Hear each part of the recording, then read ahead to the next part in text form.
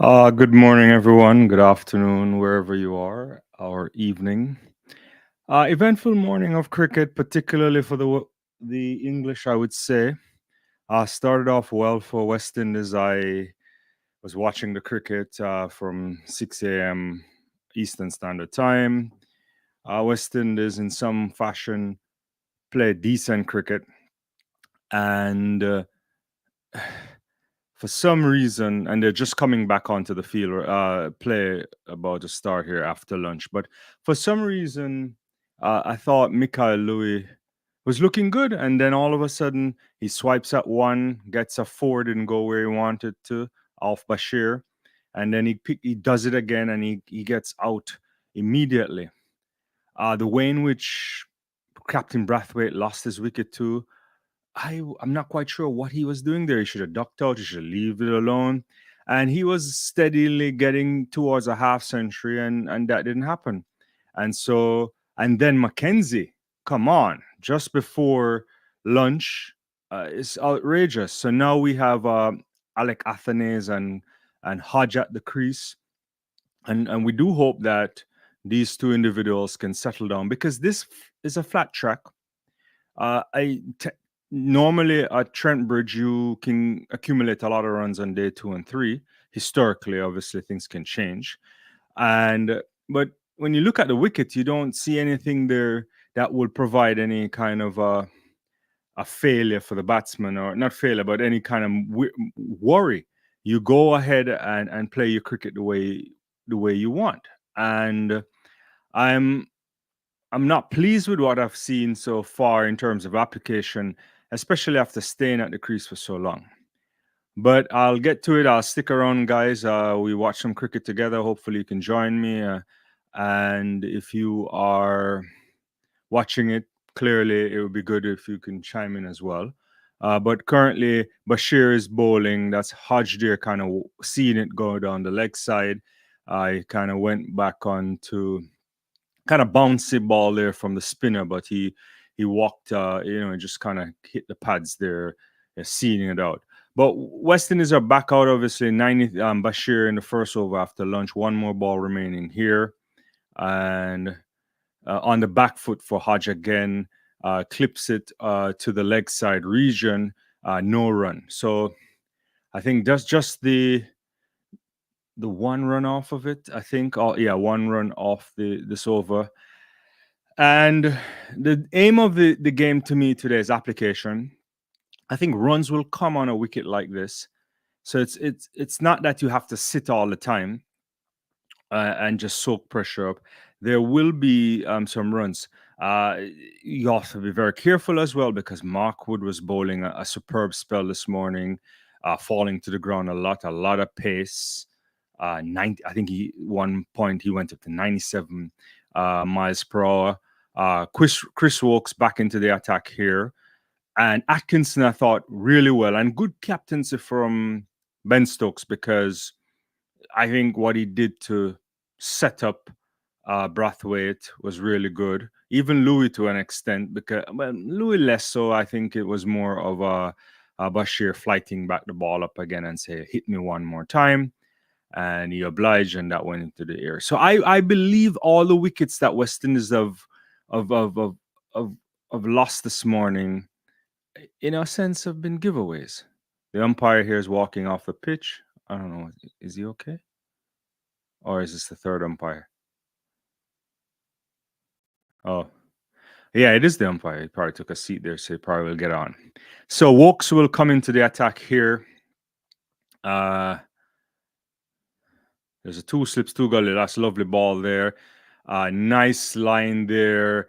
It goes across the left hand a little bit, and you could see as if, I don't know if that's a proper leave alone. It's a little bit of a, yeah, Athens kind of pushed it, bring the back somewhat. So that's good. Careful there. Yeah. You have to be circumspect here because runs can come, and I do hope, I feel it. I think no matter your support or allegiance, you want to see Alec Athanaze get some runs. Oh, that's a lovely shot there. Oh my God, it's a kind of step up on the back foot there and pushes it out into that cover region. and timing perfect. And you get a little bit short on this pitch and you will be punished. We saw that when Weston is bowled, and it's important. Let's see it again. A little bit of a back of a length, probably. And really, really good push there. And lovely shot from Alec Athanaze, who is a really talented batsman. Yeah. All right. Well, thank everybody for joining me this morning, and hopefully you're enjoying the cricket somewhere, or if not, just hanging out with me. Walks again back to Athanaze. Uh, Better length there, forces the batsman to put bat to it. A little bit of a push of a defensive shot.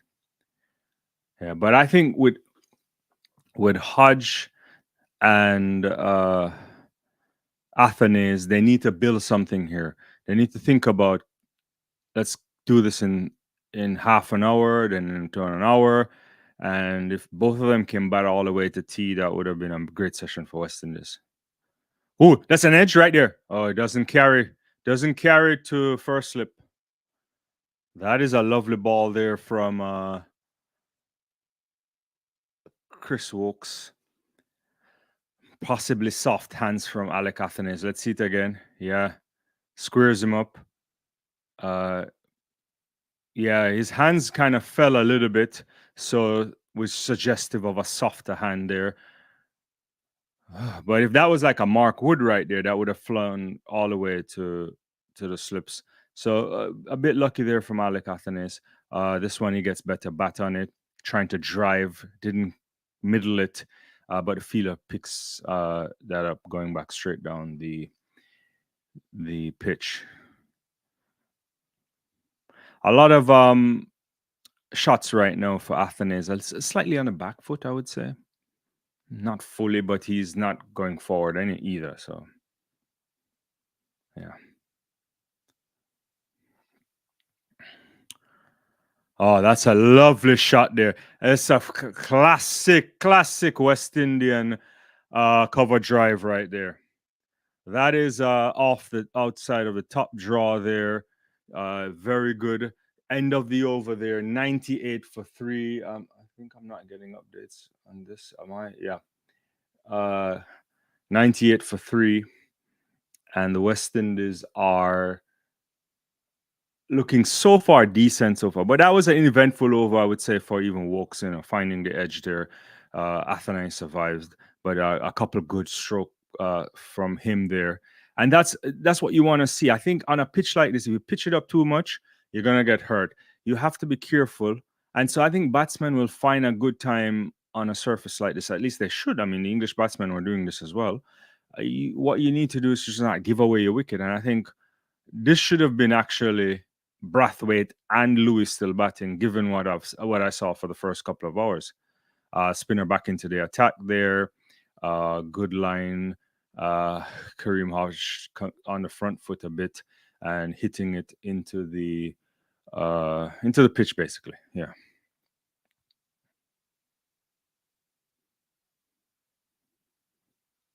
Spashir kid is interesting. He good, a little bit back of the length, probably. I don't know, but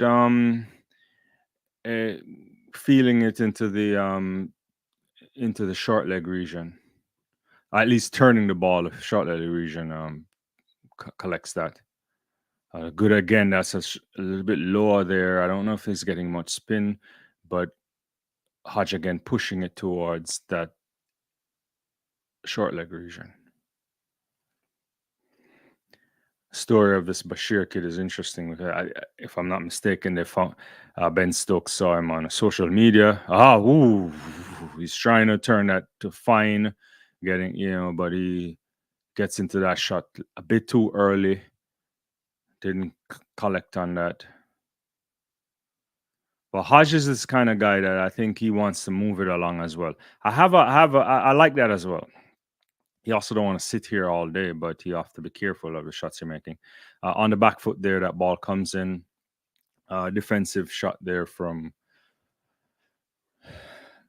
Hodge.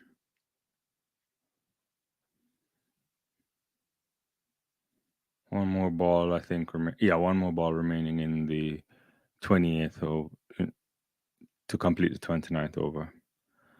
He turns on that. It goes a little bit to the uh, fine region there. Yeah, or leg gully region, and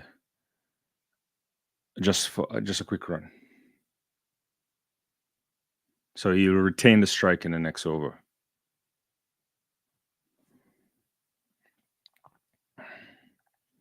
And so the scorecard so far is 48 for the captain out. Caught Pope Atkinson really got set up there by Stoke and Atkinson. Louis out from Bashir there, and McKenzie as well. A harbor shot there. You shouldn't have been doing that. And so that's why I come here disappointed, because you get an opportunity on a good surface. The last thing you want to do is to give a freebie. And so far, I think the way in which Western has lost their wickets in some ways were avoidable. No question about that. Yeah. And so Wokes comes in, clips that off the pads there, and West Indies pushing it near the square leg region. West Indies come back for 2. The 100 is up, 101 for 3. So now trailing by 315. I think this should be a good surface. I mean, if you get in, you could score good runs. You would anticipate that the West Indies would want to at least get as close to the first inning score from England. Yeah. I mean, I think if you make the first inning score or get very close to it, then the chances of losing this test match is goes down significantly.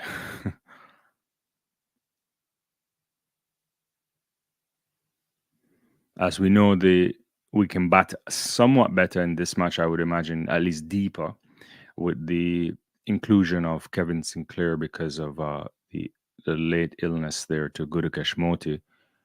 Wokes comes back into Hodge and is a bit wide of the off stump, and he just sees it away, offering no shot.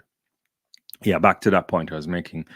Kevin Sinclair is quite handy with a bat, so you expect West Indies to bat a bit deeper than they would have in the first test match, even though you got good contributions from the bat from Gudakesh Moti.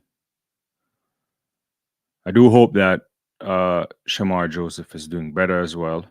If West Indies can bat out the rest of today, optimistically, and even say to lunch tomorrow, then that would give him an extra couple of sessions to just keep his leg up, and hopefully it's just cramp. Just getting a replay here of the shot that Wokes used to dismiss Hodge. Pope catching this at Lords in the first test match. Yeah, that was a really great strike. I remember that. Yeah. Right. So, bowling the fourth ball of the over here comes in. Ball swings away, a little bit of an outswinger there, and outside the off stump line, no shot attempted. None needed either. Morning. What's going on, Truth? Why did they call? Why didn't I call back McKenzie? It was. Oh yeah, I want to talk about. I'm glad that you brought that up. So this is a very interesting question for many of you. If you've seen the dismissal of McKenzie, it from a camera angle perspective, or at least let me put it this way, from a television angle perspective, which is what I think also the third of the umpire is working with, the third umpire is working with. It looked like there wasn't really anything behind the line. The line belongs to the batsman, and it didn't look like there's anything behind it. So that's really an interesting kind of a call. I will say, though, I mean, given my experience doing a few explainers on video distance measurement and also in track and field, and also VAR or semi-automated offside technology in particular, one of the things I'm usually wary about is just using television angles for accuracy. However, I don't know this to be true if there are specialized cameras there at the in England, because it varies across, because England tends to have great technologies, likewise Australia. And I don't know if there's any high speed cameras there that can give the third umpire a shot that suggested that the foot was over. There was something behind the line. Because, like, if you watch track and field and you see the long jump or you're doing a takeoff fall, sometimes the TV camera may look as if something is behind the line when in fact the high speed camera shows something else. It's similar to like when you watch photo finishing for races. So that's all I would say there. I am not. I have to go check. That's a good ball there. Pushes that on to the mid-on region and gets a quick run there from uh, Athenes. Picks up a quick single. So that's my only thing there. If he's using the television camera angle only, which tends to be 60 frames max, probably for most cameras, it's more now, but at least I don't know. It didn't look as if there's anything behind the line. So obviously that can be controversial. Some might think it's a situation of home turf getting a bit of advantage there, but I don't know. It didn't look that way, to be honest with you, truth. Yeah. But if they use high speed camera, then I suspect it would be accurate. All right, that's a ball that comes back into the batsman there. Hodge swipes it towards the mid wicket region there, I guess. Yeah. At least leg, it's on the leg side, not mid in between mid on region there. Yeah.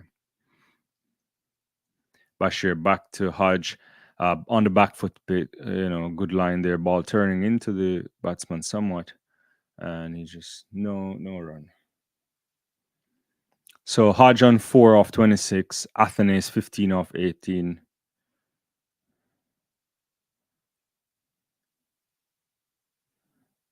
Yeah. Good back foot again there. No run. A bit decent batting there, I would say, in terms of a defensive element, because the ball isn't doing so much that you could. But the only issue I have, and I have to be critical of this, comes a little bit forward there, stretching to get that one, and the bowler successfully feels that that's the end of the over. Nothing. I don't think was there. Yeah, just the one run from the first ball. The challenge here for me as the for West Indies, which is something that it's just a struggle across every format, is the inability to rotate strike.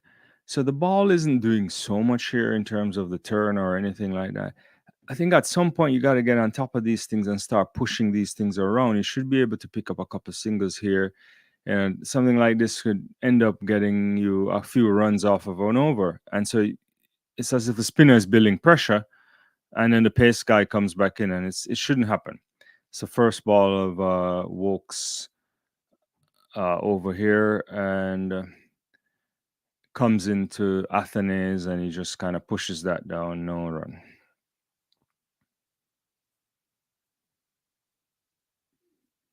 Thanks everybody for joining. Hopefully you guys are doing well wherever you are, enjoying the cricket, or just if you're just listening to me on it, then cool. Yeah.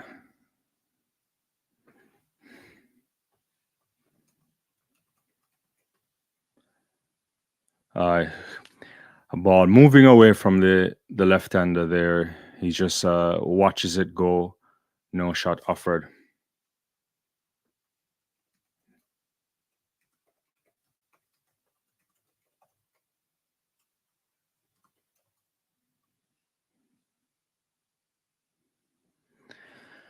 All right. So I really hope for a big score from Athenes today. I think the kid is so talented. Oh, that's a nippy ball there from Chris Wokes. Not particularly fast, about 79 miles per hour, but it kind of got up off the crease. Maybe it hit something there. Something in the surface. A bit of gardening happening here now from both Hodge and Athenes. Yeah, it kind of cross seam comes up, pops up on him, hits the high on the bat near the glove region. Let's see it again. Yeah, just high on the bat, but playing with soft hands still. I like Athenes has soft hands, which is good. Ooh, he strokes that down and Wokes collects that. At first, it looks as if it was going to go right back into the bowler's hand, but yeah. So still no run off this over here.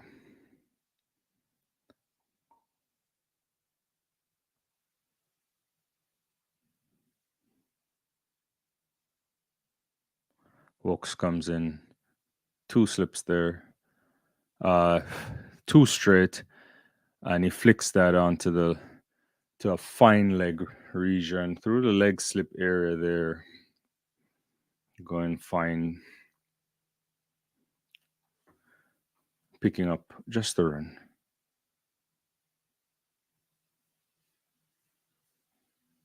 Well, actually, is that may be 2 runs? Sorry, not 1 run, 2 runs.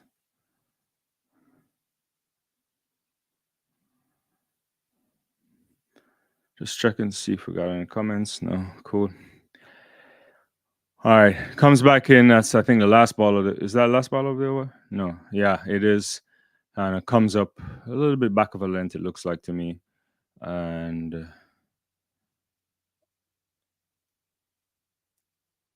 batsman got a couple balls on bat on that no run. End of the over. 32 overs gone. West Indies trailing by 312. 104 for 3. Athenes on 17. Hodge on 4. Kavim Hodge, that is.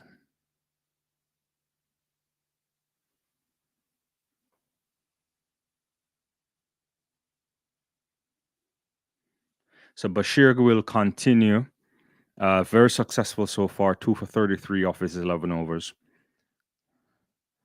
Oh, that's a good length ball there from Bashir. And Hodge has to just push it towards the short leg region. Nice. I think it's a good length ball there. Yeah. Forces the batsman to do something. Hodge, Bashir comes back slightly wider. Hodge slaps it into the pitch, goes up. The slip fielder there, Joe Ruth, misinterpreted the ball. Can't blame Ruth. It just kind of popped in the pitch and went over his head, and as a result, Hodge gets a simba. But he's kind of chopping that or cutting it rather. I think it hits the bottom of the bat. Could be an under edge. I don't know. I have to see it again. But it goes over the head of the slips into the ground over the head. Athenes on strike. There is a leg slip. There is a first slip, and there's someone in the. It's a square leg, I think. Yeah.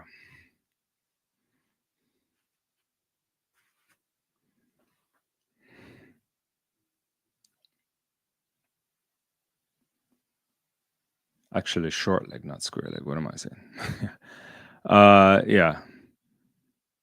Good ball again, turning it into the leg side region from Alec Athenes. Comes back again. Bashir pushes it past, going into the square leg region. He's going to get a run here, just a single.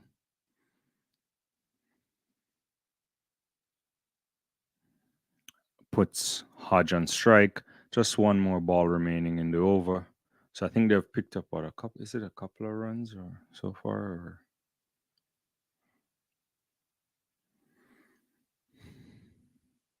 yeah, just the 2 runs so far. Final ball of the 33rd over. And good length. Pushes it also into the short leg region. And that's the end of the over. 106, I think, for 3.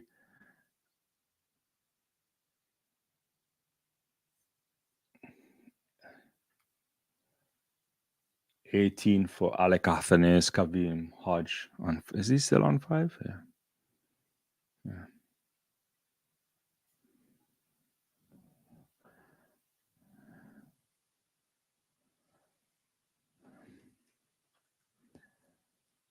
Truth has something here. Let me see what you're saying.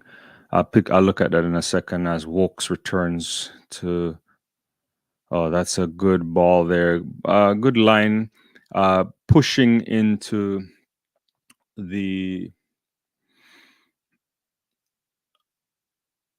Oh, I'm just seeing some highlights there. Sorry. Yeah, he pushed that into the mid-off region initially.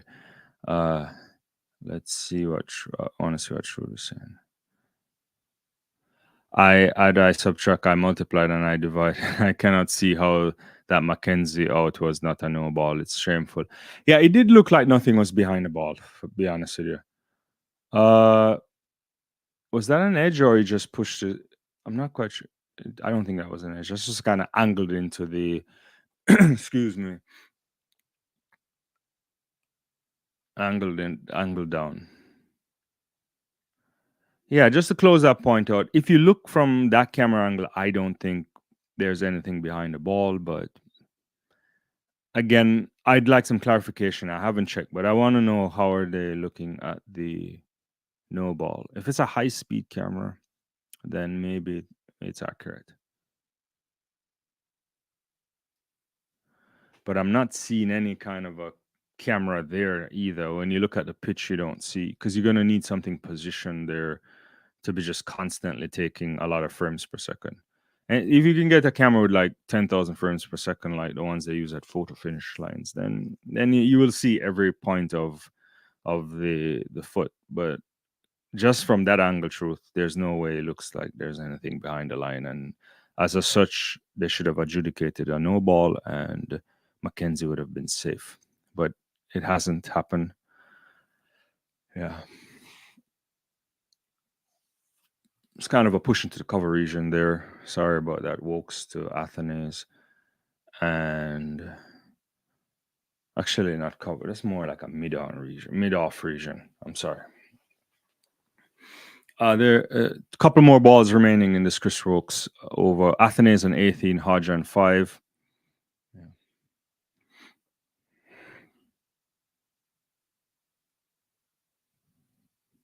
Oh, that's a lovely shot right there. Very lovely shot. The ball pitching up too much, and Athanasis got on top of that easily, and 4 runs there for him. Very good from the youngster. Just seeing a replay of that. Lovely cover shot. Is either cover or somewhere in point. It could be cover point region. I have to see it again.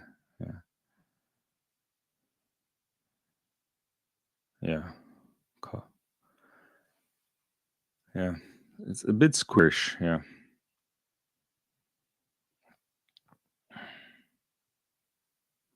All right. End of the over. That was a dot ball. And that's the 22 for Athanasis off 33. So he's moving along nicely. And also, that's good to see because you want to put things on. Truth is also saying, bat on Windies, you'll have all day. Please don't spoil my appetite. Oh, bat. Okay, right. I get what you're saying, Truth. Yeah, hopefully they bat all day. You want them to be batting. My first way, if you want to really make up for those 3 wickets that I thought that they shouldn't have lost because they gave them away, you really want to bat. These two should get it to T. If these two can get us to T, I would imagine they would have put on another 100 runs or something like that. Uh, let's flight it up a little bit. A little bit of a stretch there from Hodge, pushes it into the mid-off region, no run. Got to start turning runs over on these spinners here. That comes into more of like a midland leg, a straighter still, maybe straighter, and he puts that onto the leg side and uh, gets on the back foot to do that, obviously, and picks up a single. So yeah, I want to see them turning the strike over, and then when a bad ball comes, that's when you punish them. And this is a left right combination, so it's better. Uh, Pushes that straight into mid off there.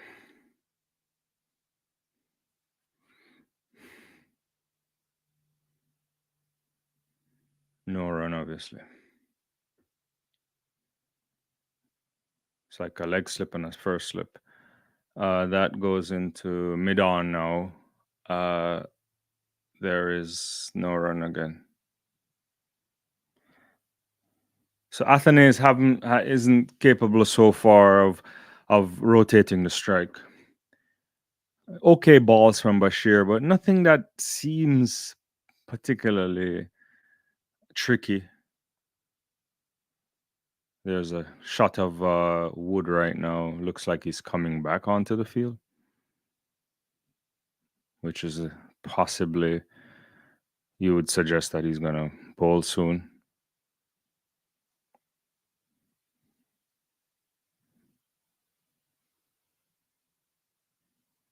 All right, he comes around the wicket. That's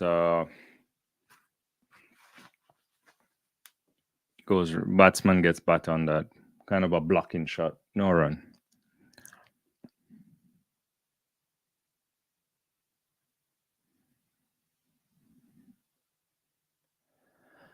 Flights that up a bit more. Athens just puts bat on that, goes straight back down the pitch to the bowler. No runs. At the end of the over there, not much eventful stuff there, just a one off of it. And Bashir's been tidy. I guess Sinclair was very tidy as well for most of the time yesterday. But I'm watching this and I feel a more confident batsman, maybe a batsman with more experience. So I guess I have to really temper my expectations. Would probably turn the strike over somewhat more. Walks will continue. Let me check to see if there's any. Good morning, Sherwin. How are you doing? How much did Craig Brathwaite? I have I have a bet he will score less than 20. Uh oh, that's a good ball there into the pads. Probably high.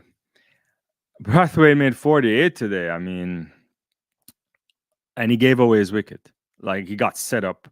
There was a bounce on one where he kind of moved away and they moved it on the other side and he just needed to not have his bat in the way. He could have ducked, he could have just dipped to the other side and he puts his hand up there, the bat up there, and he gets out. And he was looking decent. He was, very good. He was fighting, Craig Brathwaite, how it works, dead ball. And unfortunately, he gives away his wicket, which was shortly after Michael Louis also gave away his wicket. And that's disheartening because I thought the first hour of the morning session belonged to the West Indies. Chris Rokes doesn't look good though. Oh, he's not hurt. I thought something was off there on him. That's going down to middle and leg region. Batsman gets a bat on it to just block it. Yeah, so and then McKenzie, I think truth is saying here, and I rightfully agree with him. I think from the angle I saw, there wasn't anything behind the line, so McKenzie should not have been given out. It seems like a no ball. At lunch, I was watching it again, and I'm like, yeah, it didn't look like there's anything there. Good ball there. Good read by Hodge. Just off outside the line of off there, but enough for the batsman to leave alone, not offering a shot.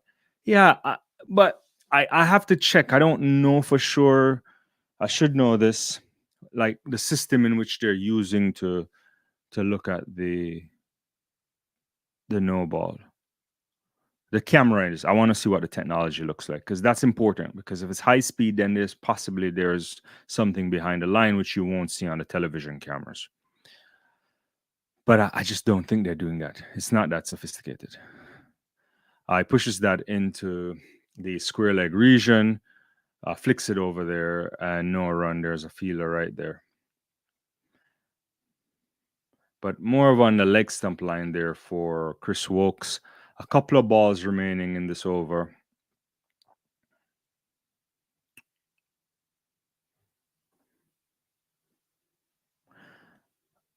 Hodge on strike, 6 off 37 so far. Ball outside the line of off, kind of moving away. Keeper has to come over to first slip region to collect that. So no shot offered by Hodge there. No need to just watch it go away.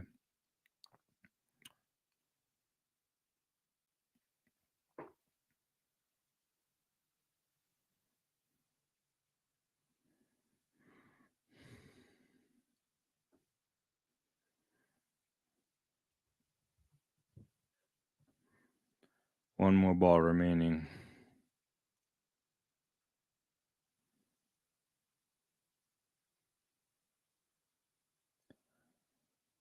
A flick there to the square leg area and a single. Ball looking a little bit wide of the crease he comes into, but I'm not sure. I have to see it again. End of the over. Weston is 112 for 3, trailing by 304. Athanaze on 22 off 37, Hodge 7 off 39. And Bashir should come back into the attack, I think. He has 2 for 36 from his 13 overs.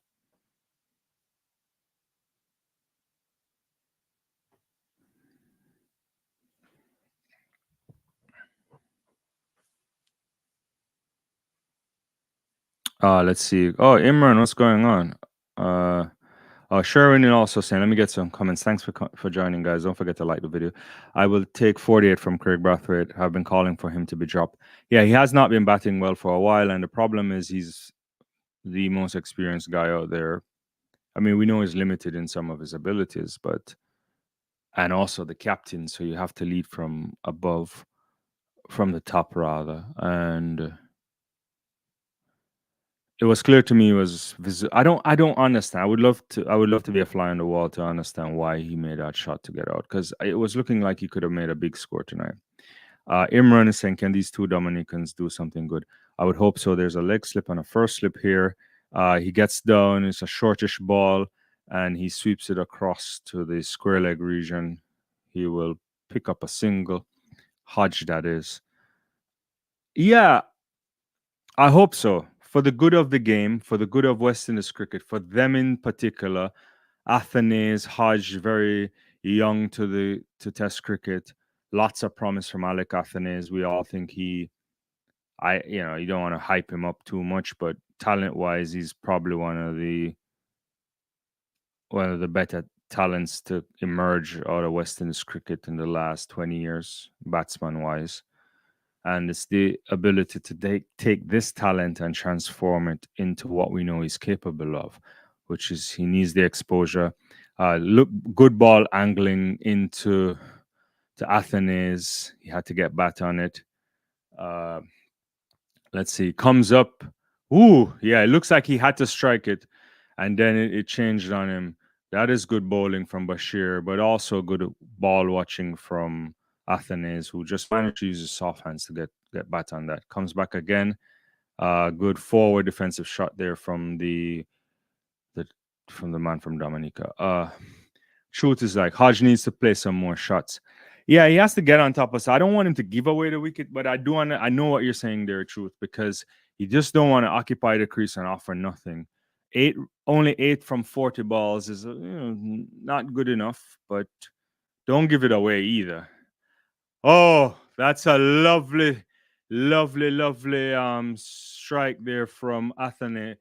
He just stands up and flashes that straight down. Really good four there. Mid on, over mid on anyway. It looks like a man was there, but he just like send him for four right there. Aggressive shot from Alec Athenes.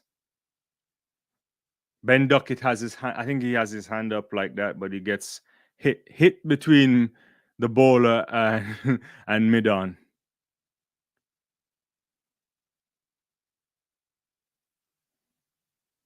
It looked like he could have gone for it, but no. Oh, what a shot. That is a lovely shot there from the first one was more aggressive. This was classy batsman here. This was high level shot, a high level shot from Alec Athenes here. He just has that's the perfect mid off drive there for you. So end of the over to end this over with two boundaries from Alec Athenes. Moving along nicely on 30 runs now. And Hodge would be on strike for the next over, which should continue to be Wokes. Wokes 10 overs so far, none for 36. Yeah. It's a good pitch. We've been saying this. Everybody can see it if you've been watching. Yeah.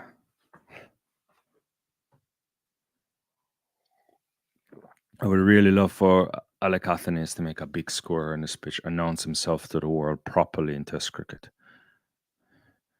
Ball outside of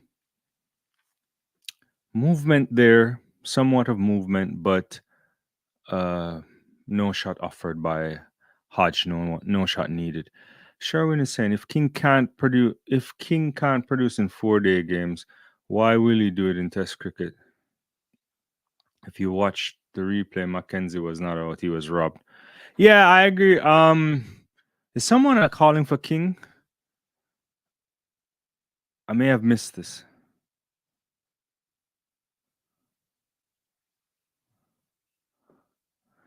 Yeah. When we saw King, he looked okay, but it's just I don't think he has the appetite for this level. It's always easy to look at those things and think it's easy. I mean, look at Shea Hope. Shea Hope is the one that we really miss. Shea Hope is the one that should have gone on to be a very great test batsman.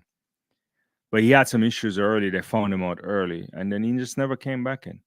And I think he would be good down in the middle order for West Indies. Can't open. Probably number 4 batsman, and he would have been good, but I don't know. Yeah, I did watch the replay a number of times, sure, and I agree with you. From that angle, from the television angle, he's out. He's not out. I think that's a no ball. But as I was trying to explain earlier, like, and I don't know if they do this, if what they're doing in England, I have to go investigate this. If they have a super high speed camera, then it's possible that there's something behind the line that we just can't see on the television cameras. That doesn't make it right, but then it's also one of those kind of what do you call it? Like, this is where the technology. Oh, that's wide of the crease there. Slash by Hodge, gets down on his knee and 4 runs into the cover. Lovely, lovely boundary there. So some runs are flowing now. It's going a bit outside there. His knee down. It's a classy strike when you look at how he gets down on and strikes it. But I also would be worried about this Hodge thing here from Wokes because it's reminiscent of how they set him up in the Lord's Test match. That one comes back into him. Still goes down to the point region, no run. Yeah, let me finish this. Yeah, so I don't know. I mean, he shouldn't have been out given what we saw in the television cameras. But then, you see, sports is like technology and sports is interesting. It's like also a cultural component of what we think is acceptable. And if I don't know if they're using high speed campers. If they are, then it's possible something might be behind the line. But if they're not, then I didn't see anything behind the line. Sharon is also saying Shy Hope is afraid of the fast short balls. Yeah, I don't look. I think if Hope wanted to play Test cricket again, he would have. There's no question about it. There's something there because he's too talented, and he has the patience to play Test cricket. He has the ability, I think, to. There's some weaknesses that he had early, but you don't go to England and go back to back centuries and then it's a fluke. And we saw his reemergence playing down the order in one day cricket as well. Slightly different, obviously, but he has ability, and that's the kind of ability that should have been harnessed. The same way Pooran never done it. Pooran is a technically good batsman as well. I mean, that could be harnessed into playing the longer formats of the game, or even applying some of those things depending on in a strong team, like how Ben Stokes bats from time to time. Likewise, Shimron Hetmeyer, lots of talent too, could play good Test match cricket. They don't want to play. I mean, if they wanted to play, would have been doing that. Yeah, he went down to that because I think that was the problem, and I think he got found out. Looking at the average they're talking about, but yeah, I don't. But that doesn't mean you can't go away from the game, work on something, and come back. Probably too late now if they don't want to play Test cricket. But Athene here trying to get uh something into the mid on region there, but there's a fielder there, no run. Athene is on 30 from 44 balls. Hodge on 12 from 46 balls. Uh, yeah, I hear you, Sharon. I definitely hear you about poor run there. Steps back there, flicks that into uh point region, I think, or so gets a run.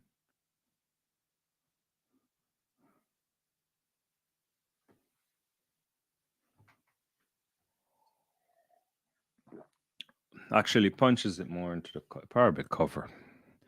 A couple of more balls, I think, remaining in this over.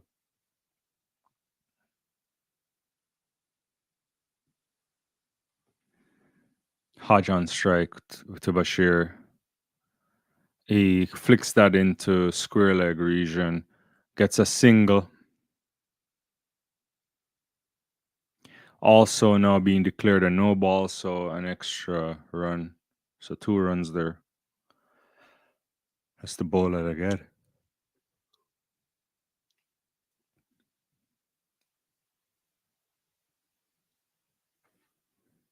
Don't forget to like the video, guys.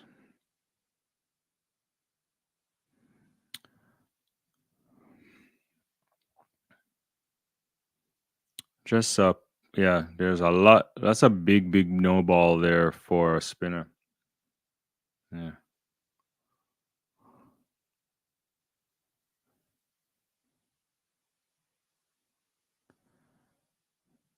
Kind of slashes that down to point.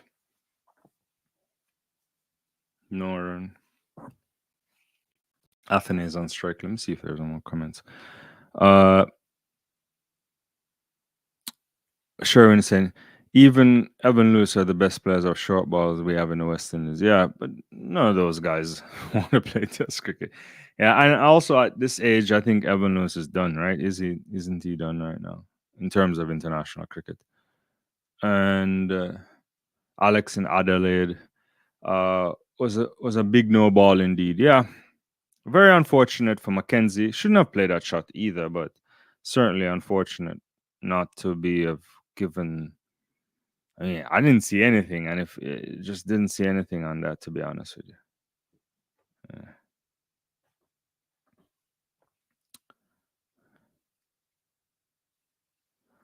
So Mark Wood will be reintroduced. Woke's spell is over. So now we're gonna get. You gotta hold on to your seats probably because he's gonna push a few stuff into the 90s. Earlier, he had some really good pace. One going for what 97, I think. He had a 91, 94, 90 something, 90, yeah, then went up to 97. Uh, so let's see what he's gonna do. Yeah, because Markwood is ridiculously fast. Yeah. Ooh, that's a full ball straight. Batsman bat on ball immediately. Make sure. That's 90 miles an hour.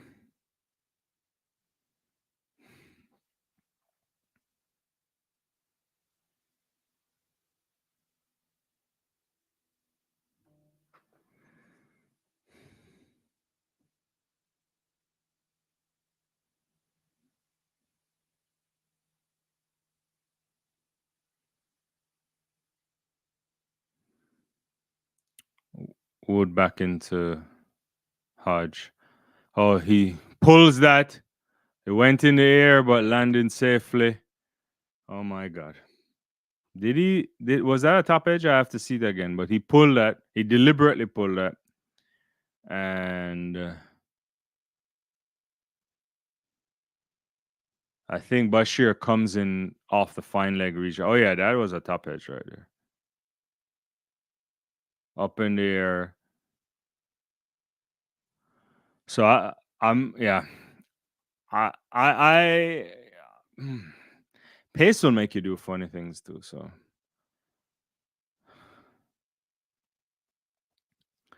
So Athene is now on strike.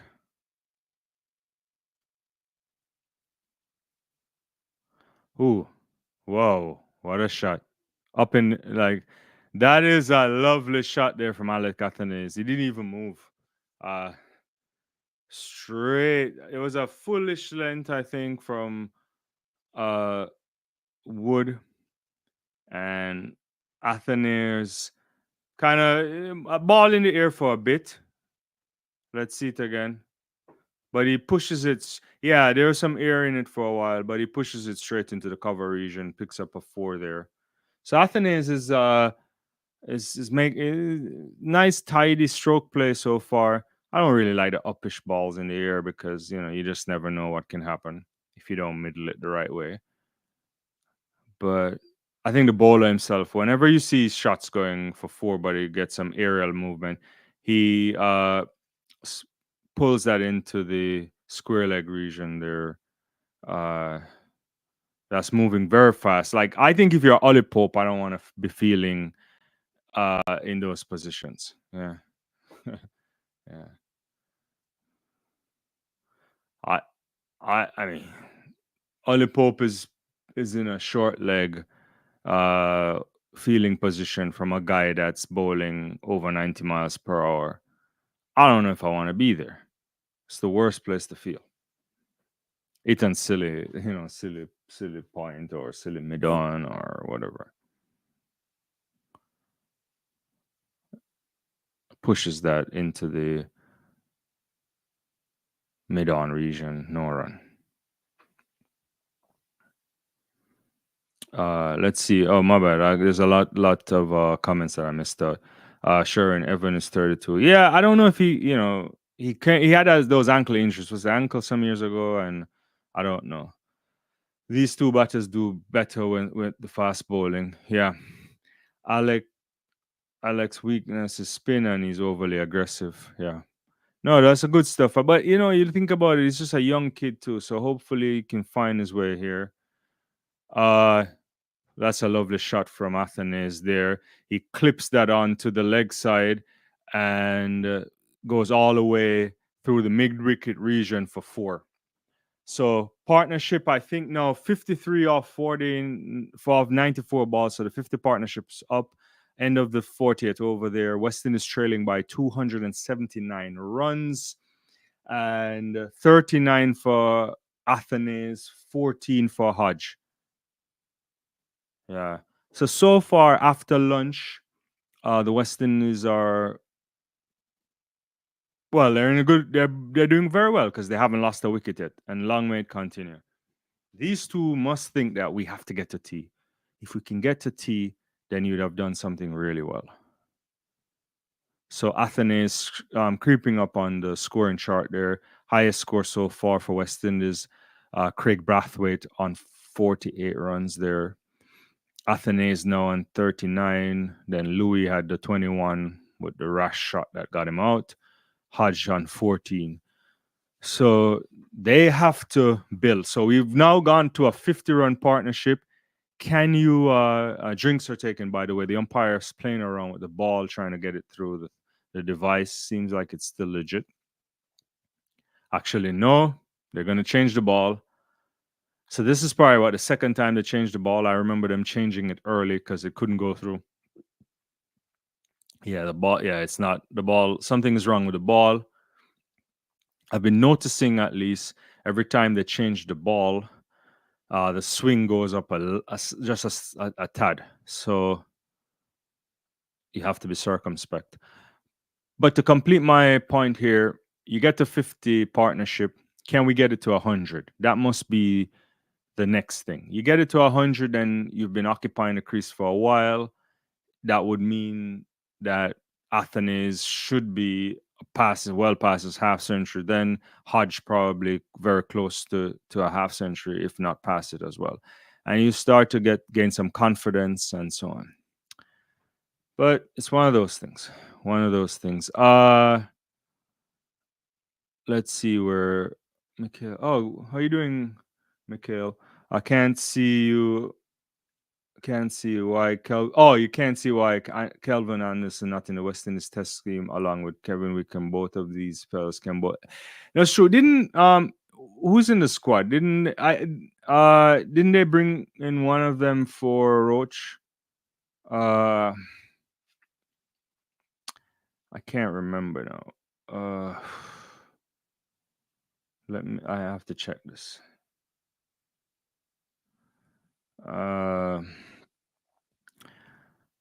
I don't know. The problem too is after such a dismal performance, usually there's nothing to change, right?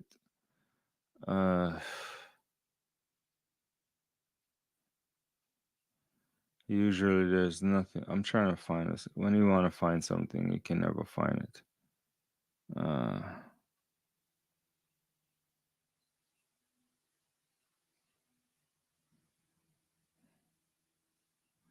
Anyway, I have to look up that at another time, to be honest with you. Yeah.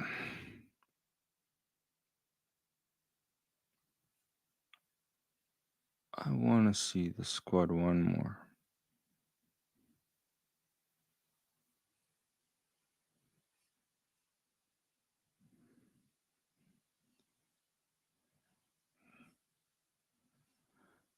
Actually, you're right. None of them are there. Yeah. Yeah.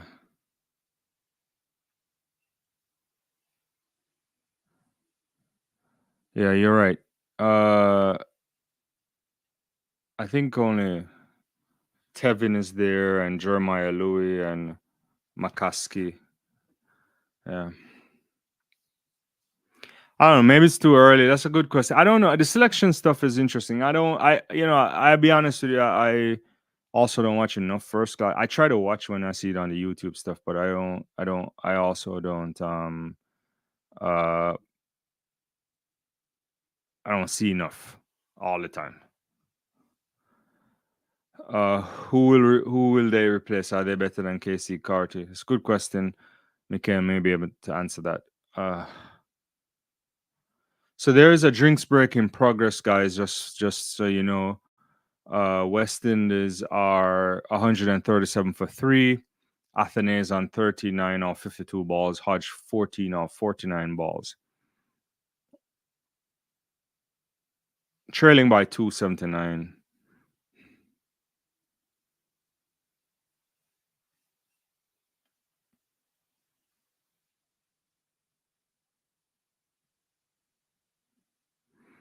And Bashir will continue because I think he's gonna be next up.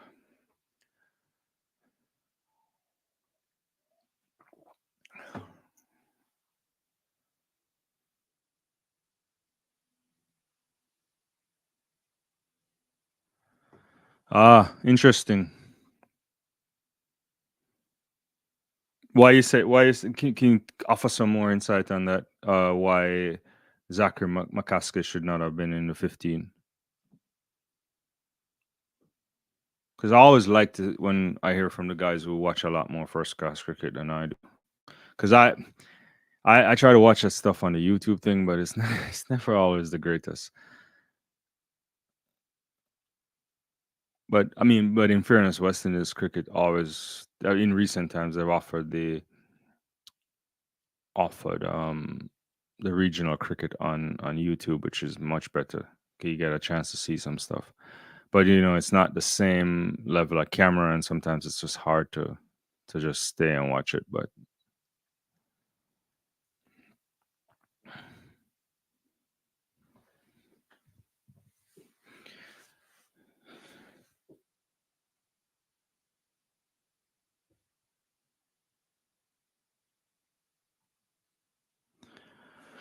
all right, so they'll play will resume here.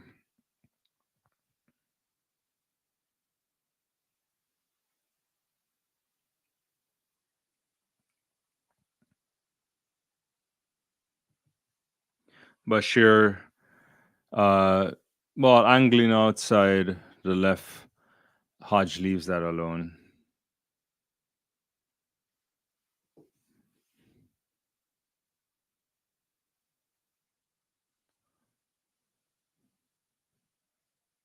So I think Bashir's into 16 overs. He's working hard for Ben Stokes here. Um, Pushes that into the cover, very short cover, obviously. The ball just angled in. I don't think there's any. Didn't look like any turn on that to me.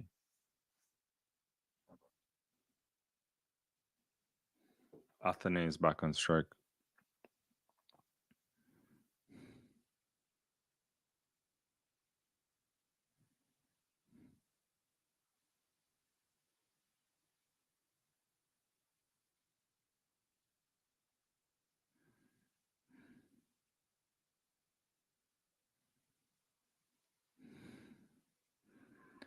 More, yeah, turn on that. He pushes that into the point, deep point. Got man off the boundary, comes off, gets a single.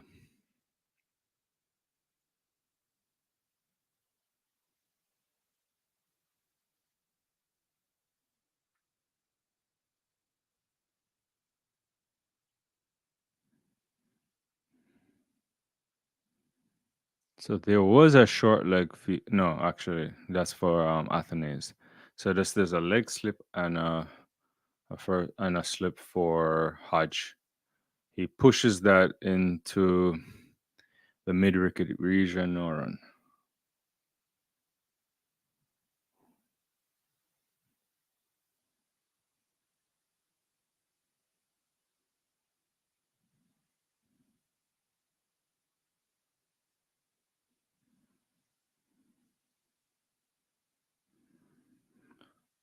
comes back in. He pulls that down to the deep square leg region, gets a single.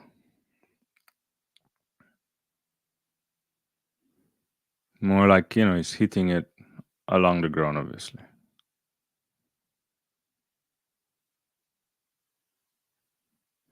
So one more ball remaining to complete the 16th over.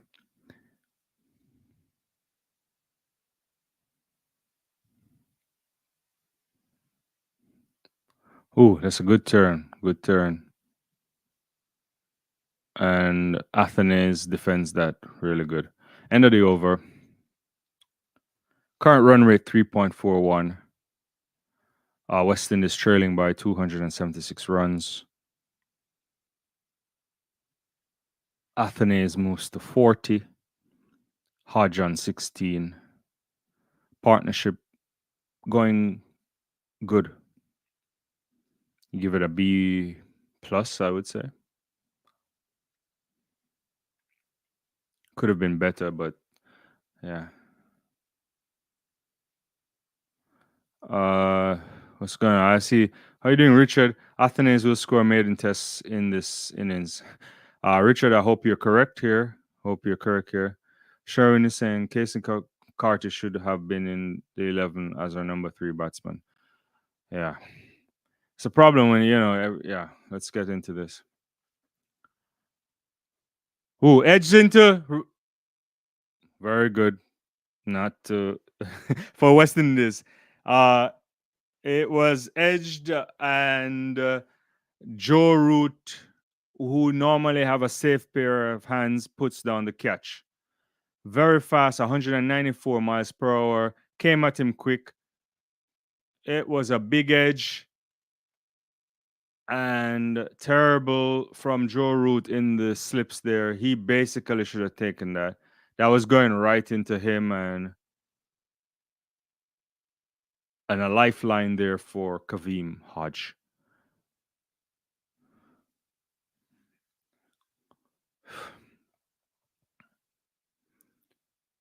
Oh, that's a good ball. Good length there coming in.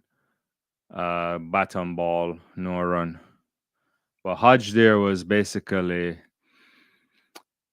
he was lucky there. He was very much lucky there. That was a lovely ball. It it was coming in, but maybe it straightened a little bit. I'm not quite sure. I have to see. It's hard to say for sure. But he should have caught that. He should have caught that. But luckily for if you're a West Indies fan, it didn't happen.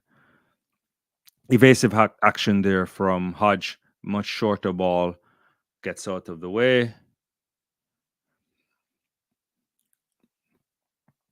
So good pace here from Mark Wood. The first ball was 94 miles per hour, second 93, 92 miles. So he's getting up there in the high 140s km, if that's your variety. The first one was like, well, 151.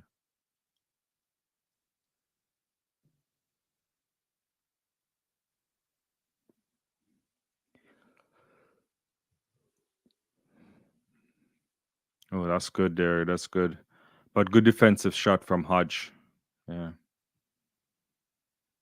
Straight back defense.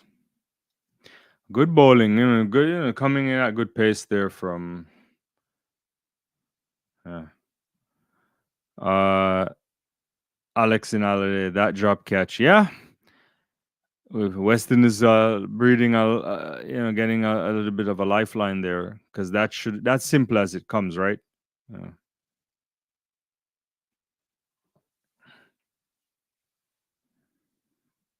Couple of balls remaining in this Wood over, which is an excellent one for him so far. Should have taken a wicket. It's a bit back of a length there.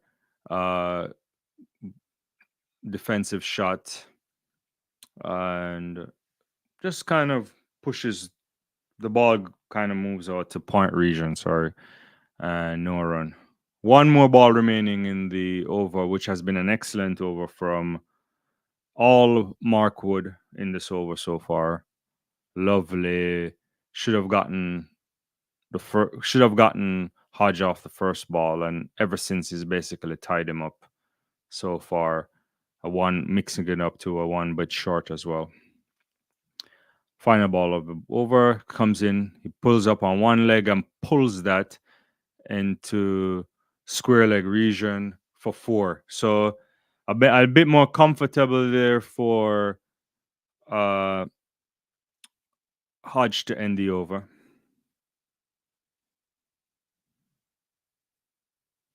All right. So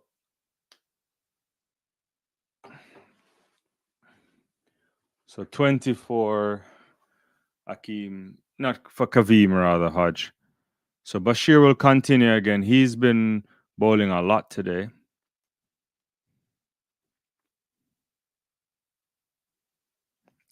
Weston's 144 for 3. 42 overs gone. Trailing by 272. Bashir comes in. First ball to Alec Athanaze, the left-hander. He steps down the crease and flicks it over. And it's going to go high. Doesn't go all the way for 6, but it's going to go for 4. Lovely shot there to the leg on boundary there. Yeah, long on boundary. What am I saying? The long on boundary.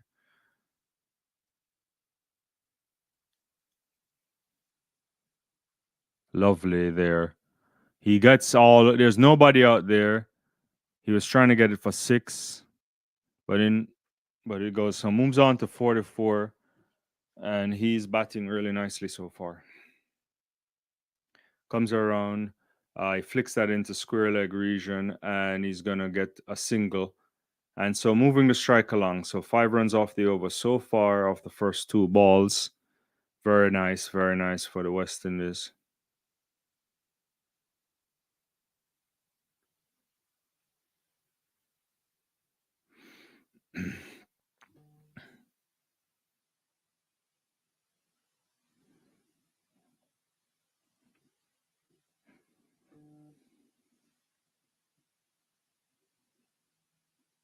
Oh, onto the knee into square leg, flicks that for and lovely shot for 4. So Hodge getting into the action too. So this is a bit expensive so far. An over for Bashir. 4 runs off the first ball, a single, then a 4. Good over so far for the West Indies here, picking up the scoring just a tad.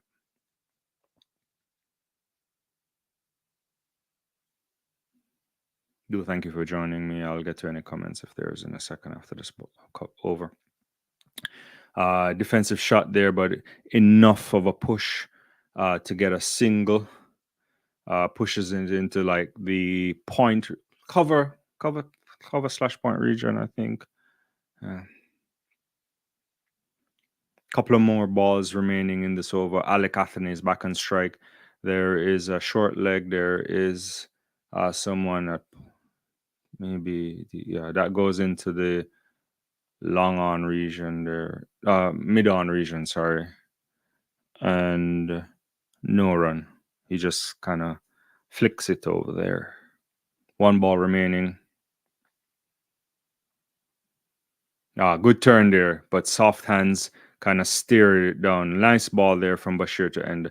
So the end of his 17 over is 2 for 61 for Bashir there. Weston's 154 for 3, and Athena's on 45, Hodge on 25. So partnership going nicely. Let's hope it continues all the way into T. Let's see where we are here. Sherwin is saying, I hate the flicks from Alec. Yeah, flicks are interesting. Yeah. I know what you're saying. You want him to be Alec and flicks is overconfidence. The reverse sweep will be coming out soon from Alex. I better hope not. I mean, I think this pitch is really good. It offers the batsman a lot, but you don't want to be overconfident either, right? Don't be, just continue. Hodge Wood continues to Hodge. Back of a length there, he flicks it there. Oh, this is good running there. Aggressive running by the West Indies batsman there to get a single. That should not be a single generally in Test match cricket, but maybe yeah. Yeah, he's kind of his foot near could have touched the wicket. He goes back, and then he just moves off really quickly, and they get a quick single there. It brings Athena's on into the strike. 2 slips, I think. Flicks that off to square leg region. They're going to get a single there as well. So 2 singles off the first 2 balls of the over for Mark Wood.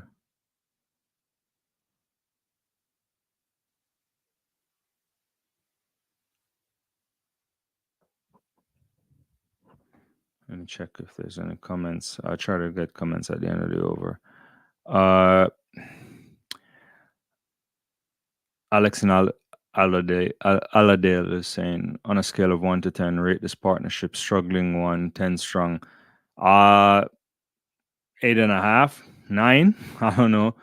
Like probably 8.5 for me because they could have moved the ball around somewhat more, but probably in the context of Weston's. Whew. Evasive action here from Hodge, smiling around. Wood bringing that in 93 miles per hour there. Yeah, not bad. I would say it's in the context of Weston. This batting in general is probably 20 out of 10 because we haven't been developing partnerships for a long while. But in all honesty, it's probably, I would say, 8.5 ish there, going to 9. Could have probably rotated the strike a bit more for me, but good so far. Comes back in, gets on the glove. Ooh, Smith sailing there on the leg side. Moves past him. It looks fairly close to it, but I don't know for sure if it was just the camera optics. He gets a 4 for him. Let's see it again in replay.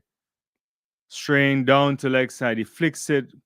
Yeah, it was way past so safe shot, way past uh, Jamie Smith there. Had no chance. So 4 runs for. It was a shorter deliver from Mark Wood. Yeah. Brings Hodge to 30. And he's getting into the scoring action much more frequently than he did earlier. Partnership going nicely here. 46 for Athens. Hodge on strike for the final few balls here. He's on strike for the fifth ball that will come right now.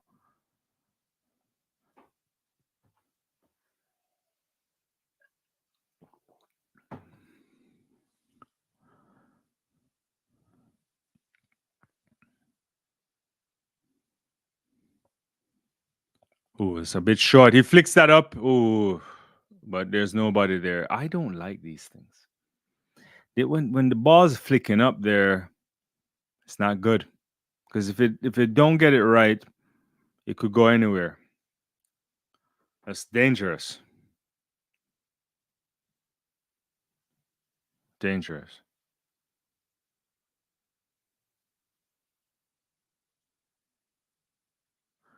The over so far 92, 93, 91, 93. Final ball of the over to Alec Athanaze, who's on strike now.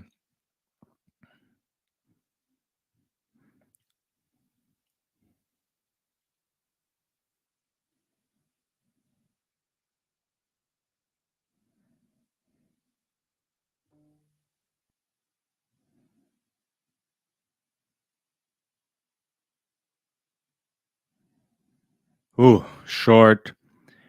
On the leg side, Athanaze just allows it to go. It didn't have to do anything. That ball really tough. There's a conversation happening with Mark Wood and the umpire. Maybe he's overstepping there. End of the over. West Indies are 161 for 3, trailing by 255. Alec Athanaze and 4-6. Hodge, who will be on strike next on 31. Let's see where we are. Sherwin, these pair normally have big partnerships for the Windward Islands. Yeah, I mean they're comfortable together. They're from what, separate parts of the island, right? From Dominic, they're both Dominican, right? If I'm not, yeah. Correct me if I'm wrong, because my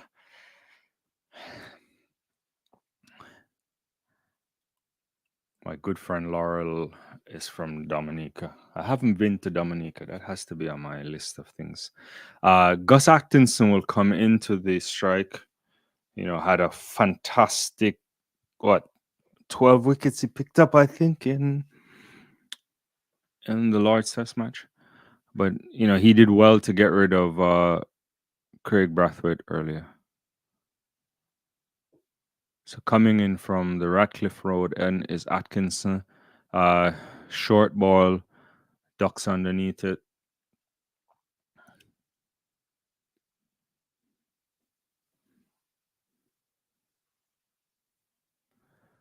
Okay, yeah, thanks for that, Sharon. Yeah. Yes, they are, Sharon replies to my question about where these guys are from.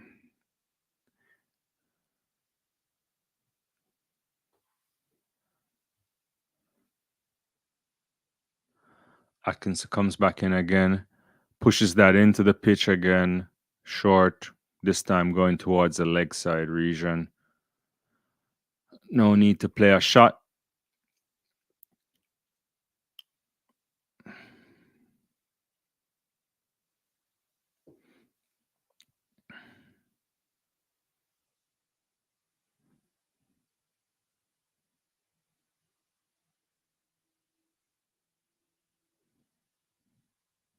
Atkinson again to Hodge.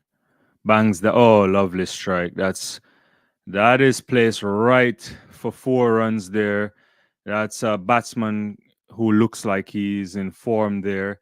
Stands up on that and he just like not pushes it, he pulls it really nicely to the square leg region. And yeah, he's standing up tall too, so he's a shot of confidence, and that's very good for Hodge there, moving him along to 35 runs, right? Yeah. Oops, may have lost my screen.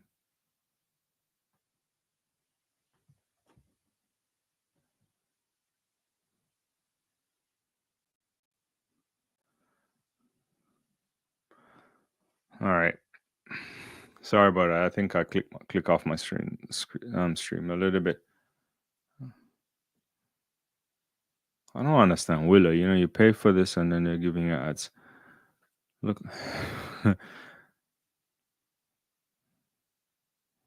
Where we are. Alex in Adelaide is saying great batting, poor bowling. Uh, Sherwin Dominic is the biggest of the Windward Islands and the least populated. Yeah, I got to come to Dominic. I'm also intrigued by the airport. It's an interesting way to getting. That's a pull shot there on the ground into the fine leg region, I think, and that is the 1 run there. So one more ball. I think there was a no ball ball, but I lost my stream for a little bit, so I didn't see that ball.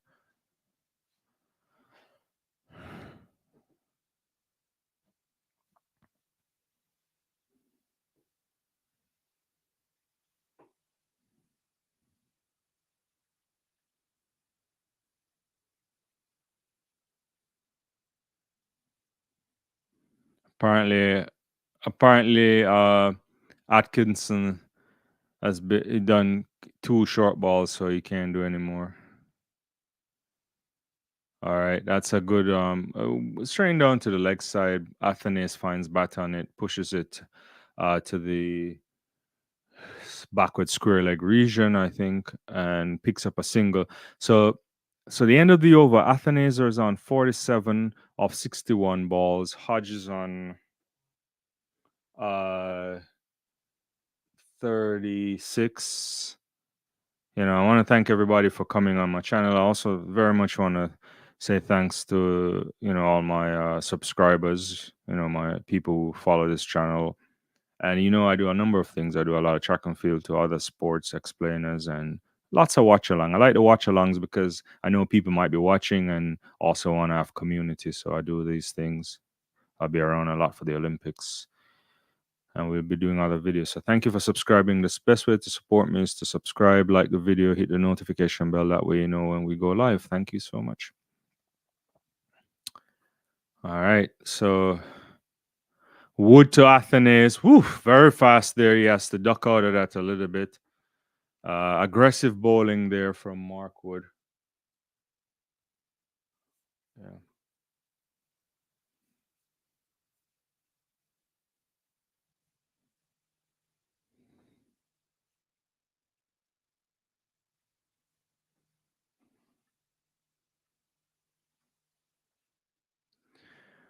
Yeah. Mark Wood, as we know, I think he had a great spell in Barbados, a few years ago or a few seasons ago. It was ridiculous. Wood again into Athanaze. This one is short again, but way wide, going down to the leg side.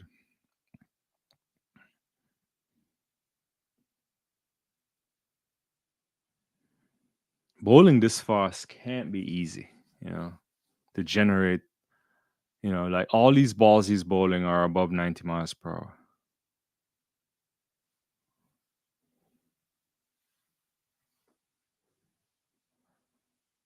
So there's a leg slip moving there. I think I don't know who it is because I can't see.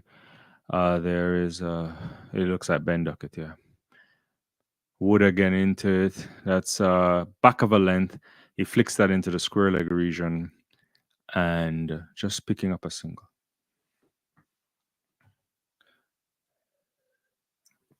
Athena's now highest score in Test match cricket is 48 now. Yeah. Hodge back on strike. Both of these guys have to be thinking we have to be around until tea.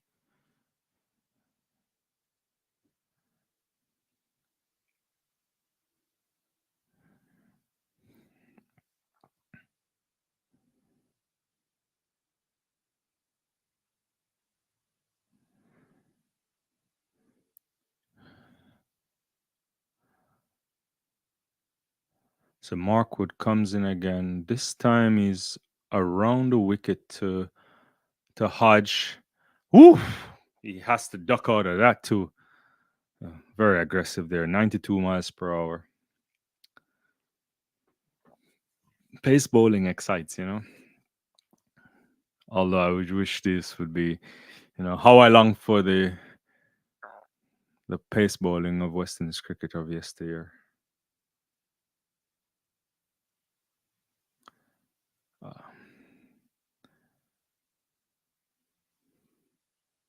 so Hodge again is on strike. Mark Wood is coming in. He's on 36. Wood none for 32. This one going a bit going down leg time. He takes on the shot. He hooks it, but Harry Brook had to dive in order to stop that from going into the boundary. So just picking up a single there, but he's taking on the pace bowler here, Hodge. That is interesting. He goes down. That's a lovely feeling there by Harry Brook, all stretched. Mark Wood is in congratulatory mode. Athene is on strike.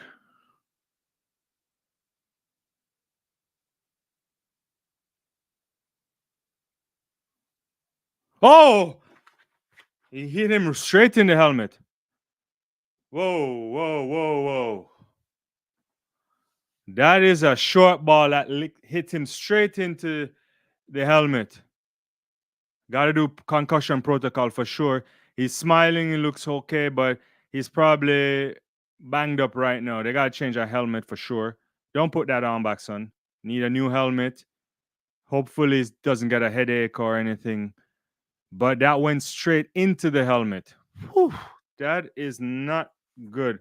That was traveling at 91 miles per hour. Good pace there. He's smiling, but I don't know if he's putting on. He's trying to. Ooh, it took his eyes off the ball. Never take your eyes off the ball. Ah, that has to shake him up somewhat.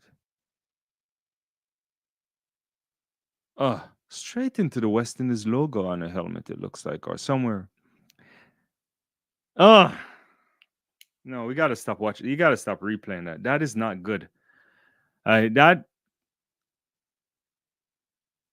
Thank God for helmets, because otherwise you would have been dead. This can be good. You need a new pair of helmet. Yeah, I think they're doing a concussion protocol. Alec Athens has been hit on the head from a Markwood delivery. He's giving the thumbs up to the umpire, but there is things that you have to do. I think there's a new helmet out as well.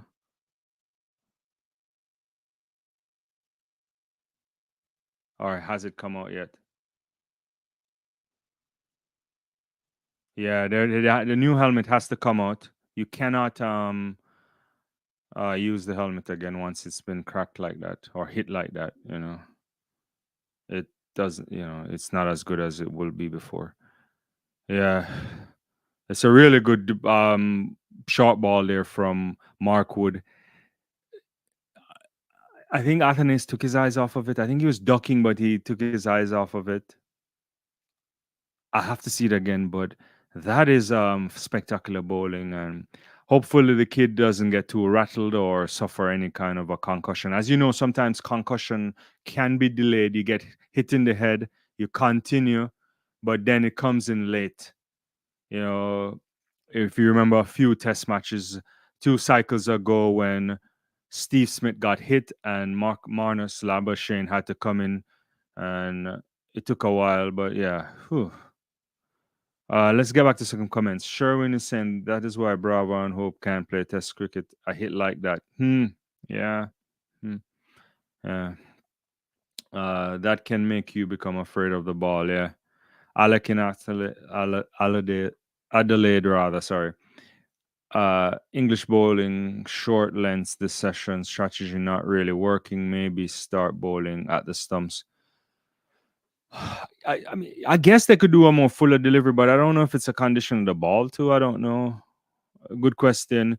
Wood is just gonna bowl it super fast. I think Atkinson to out of all of them might be able to mix it up.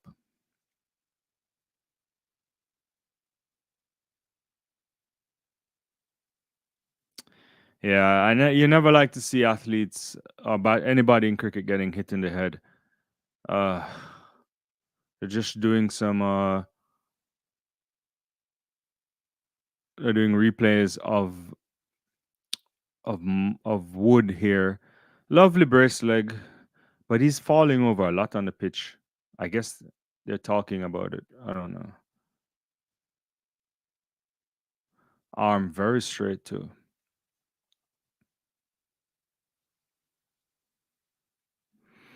Yeah. So still waiting to resume the cricket. Thanks everyone for joining. The West Indies is going along nicely here. This partnership between Athenaeus on 48 from 65, Hodge 37 from 73. Now we have to see 170 for three, trailing by 246. We have to see how Alec Athenaeus responds. We must remember that the helmet obviously did protect him from cracking his skull, but that doesn't mean he didn't feel it, and also he can have a delayed concussion as well. That hit him very fast. He was going 91 miles per hour, so it's not a thing to joke about. I do hope he is okay and he can continue, but this will rattle him somewhat, whether consciously or not. And yeah, Sherwin is saying, I like my batsmen going after the short balls and stop jumping and ducking. Yeah. Uh, Players resume here. That's Hodge on strike. I think he just flipped it on into the mid wicket region. It looks like no run. Sherwin also says we have to give him the face. We have to get him to face the next ball for his confidence. Yeah, he has to. I don't know if Markwood will continue after this because at this space they only give him what a 5-ish overs or so spell. Hodge again takes this on, stands up on it. That's a lovely shot there, going all the way for 4. It's a good pull shot there. Lovely, lovely pull. He's taking on the bowling right now. Moves to 41.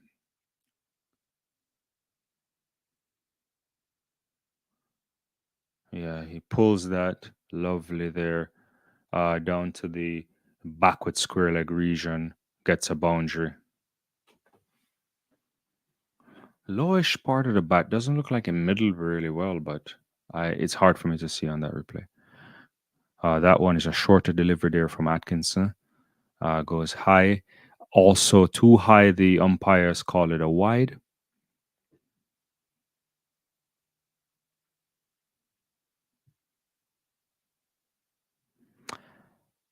So this short approach from the English, interesting. I think Alec in Adelaide was saying it's not working. And yeah. So a Hodge really back into it nicely now, ticking the score along because he's more aggressive. He gets up on top of that, pushes that down into the gully region, but nobody is there. Um, Backward point region, sorry, and no run.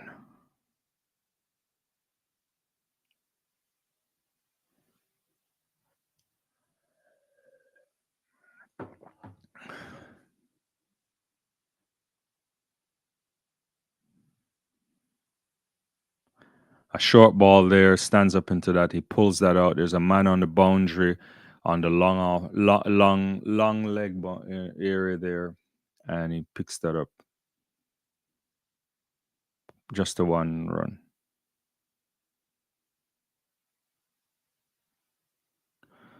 So Hodge on 42, Athanaze on 48, and he's going to face his first ball since being hit on the head.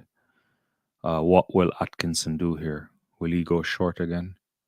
Will he do full and straight?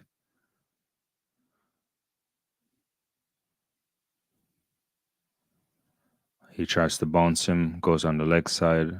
Athanaze pulls out of the shot, 88 miles per hour. No run.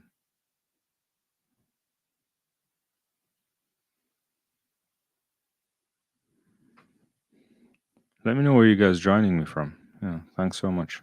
It's like 50 something of you on the stream. I appreciate you guys being here. You know, we only got 17 likes. You know, let's get up that like count.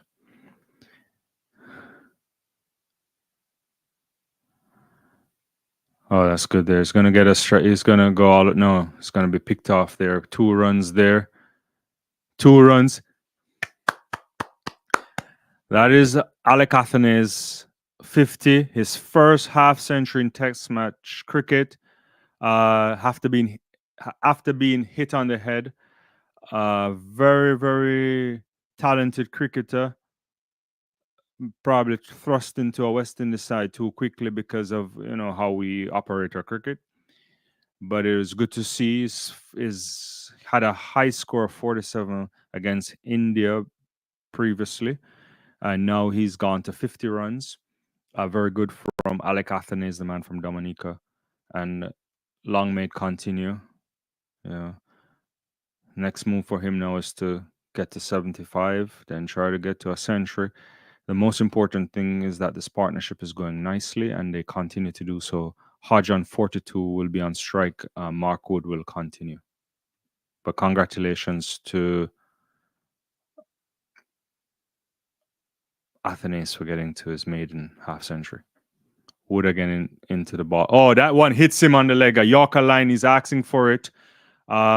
Big appeal. Lovely Yorker there. Could have broken an ankle or a toe or something. Going very fast. I think the gun I saw was 93 miles per hour. Slightly. There was an appeal, but they will not review this. I think it's going down leg anyway. So let's see it again on replay. A lovely locker line. I think it's pitching outside of the line of the leg some. So don't review. Yeah.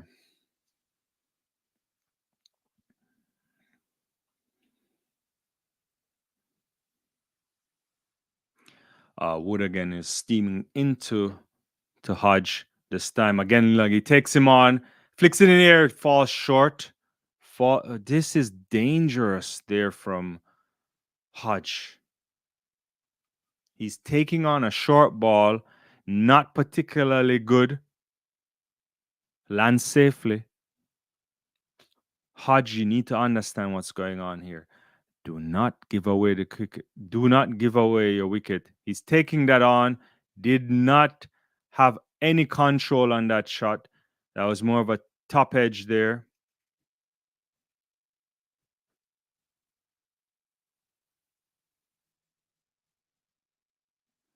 Athanaze will come on strike, but I'm very concerned about. I like taking on a batsman, the bowler, but you have to be careful. Wood to Athanaze. Lovely shot there from opens the face of the bat slightly outside the off stump line, almost coming back into him, but 97 miles per hour. Whoa. Very fast. And he gets it square behind the square region there and in between third man and obviously square there and lovely boundary. Just opens the face. The pace of the ball did everything. Let me check to see if there's any comments.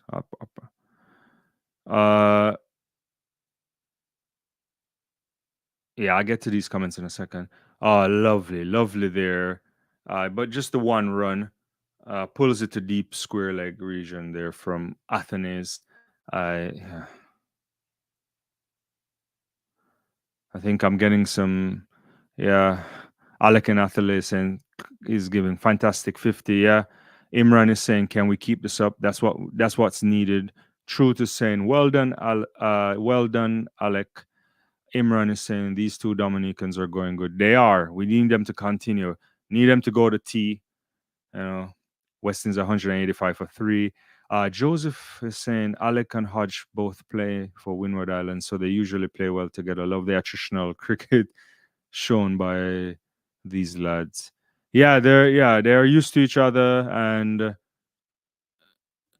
I like what I'm seeing right so far. So far, I like what I'm seeing. Long may it continue. West Indies need big partnerships here. It would be lovely if these two can get to their century. Yeah. Yeah. Sorry, no, we are a couple of balls remaining in this Markwood over here. Hodge on strike, I think. Yeah, Hodge on strike. Oh, short ball going over on the leg side. He just kind of bends his knees a little bit, ducks out of it. Yeah. Yeah, and he's just getting the two singles, so Wood cannot bowl anymore. Short balls for the over. The umpire just gave him the warning.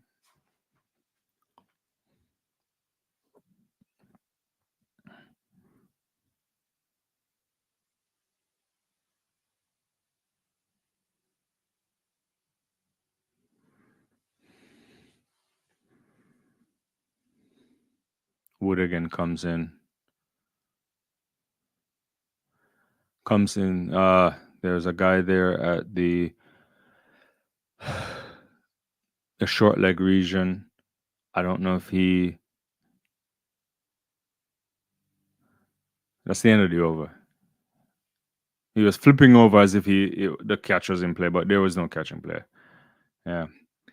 So that's the end of the over, end of the 48th over. 7 runs coming off of it, and Weston is going well nicely. 185 for three.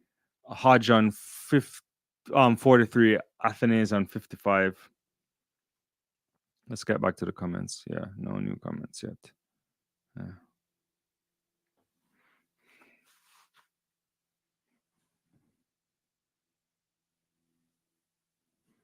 So current run rate 3.86.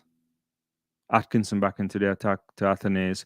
Oh, who flicks that over and it's gonna not go to the boundary there.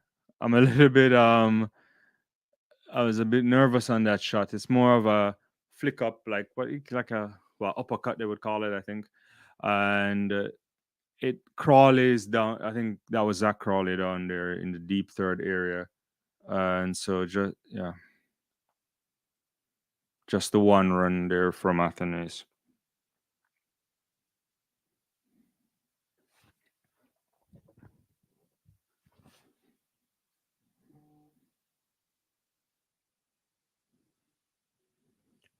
Hodge gets on top of that, pulls that all the way, square leg area there, long leg area, right? A lot more 4 runs.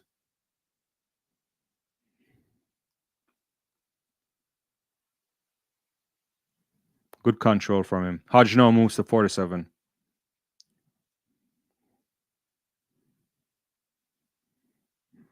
It's too short. It's short, but it's not short enough. Sorry about that. Yeah, it's good height for the batsman to stand up and pull. He has a lot of time to get bat on that and less likely for it to go in the air. He angles that down shortish to going to the leg side. No run.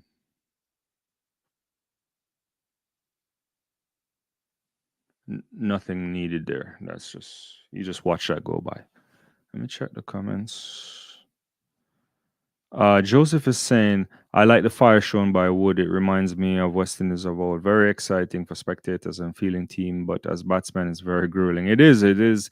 Pace is tough. He's going 90s in every ball, and it's not easy. It's not easy.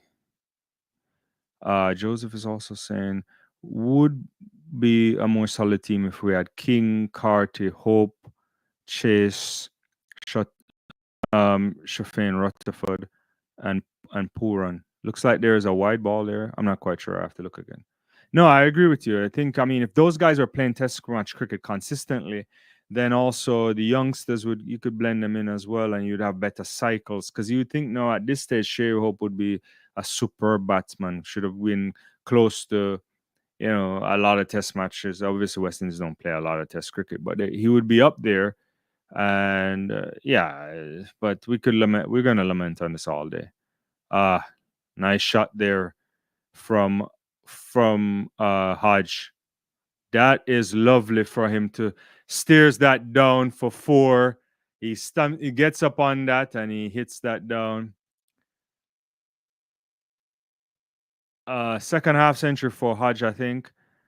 51 off 85 there. He just opened the bat a bit and just send that down to the was that a point? Yeah, I think he went to point region. Let's see it on replay. Yeah, kind of a point gully region. Yeah, in between those two guys.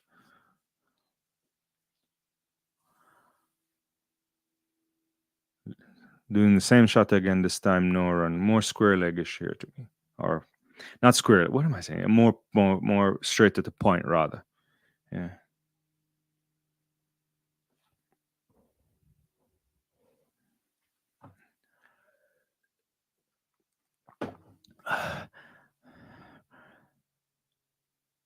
Jimmy Adams in the pavilion there too, standing and applauding Hodge. So two batsmen reaching 50. That's good.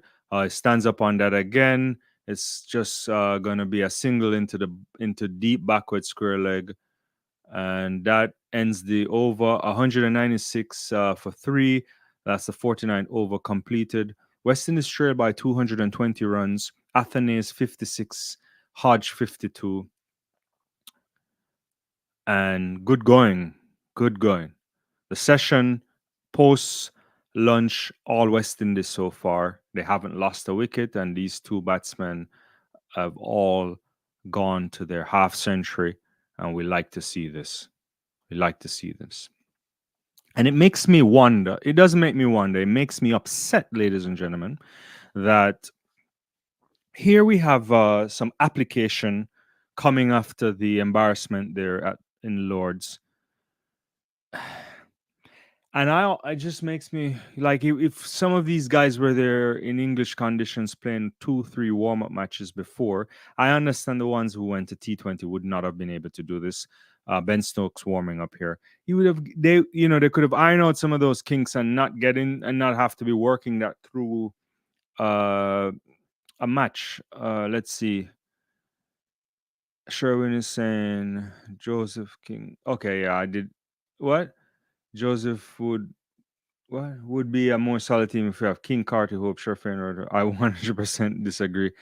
That's a good ball angling into the batsman there from Ben Stokes.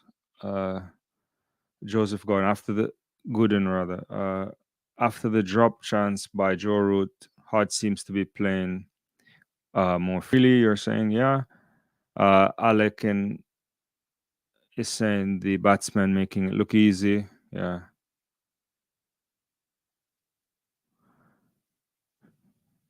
Sherwin is saying, let's see this. He sees that off wide of the off stump line there, so just watches that go by. I think the introduction of Stokes is to try and get some some change, maybe pick up a wicket. He's kind of a skillful bowler there, tricky. King, Hope, Rutherford, we all know are limited over players, right? I would love to see Hope getting the bounces like these players are getting. He's afraid of them. Yeah, that one angles in. He kind of just pushes that into the square leg region. The keeper has to come around and feels that. Terrence, how are you doing? Shea Hope, Nicholas Poor, and Darren Bravo and Roston Chase ought to be in this team. Don't get carried away by the hit and miss that we're seeing. I agree. Those guys should also be. They should have been developed into much better career. The Shea Hope thing is I can't understand. It makes me think he doesn't want to play. Pooran, yeah, never get into Test cricket, which is crazy. I also think we all sleeping on the Guyanese as well. Shimron Epai, he has talent. Those guys should have been playing a lot of regional 4-day cricket and moving. Yeah, into the Test cricket, or at least have people in the mix in the squad.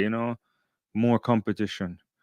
Terrence also saying all countries play their best players across formats. Yeah. Uh, yeah, I'll get back to some of these. Thanks for keep rolling the comments in. Just the one off the Stokes over so far.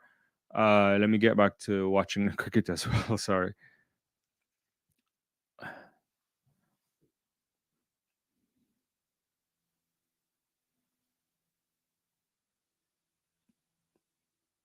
Two slips of Stokes. He's stroking that lovely there. That's gonna go. Not it won't go to the boundary, but it's time. Yeah, he's gonna get at least three for this. Should get three for this. Yeah, that's a good ball that was driven into the mid off region there from Alec Athanaze. Picks up three.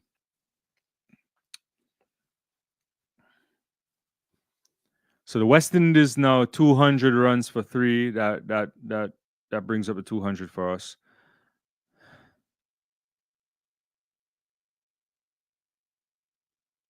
So a lovely stroke there from Athanaze, picking up those 3 runs. One ball remaining in the over. Flips off the pads. It's gonna get a run there. Looks like a leg by. I don't think he got bad on that. Yeah, went into the fine leg region. Umpire signals by leg by. The end of the over 201 for three of 50 overs completed, trailing by 215. Athens 59, Hodge 53. Weston is going along nicely. Let's see where we are now. Yeah, Sherwin Poor never wanted to play Test cricket. Yeah, that's the thing. I don't get when you get a precocious talent young telling you don't want to play Test cricket. This is madness. You think you could get a super talented cricketer in Australia, India, and it doesn't matter any other country, and they're telling you don't want to play Test cricket. That what that suggests is that the development is poor, the mentorship is poor. You may not like it, but yeah. Joseph is saying, I think Kirk McKenzie should be batting lower down the order. Also, Mikhail Louis looks composed but needs better shot selection. On the second point, I think Louis, I like what I'm seeing so far from Louis. Got good starts, but it's just, his second test match. But don't give it away. It's the most important thing in cricket. You cannot legislate for when you get a ball that you can't play. So never give it away. That's back ball. Bashir's back into the attack. I think that's Hajat to go on the back foot a little bit just to play a defensive shot there. Let me see what Terrence is saying. Yes, and Hetmeyer agreed. That's a bit fine, and pick up a single there.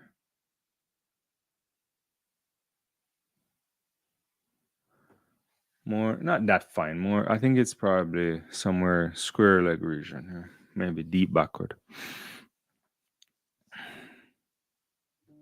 Yeah, if they can continue to just rotate the strikes here, rotate the strike, and get the bad balls to the boundary. Weston is going a bit nicely right now. The current run rate is around almost 4 or around 4, I think. Yeah. Baton ball from Athens there, but goes straight to the guy in short extra cover region. Trailing by 214.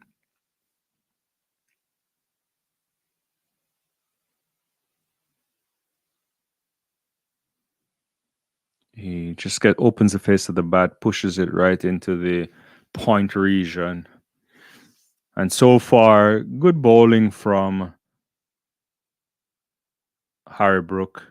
Not Harry Brook, Bashir. I'm sorry.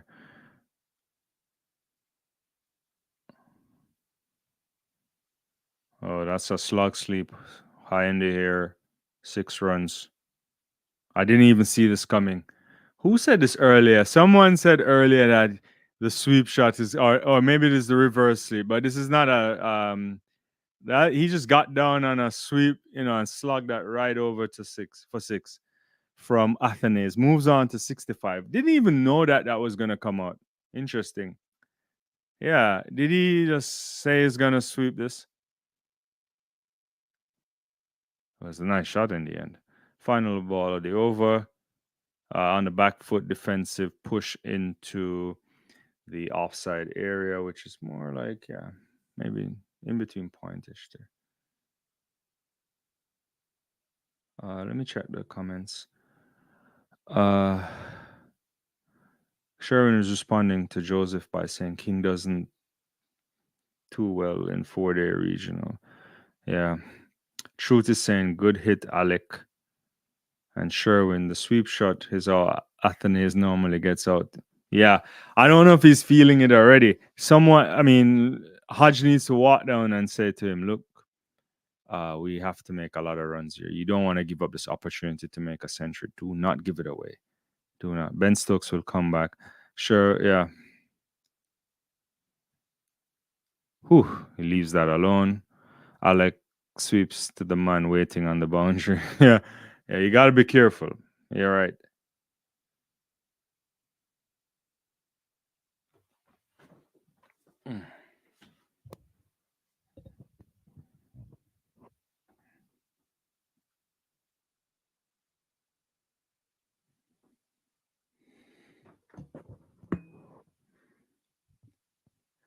Stokes comes back in. There's 2 slips there. Pushes it down into point. A big audible note. You could see him making a big sound there.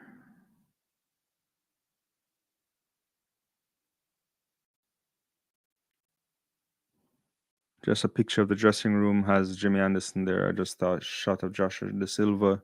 Not quite sure who else was there. Stokes comes back to Hodge right now, and he flicks that off. Fine leg, 4 runs. That's a lovely shot there. Yeah, nobody around there. That's a safe as you like shot. Hodge moves to 58 now from his 96. Very nice. 2 straight from Stokes.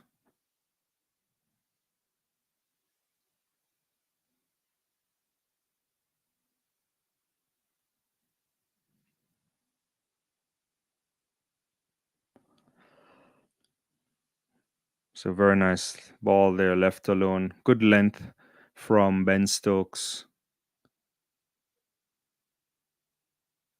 Left alone from Hodge. Smiling. Little chat going on there between Captain Brathwaite and the coach Coley.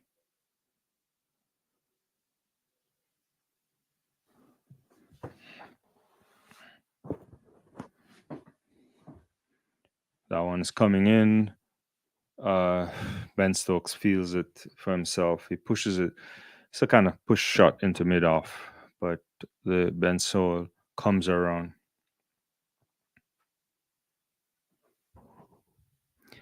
We got one more ball before I think we get to tea, right? What time is it? Yeah. Should be the last over before tea.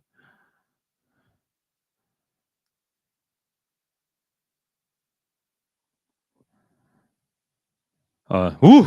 Well, is an appeal there, about half-hearted appeal from Ben Stokes.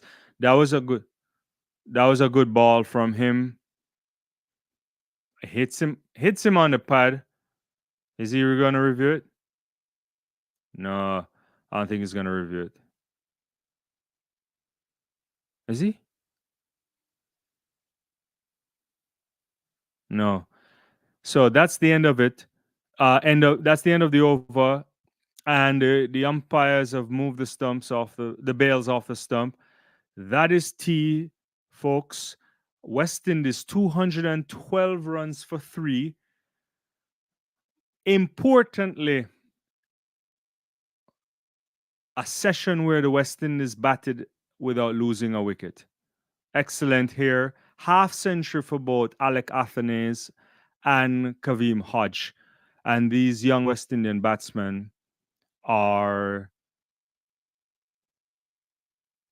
doing well here. At least young for Alec Athanaze. And I mean, both of these batsmen don't have any experience really at Test cricket. So this is good. Good stuff here. Good stuff from West Indies.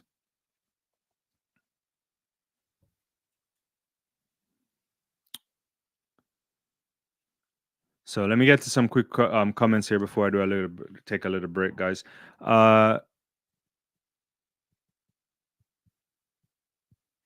Joseph is saying every great test nation has all or most of their players, their most of their invested players playing. This is very disappointing and stressful. We have to start all over from those wasted years. No, that is an excellent point. The problem is Weston is not doing enough to develop the talent and also to keep the talent.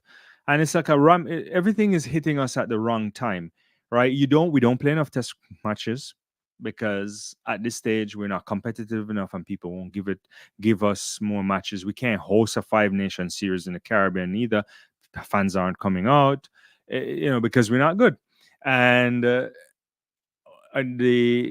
development of the talented kids from 19 into to get them into senior cricket is not as good as the other nations because we don't have enough competitive cricket. And I was saying it yesterday, and I keep saying it a lot.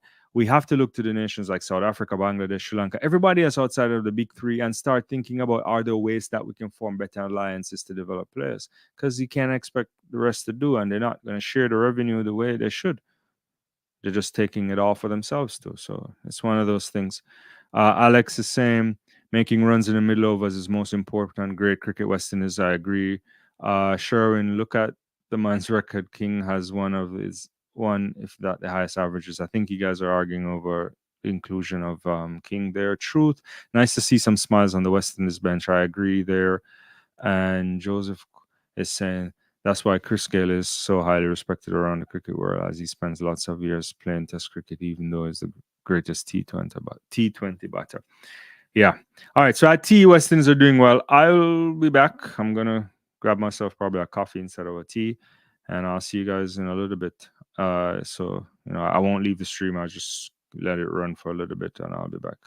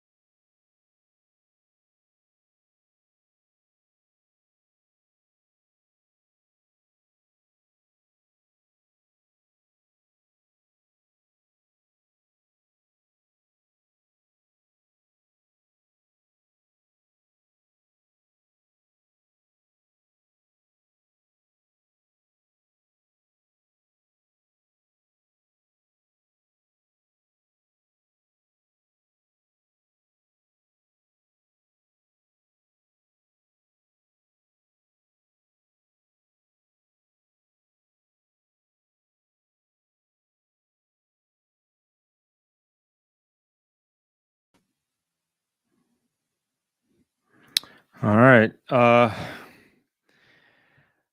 Still at tea. I was gonna get some coffee, but I decided to just do tea.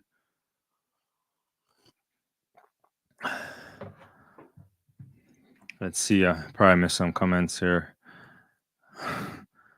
Let's see.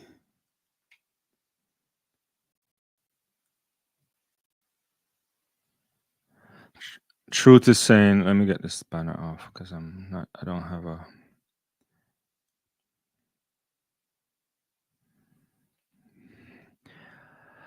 Truth is saying, the West Indies cricket had a lot to do with the development of players, like example, poor, and now they just after money and people to say don't blame them.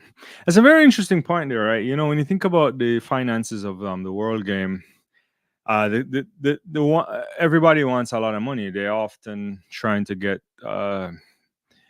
the biggest paycheck. The career is usually short. But you're making an interesting point. But when you look at the countries that are capable of putting people under retainers that are competitive and say don't go to this uh, franchise this year, it's only Australia can do that. England basically. I mean, India has so much money. It doesn't matter. They barely play outside of once you do IPL, you're good. Right. And now we reach a stage where IPL is just so important that everybody goes there, even from the big nations. But then you could, avoid playing other things. I agree. There is an element of balance there for sure, truth, in the sense that players have to also think about the region. You don't develop into uh, a cricketer without the country you started with, obviously in the Caribbean, and then that transitioning into regional cricket somehow on the 19 level, on the 16 level, and getting an opportunity to showcase your talent internationally to the rest of the world. So, and also the money that West Indies cricket is given has improved over time. It's not chump change, but I guess it's chump change to them when they consider the money that they can get from playing trotting off to regional cricket. It's not good enough. I think there's a responsibility from Cricket West Indies, the region, but also players have to think about national pride as well. Uh, you have to fight for something, you know. You know, it's hard now to look at cricket and talk about yesteryear. I was just like looking on my desk here again, and you wonder, like, you think about Fire in Babylon as a reader, or you go to CLR James's book Beyond the Boundary, and the education of that is important for the cricketer. And I know they're trying to do a lot of that stuff when they do the academy thing too, but you understand why I always come up here and say the cricket means more than the cricket, and people laugh at that, but that's because it does, because it's a much more impactful thing on society and our ability to fight inequity and all that stuff. But anyway, and so that the finance is obviously important. You got to eat and survive, but that can't only be the thing, right? So I agree what you're saying there, truth. Terrence is saying these young guys will go home to CPL and do well and will then go the way of Power and King, etc. That usually sometimes happens there. Terrence, not everyone is a sellout. Okay, what's got? Maybe I missed some stuff here. I don't know. Uh, Joseph is saying no one is saying don't go after the money, but to what end? Yeah, that's the point I'm making. Making a mockery of their careers. They can play their T20 leagues, but we only play test matches 2 times a year. You can do both. Yeah, I think West Indies don't play enough. Look at Joe Root in comparison to Craig Brathwaite. They start the same time, I think, around the same time. And look how many more matches they have. And you don't have to have as many as Australia and England, because the Aussies series is a big time money making thing. But yeah, I don't know. Boston is saying West Indies have to win. I hope that would be lovely. And he's also saying, "Come on, West Indies, y'all got this." I love the fight. Yeah, we need them to perform well. Uh, I hope my expectation here is for them to come back and start well. You want to try to get into, yeah. If I'm Hodge and Athenaeus here, the talking point is, well, let's see if we can take this to the end of the day's play. If you can get to the end of the day's play and both of them at the crease, then it's unlikely you lose the test match and you start put yourself in an interesting position. And I've always said these things. Markers of success is not only winning the match, because sometimes you play a team that's much better than you, but can you compete session by session? Clearly, we won a session just now, hands down. No question. It's not 50-50 or anything. West Indies clearly won that session post tea, post lunch. Now, can you win a session post tea? Put yourself in an interesting position. So that will be coming up soon. I think they may be walking out soon. Resumption should be coming. Yeah. But anytime you can bat a session and go wicketless, and it wasn't. You got some good shot selection too, boundaries. Players look confident, so they weren't just only occupying the crease. Yeah, at one point Hodge wasn't making runs. Then he finally got into the attack. And as many of you have pointed out on the live, these two know each other well. They're from the same country. They play for the Windward Islands, and we just hope that they will continue. What's the partnership now? 120 something, 28, I think. I don't remember. Right, and so historically, day 2, day 3, Trent Bridge, great for batting. So you think about this. These guys aren't. West Indies gave away a couple of their wickets earlier today. So you have to say to them, cash in, cash in. The English guys are walking back out to the field. Cash in. Century must be the minimum goal for both of these guys. Yeah. Yeah. Uh Joseph is talking about Chris Gale again. Okay. Yeah, makes sense. Uh Boston. They what? There are oh, I mean I think you mean they have to make history like what Shamar Joseph did when they faced Australia. Yeah. In cricket, in any sport, in team sport, do what you can and don't rely on the rest. So yeah, both batsmen coming on. Yeah. Yeah. We want to play more A team and list 8 cricket matches against other countries on tour for us to dominate more. Yeah, that's what we have to do. You have to start making partnerships where your A team cricket in domestic league, you're getting. Ask Bangladesh to send their A team at the same time. Subsidize it. Ask Sri Lanka. Ask any other of these countries. Afghanistan now is making headways in their cricket. And you go and you send people, and yeah, it will work.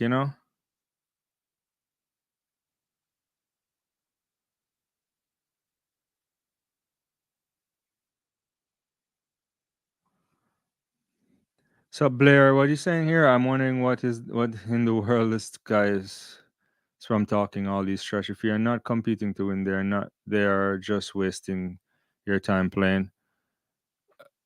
Explain some more, I guess, Blair. All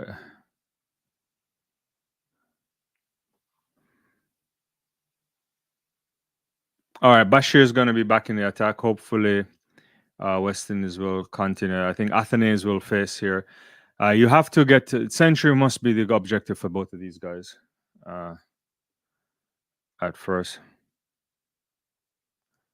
Okay, it flicks that on to the leg side. It goes very fine, going towards the boundary there, collected by Mark Wood, and the batsmen come back for 3.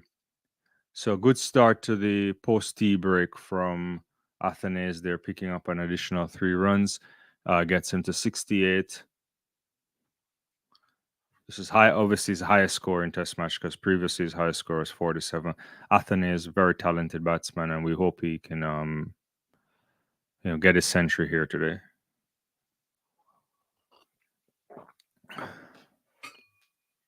Hodge on strike.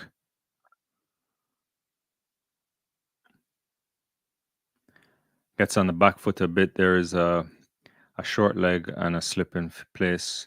He just punches that back towards the bowler.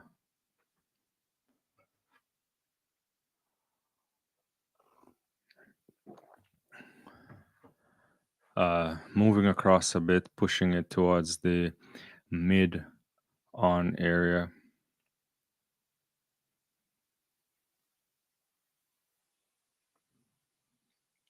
That actually not even that far is a spin, so it's just the mid onside area probably.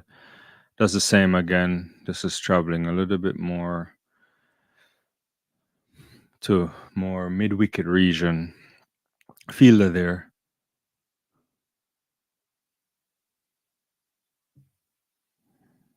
This Bashir guy is interesting. Has some height as well. Uh, Comes down, no shot there. Goes straight back to mid wicket. No run rather.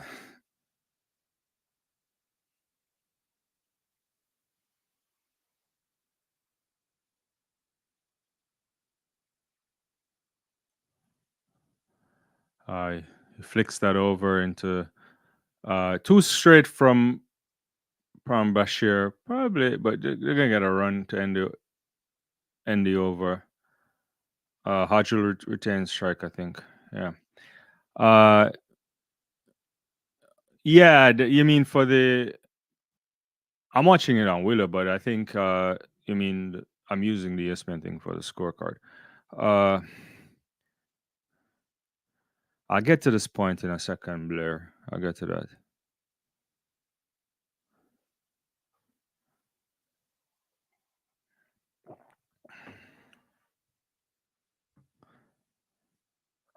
Blair says the West Indies team failed miserable and captaincy of Richard Richardson and companies in 1995 at Sabina Park, Jamaica, and from that the team is struggling because of poor selection. Yeah, you mean when we lost to Australia in that series? That was coming though. I'll get to that in a second. Stokes to Haji flips that off to the leg side there, pushes that, gets a run. Athenaeus gets on strike.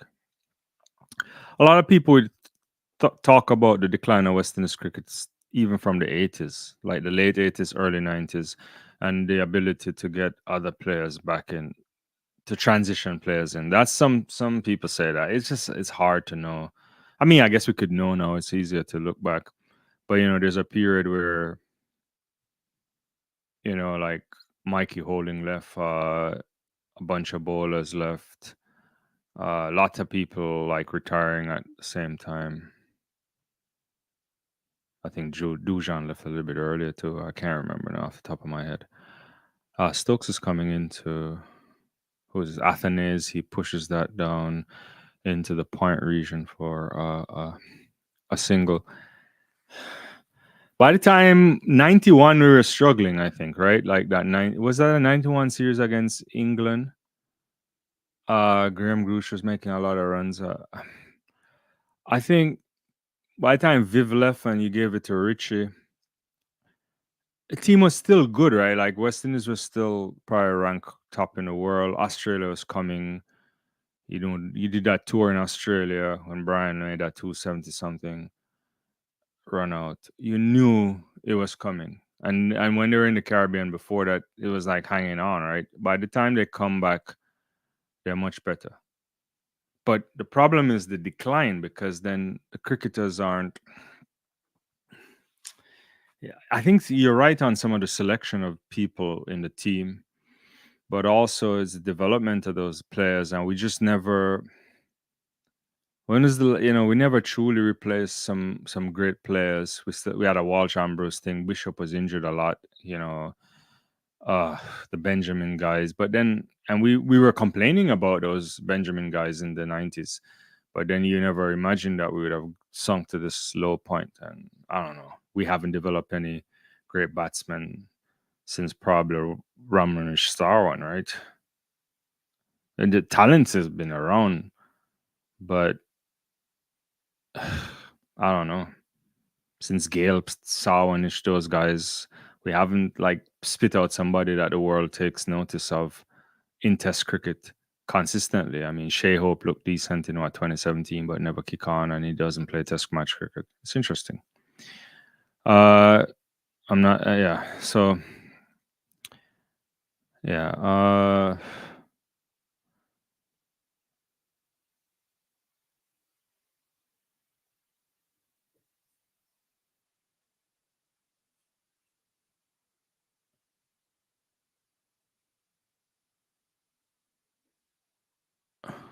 Blair saying, hold on.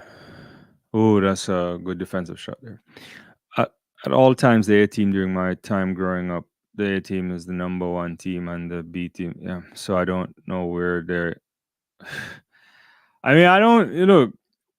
One of the challenges too is that we just we are a small nation, as a Caribbean collective, and sometimes you just don't produce, and then you have to remember that a lot of the talented cricketers got a chance to own their skills playing in English conditions, some county cricket, some on the scene there, and they play a year or two, sometimes three, before they even get into a West Indies team. Those things don't happen with the frequency anymore, and we aren't producing as many talented cricketers in the past, and we probably will never in terms of the large numbers that you saw. Uh, that's a flick there into cover region there from Alec Athanaze, gets a single, moves on to 70. Hodge on strike. And when you do get the talent, you're not turning them over into top class cricketers at the same time, because there's no God given right for a player that is really good at 19 to transition and become a big time international cricketer. It takes work, it takes more development, it takes maturity on their part too, which often comes with experience traveling. Steps down the pitch from Hodge, and he walks that down and hits that for four. Lovely shot there. Yeah, he just hits that way down the ground. Yeah. Hodge also gone on to 64 now. Yeah. Can we win this? Imran is asking. I don't know. A lot of that depends on how long we bat. In order for West Indies to have a shot at winning this, they must hit off the runs that England made and then make another 100, I would say 150. I don't know if that's in this current team to do that. And then you have to bowl well. Trent Bridge is a great place to bat. Again, the umpire is making a little check on the ball. Looks like he may have to change the ball again. He has the ring thing, and it's not. It seems the ball has an issue. Yeah, this would be what, a third change or a second change? I don't know. Third umpire coming out with his briefcase of balls.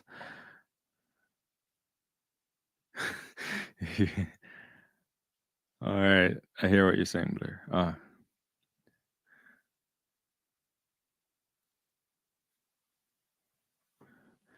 So yeah, Weston is continuing to go okay after the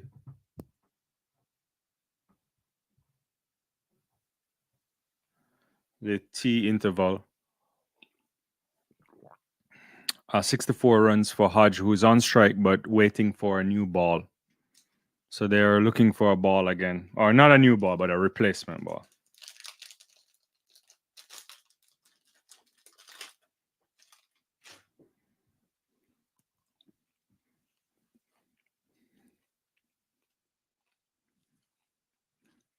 Great application.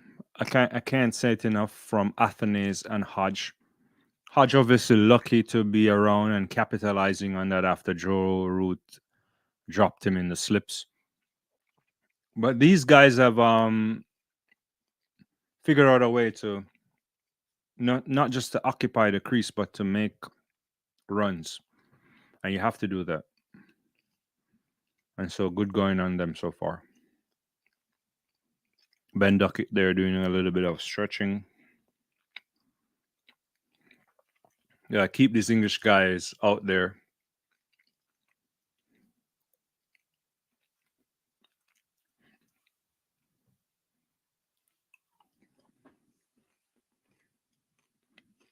Yeah, but those guys aren't playing any test cricket, and they don't have any desire, I don't think, right now.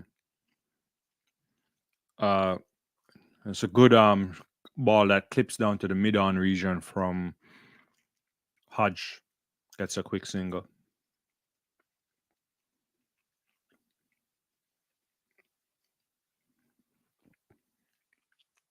Athens on strike.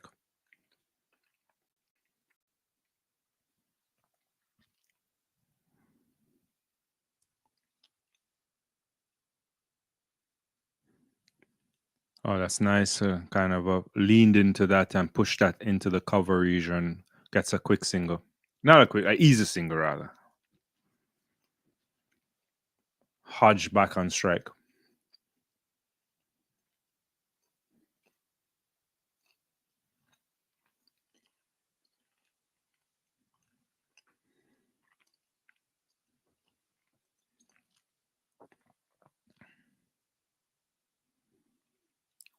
Angles into the batsman. They tried to do a run, but they backed out of that. Kind of, he clipped that onto the onside region, but decided against running. Right decision. One ball remaining in the over.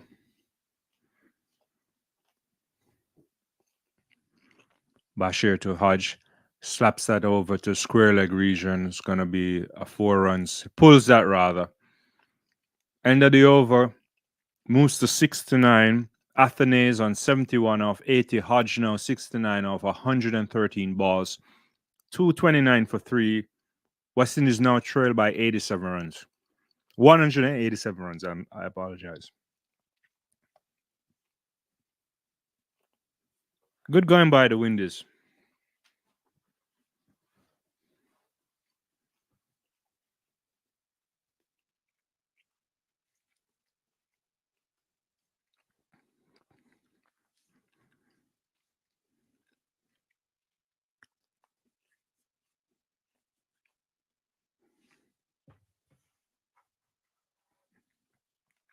Stokes continues. Athens face. Defensive shot there. Pushes it back onto the onside.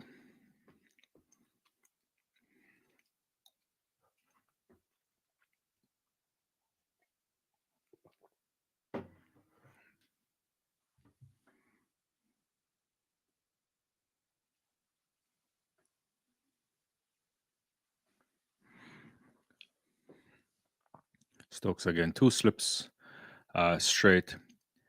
And a good single. Kind of, straightish. And the mid off guy comes around and just feels that.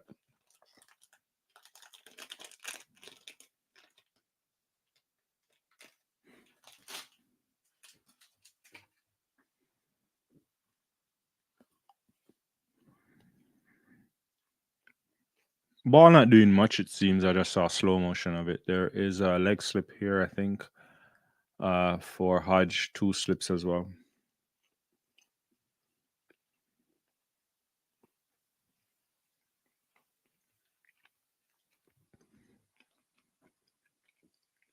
No ball.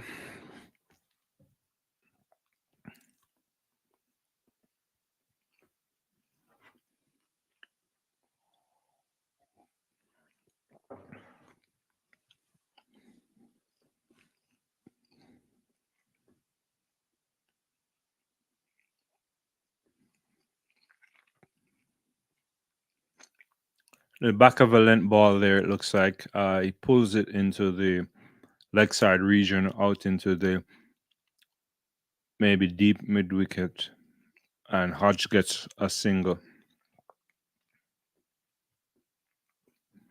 Brings Athens back to the strike or on strike.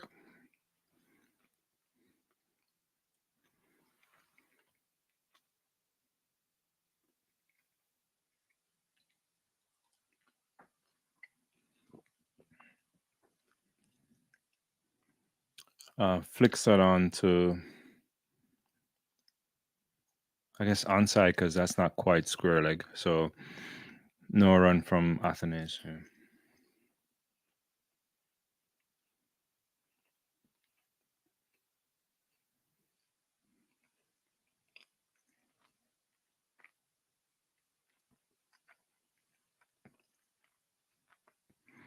England desperate for a wicket, I imagine. Stokes again into Athenaeus, who pushes that down the pitch near almost like a cover, but not really.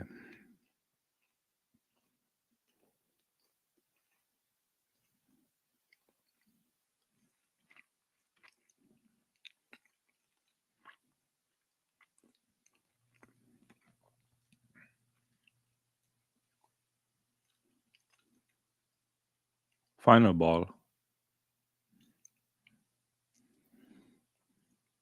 Defensive.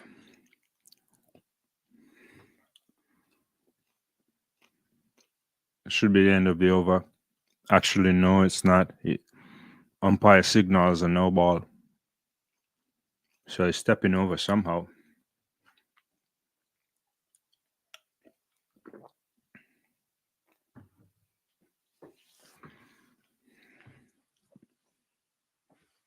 Whoa. Ball foot just on the line, it seems like.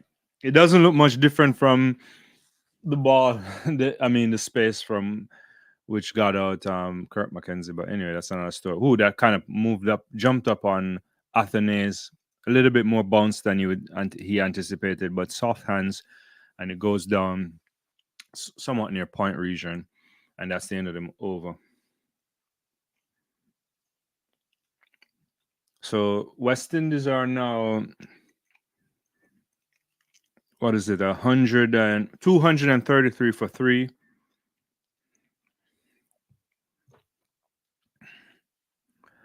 Athenaeus on 72 off 86 balls. Hodge 70 off 115. And the partnership is going nicely.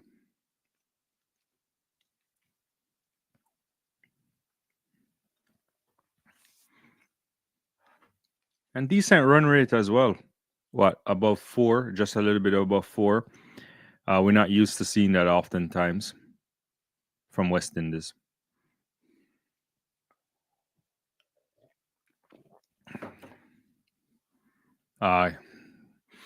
Pushes that to square leg. So no run there.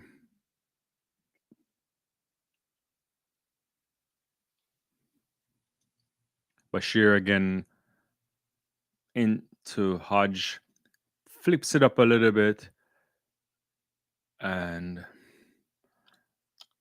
slightly wide of the off stump. He turns it into the mid-wicket region for no run. Hodge now again, 2 straight, 2 wide. He pushes that. Oh, lovely shot. That's going to go to 4. He opens the face of the bat there, and it goes up into the third man region area. And the 150 partnership now up for Weston is 153 from 197 balls. So that is really good batting there from these two guys. Yeah. It's straightest ball, but it's a bit too outside the off stump. Too much out there, enough for the batter to open the face of the blade and push it down to that region there out in the third man area.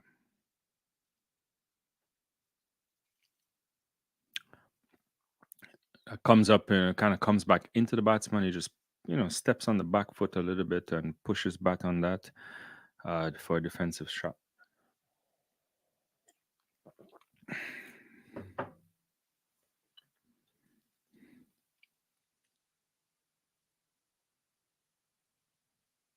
Oh, he gets down. He tries to sweep that.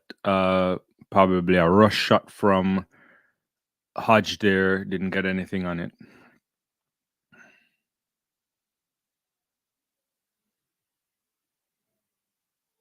And then final ball there was a 4. He got a 4 there from a good bowling there. I think Ben Stokes now back into the attack. I think something happened with my stream. It just kind of rushed a little bit. I apologize. I don't know. That's Willow's fault. But the last ball of that over went for 4 from... And so currently Hodge is on. He's overtaken Athanaze now. Is on 78.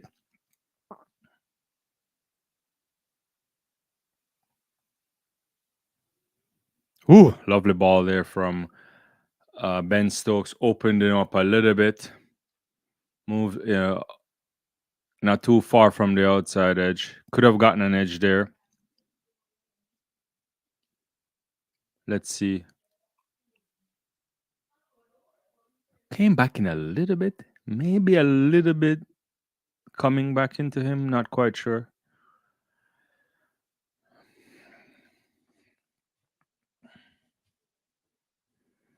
Anyway, that was a good ball from Stokes to beat him outside the line of off. So that's always good. This one, uh, too wide of off stump. He leaves that alone.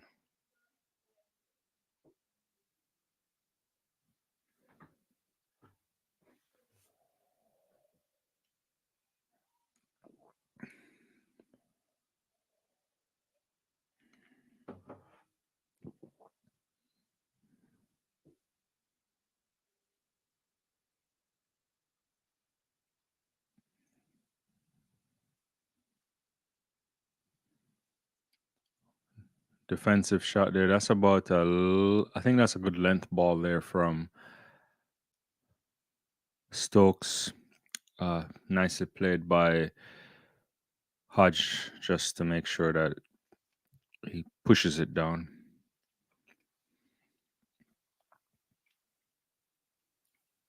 Let's see if there are any comments. No, good to go.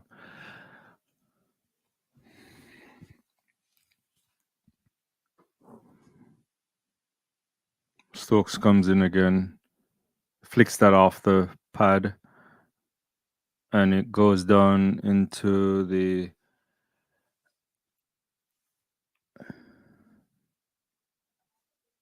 square leg region, I think. No run. Just a run. Sorry. Is it square leg? Yeah.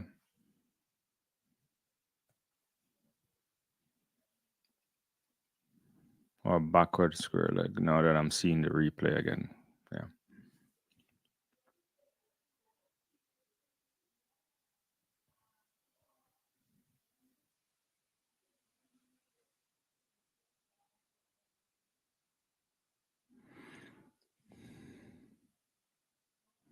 Athens on strike. He pushes that into the mid wicket region, gets a single.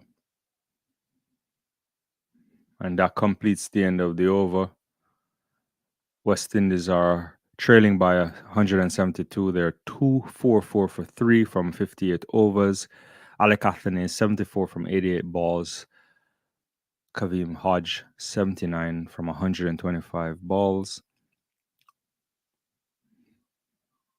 And there's someone in the crowd walking around with ice cream.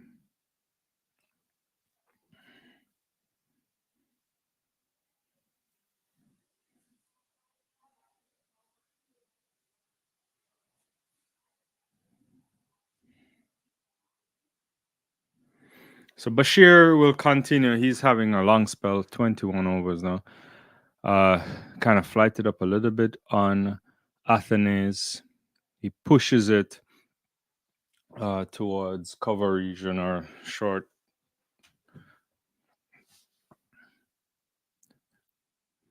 Yeah, I think he wanted to push that out far, but he didn't.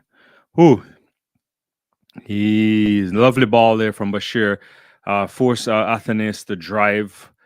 Totally missed that. Yeah.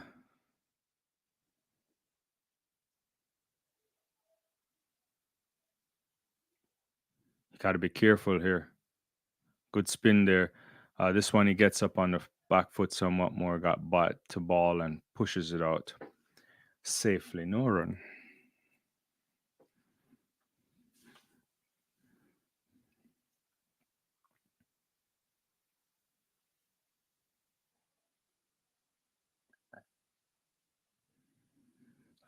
He pushes that onto the mid on region there, and he gets a single.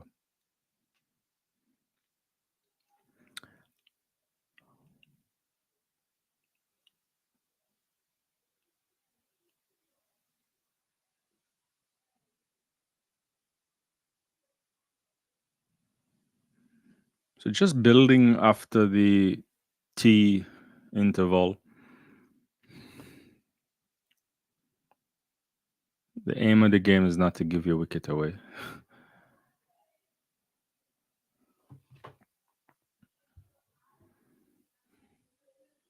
Hodge on strike, Bashir comes around and he steps down and he pushes that in his favorite area. 4 runs there, lovely. It's too short a ball from the bowler, and he gets on top of that, and he dissects that field in the square leg area there, and anything short on that side, Hodge is gonna get that down to the boundary. He's really strong on that side. Nice, better ball, but Hodge just followed that away, going away from the right-handed batsman somewhat. Yeah. End of the over.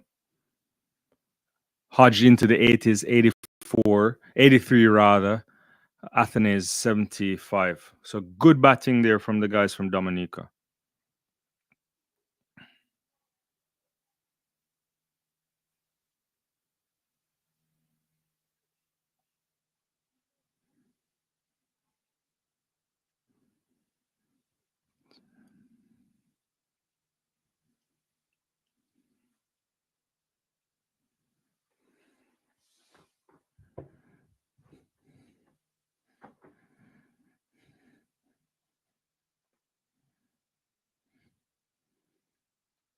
Nice shot there from Athens from Stokes to put it into the onside region. Clipton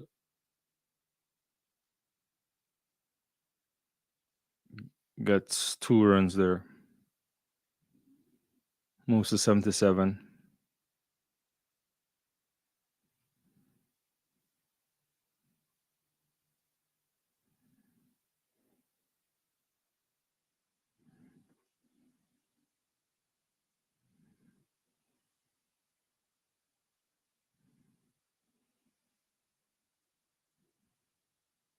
Stokes into Athens, then he stops, so dead ball signal.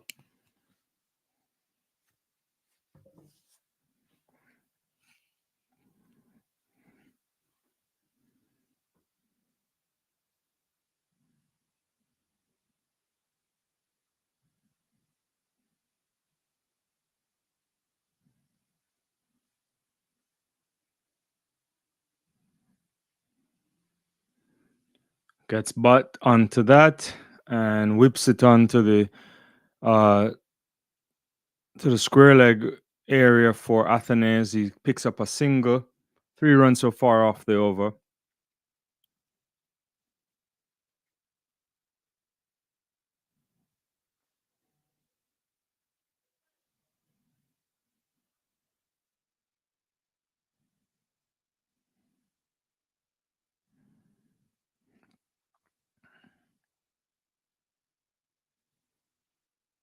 Stokes to Hodge.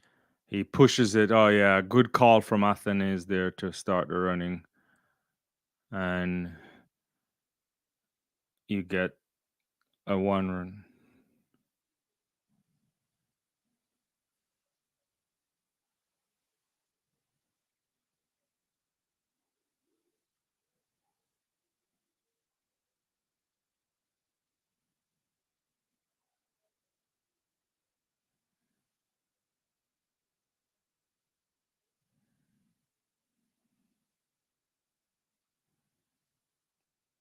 Athens with a little bit of a soft hand there, pushing it into the uh, pointish region there. Pointish cover region. He picks up a single.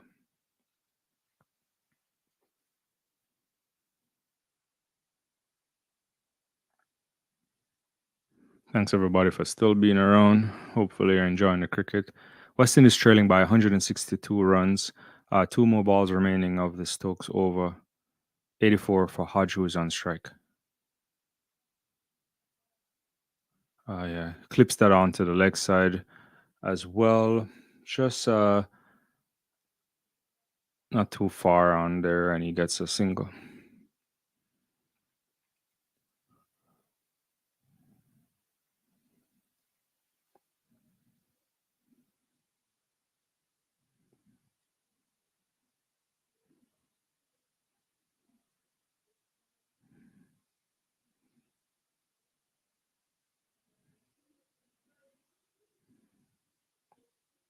Oof.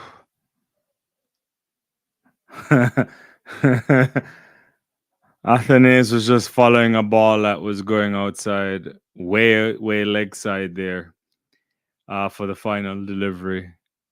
Could have nicked it. He pulled out of it quickly enough. A bit of a lapse in concentration, if you ask me, but unscathed in the end. So that's the end of the over. 255 for three. Weston is going at about 4.25 and over. Two settled batsmen, 60 overs completed, trailing by 161 runs. Trailing by 161. 79 for Athenaeus. Hodges on strike right now. 85 for him. 15 away from his century. Walks down the pitch on to Bashir there, but ends up stabbing it into the pitch, and bowler the bowler picks up the ball. He's kind of trying to drive that. Didn't hit it cleanly either. Went to do a little gardening work. I'll be very fearful here. Not fearful, but more careful here, Hodge, if I were you. It's better to get off strike. This one, he gets bat on it. It goes into the deep cover there, and just a single. So Athenaeus comes into strike.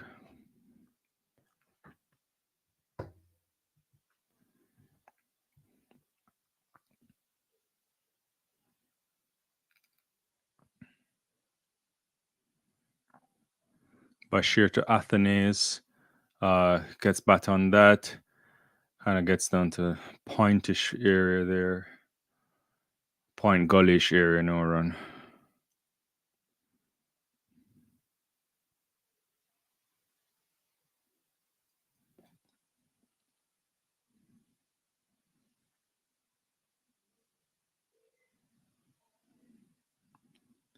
Oh, that one strained down leg. Gets a bat on it, going very fine. It's going to go close to the boundary.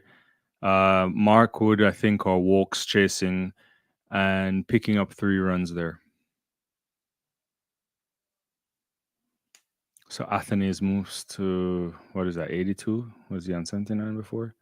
Yeah, going very fine, just touching that bowler string down the leg.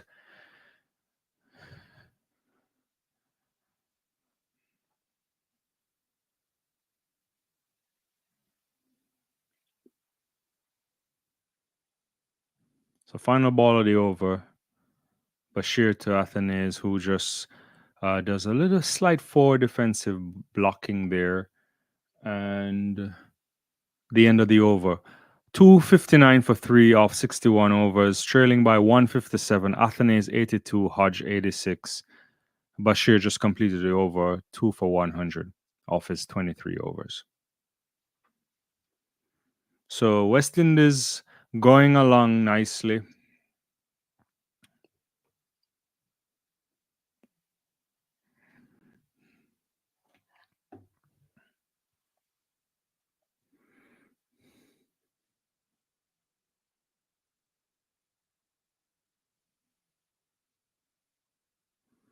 Ben Stokes will continue.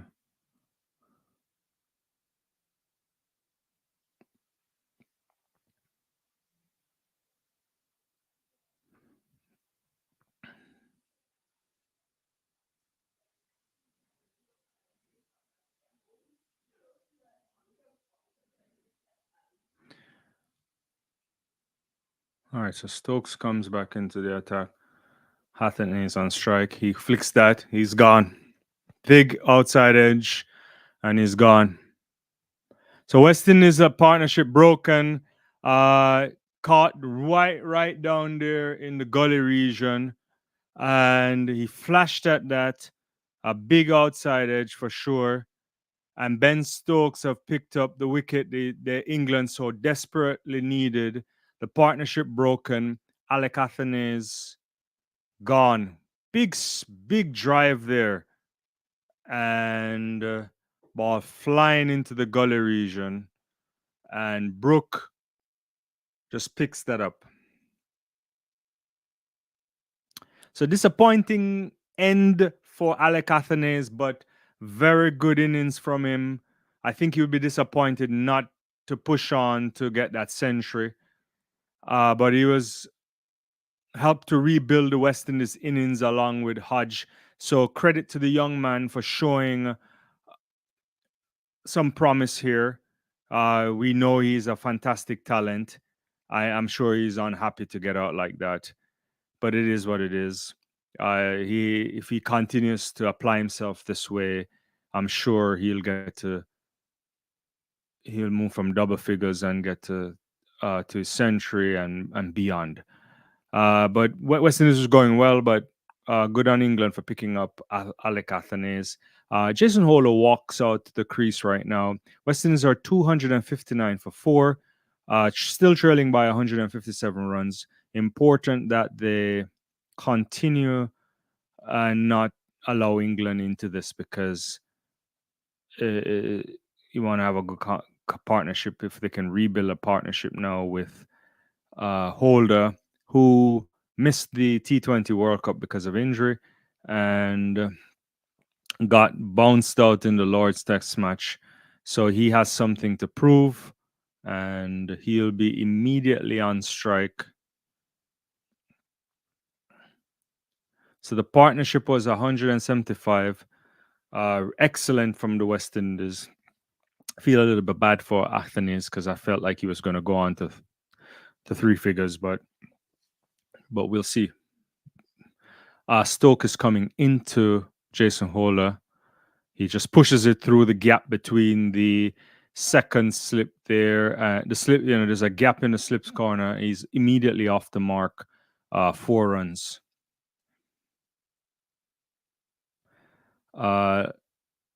Sherwin is like, I told you about the flicking. Yeah.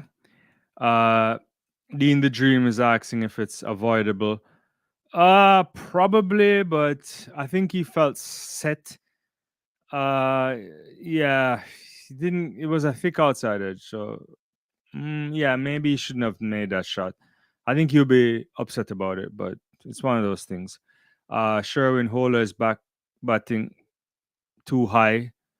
Uh, Hola should be batting at 8 or 9. So who you'd have brought in Joshua De Silva at this moment? That's what you're saying?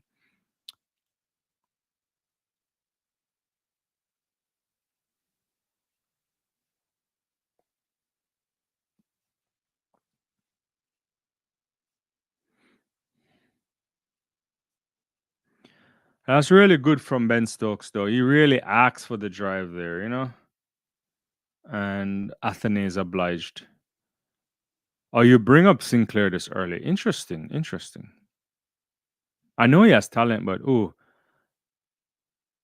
that's a edge there. It looks like, but softer hands from Jason Holder. Hmm. Let's see. Let's see. That comes in. Oh yeah, it is a edge there, but not enough pace on it. Somewhat slightly soft hands as well from Jason Holder, so it bounced in front of slip.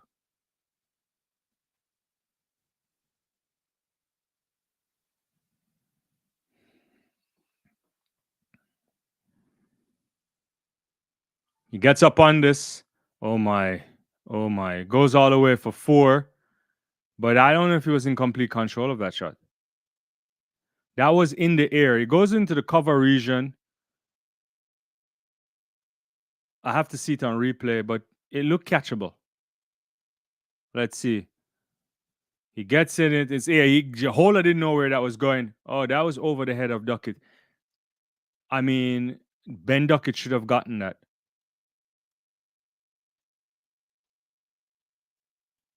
maybe a taller man there would have picked up on that. Hola living dangerously. That one he just pushes down, comes into him, pushes down. End of the over.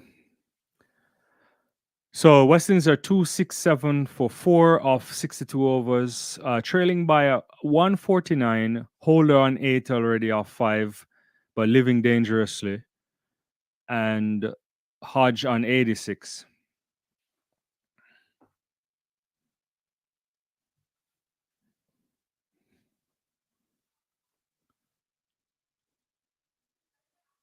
Ben Duckett should have caught that. I'm looking at it again. He should have caught that. But I don't know if he understand it was coming. So when you look at the replay too, you see Jason looking in a point direction, his face. So I think he wanted it to go that way, but it went more cover and in the air. So lucky, lucky, lucky.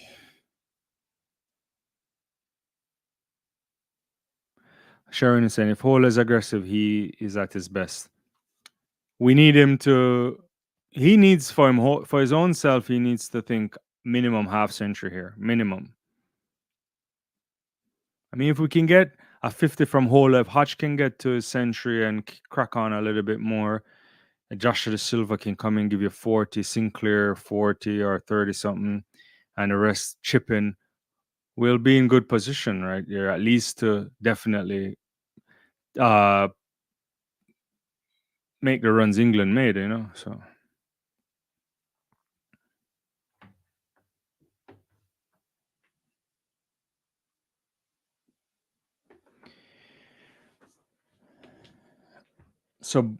Mark Wood is back, obviously. Uh, Hodge faced the first ball. I didn't really see much of it. I think he pushed it over, uh, but I can't. I was my eyes were off the screen. Oh, nice, nice, nice. That is a lovely time shot there from Hodge off Mark Wood. Lovely, lovely off. It was right into the point region there. Ben Duckett running around, dived, got hand on it, but not enough to stop. It's a lovely drive.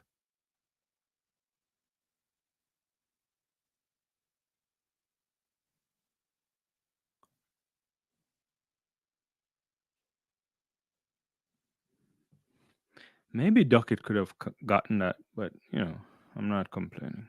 2 slips. That comes in, looks like an inside edge. Maybe. Goes down to the leg side. It looks fuller. And gets a single. I'm not 100% sure if it's an inside edge. I'll see it on replay. Let's see. No, it is not. It flicks off the bat to the leg side. So no inside edge.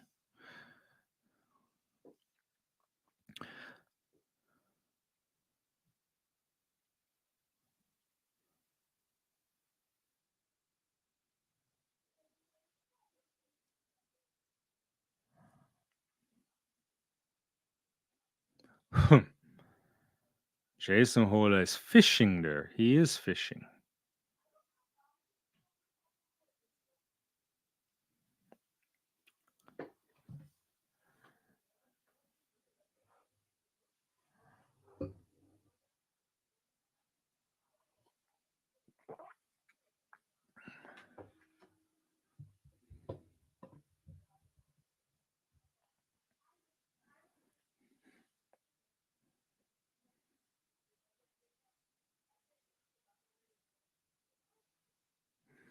Wood is motoring in, 3 sips there. Ooh, that has him sized him up right there. Maybe a bit back of a length. I'll top it off probably, maybe probably length. And Jason Hola is like,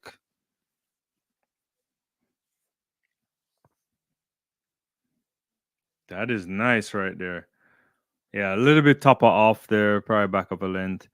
And nice.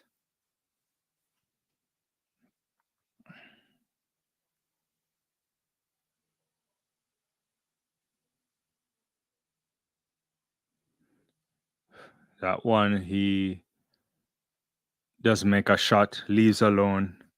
Ball slightly outside off. Wood just under the 90 miles per hour now. He's in 87 region there, but still very fast. So sees off uh the sees off Wood, and Stokes will come back into the attack. Weston is 272 for four. And Kevin Hodge is into the 90s. He's on 91 right now. I forgot to mention that earlier. Holder 8. And yeah.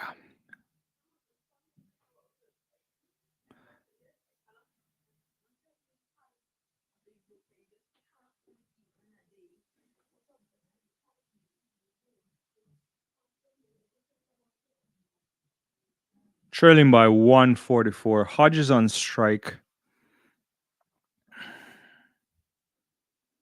That's a good ball there. He pushes it uh into the gully region, I think.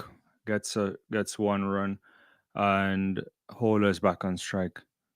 I also think they're giving these shots to get Hola back on strike as well.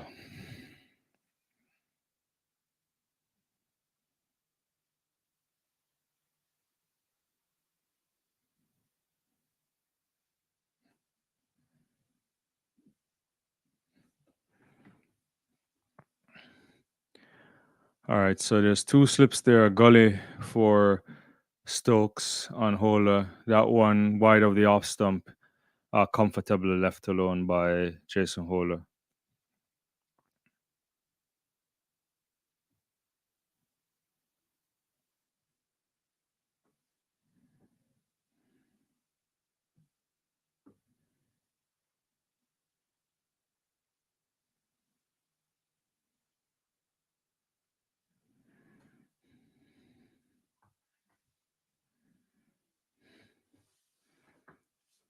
Stokes comes back in to Hola. Still two slips in a gully.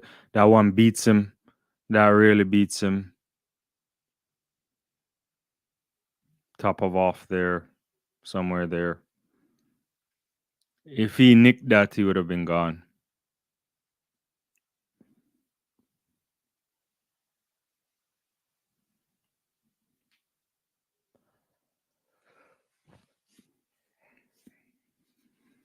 Ben Stokes just adjusting his shoe somewhat. Let's replay of the shot here. Gets in. Getting some movement now for sure. Stokes, that is. Ball kind of comes in, moves away. Yeah. And actually, it's also given as a no ball, right? Is it? No. Yeah, it is a no ball. Yeah.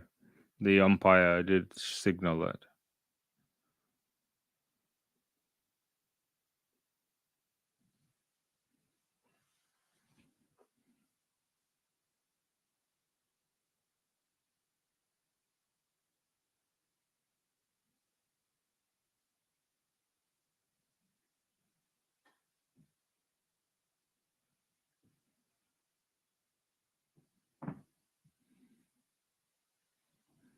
Stokes again, two slips a gully. This one, Jason Hola leaves alone. Still outside of the off stump line.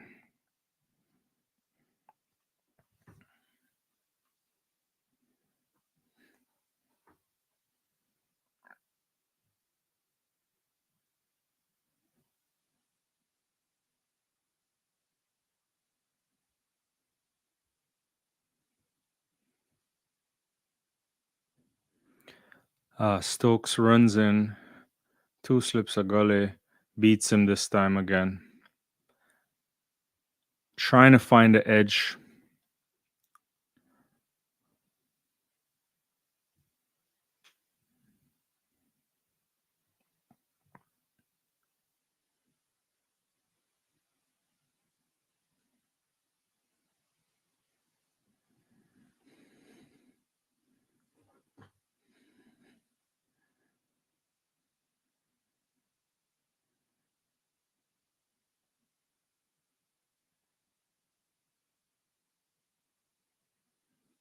Stokes comes in for his final delivery,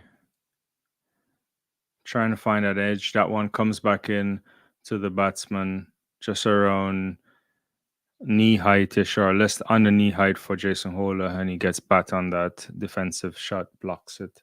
And that's the end of the over. Stokes 1 wicket for 33 of his 8 so far. Western Australia by 142 runs, and Hodges on 92, who will be on strike, and he's going to face Markwood, I think, and Hola on 8.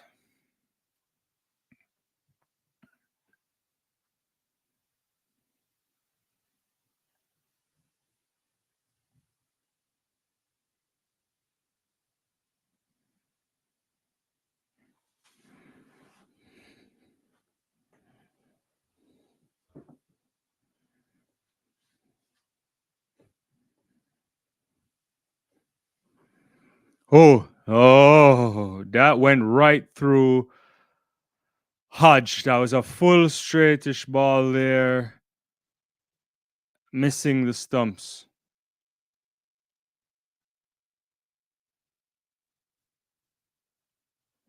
That beat him everything. That could have, if a slightly right and the wicket and the stumps would have been going down the. Yeah, that barely missed the off stump there.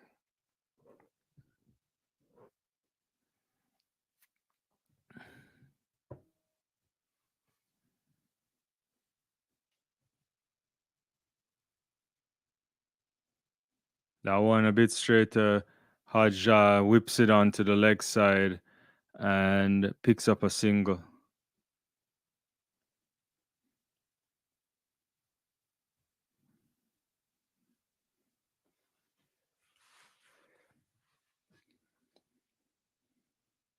So Hola back on strike. Would be happy with this as well.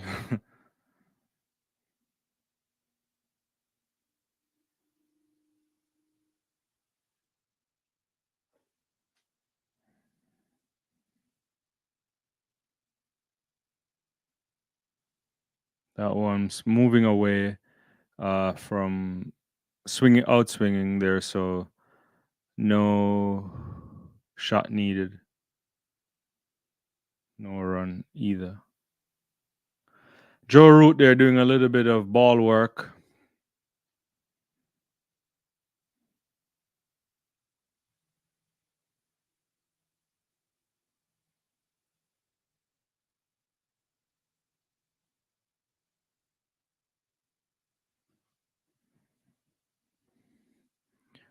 Wood comes in steaming into Hola.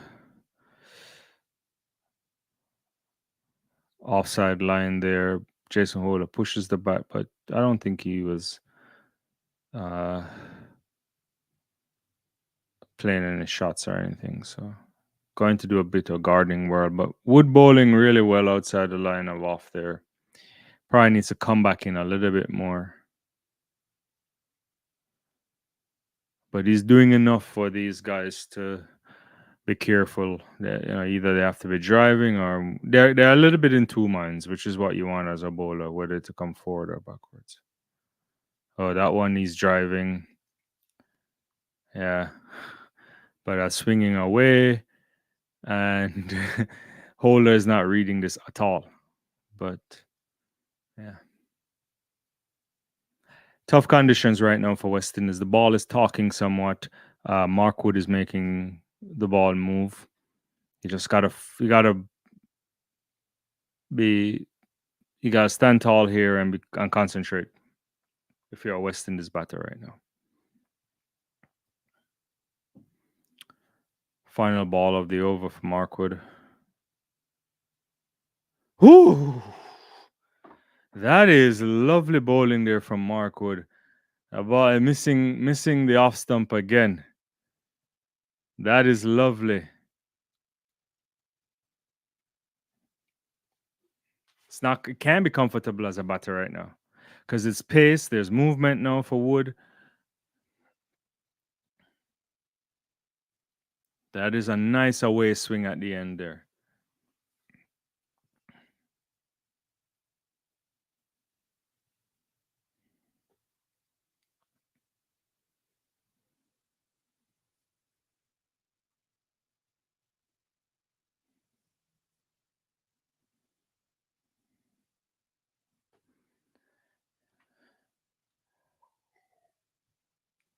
Hodges on strike to Ben Stokes. He's currently on 93, 7 away from what would be a superb century were he to get it.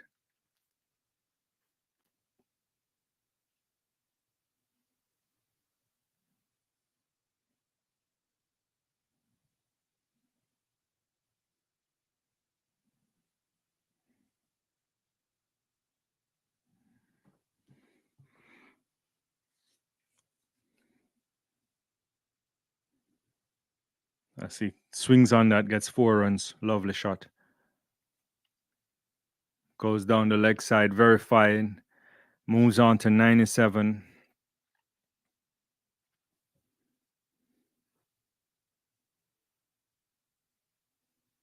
Just straying a bit down to the leg side from Ben Stokes and Kaveem Hodge. Hits it very fine and gets the boundary. Very strong point for him on those leg side there.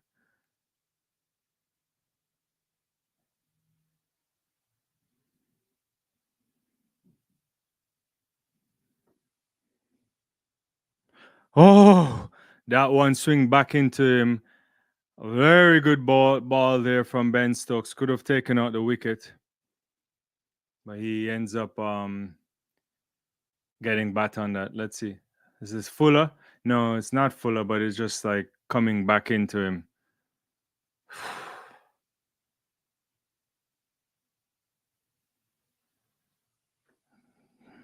That's a good comeback from Ben Stokes. Well played by Hodge.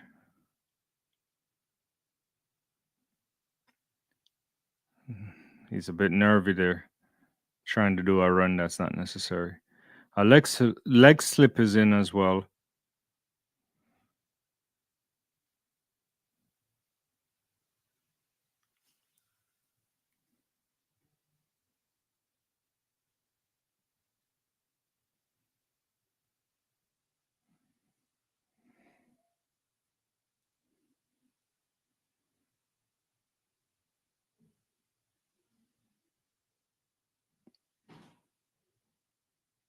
So Stokes comes in for the fourth ball of the over. Leg slip.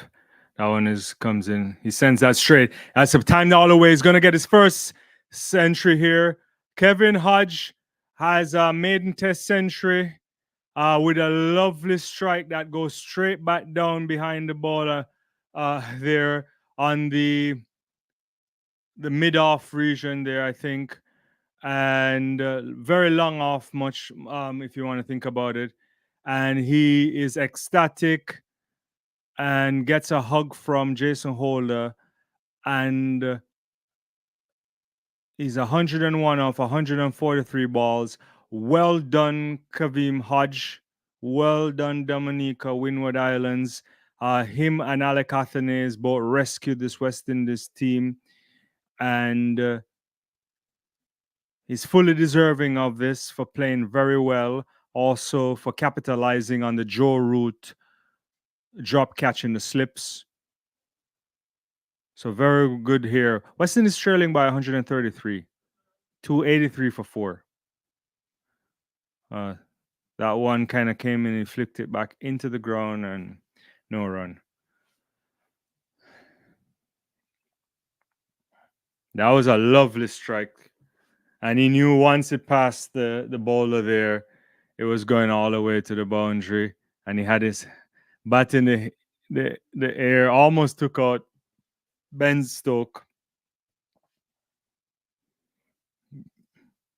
He's absolutely ecstatic there, jumping around. That's good. That's good.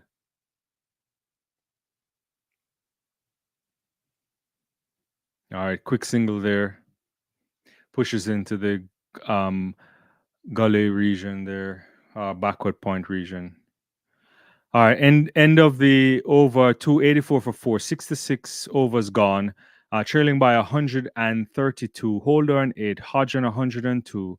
Hodge will be on strike in the next over.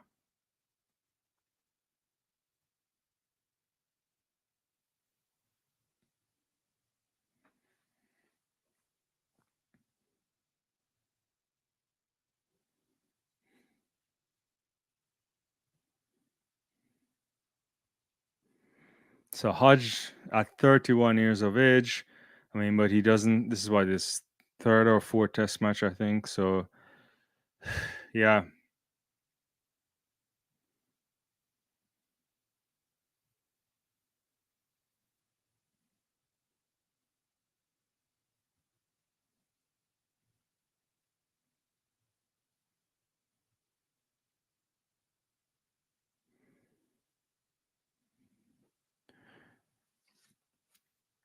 there's a Trinidadian flag there. It looks like.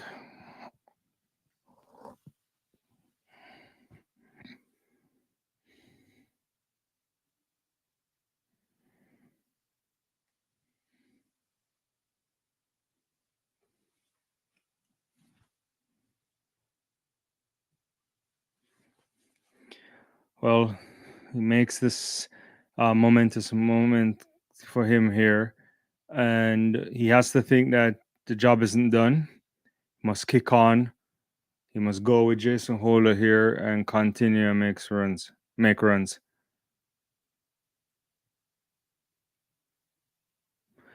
Chris walks into the attack.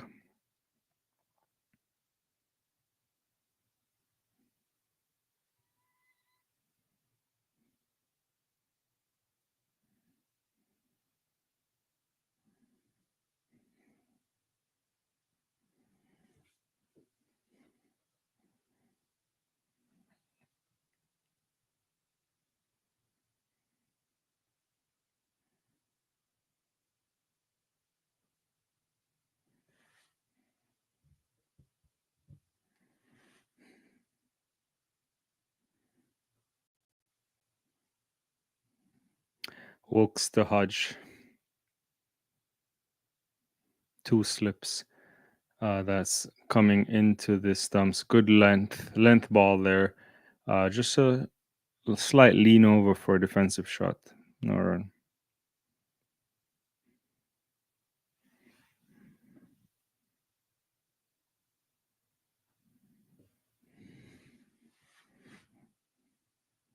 So Weston is doing well here, even after losing the Athenaeus wicket.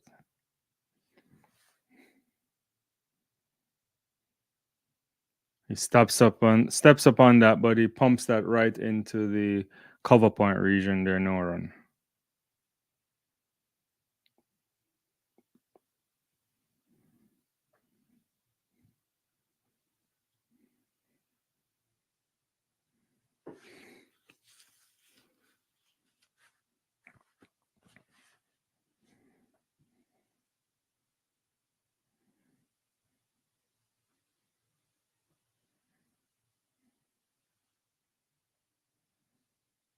Walks to Hodge. He pushes that out there into the point region, picks up a single.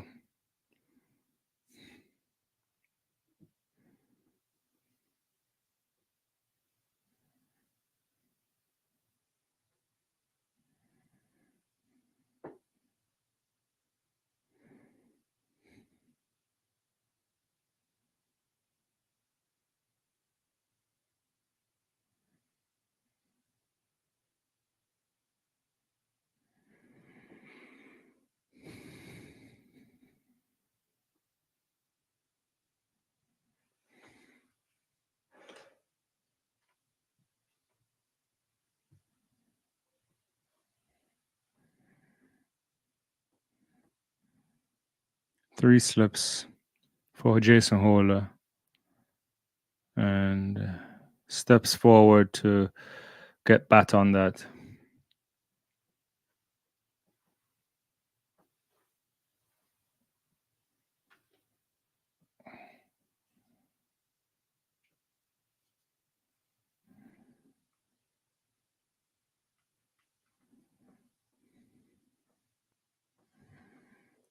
Chris Wilkes takes a long time to get back to his line.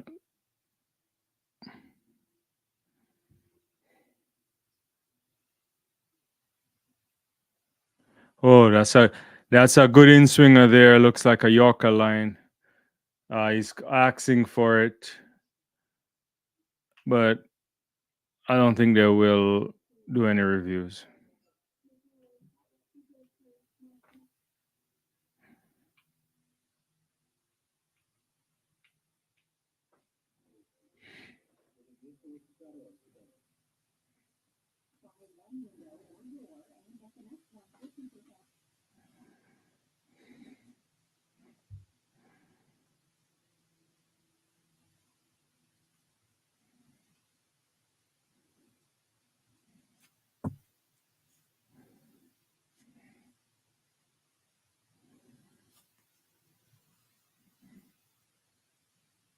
So Stokes will continue.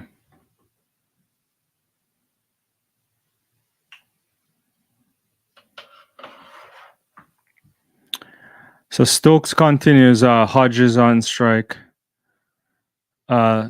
This comes back into him a little bit, but he flashes that down to the square leg area and picks up a single.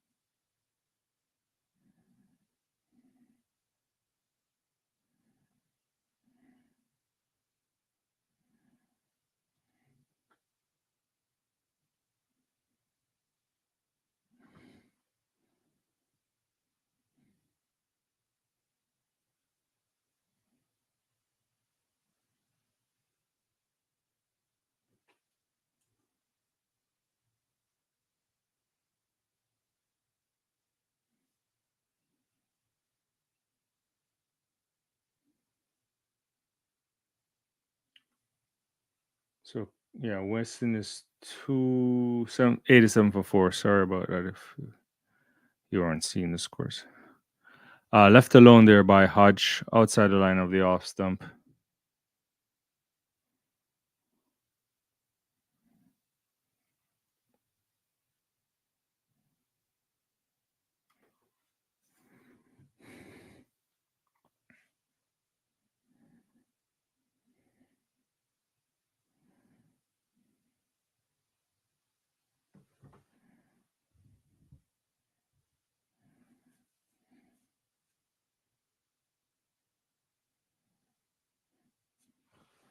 Stokes into the that's a swinging out and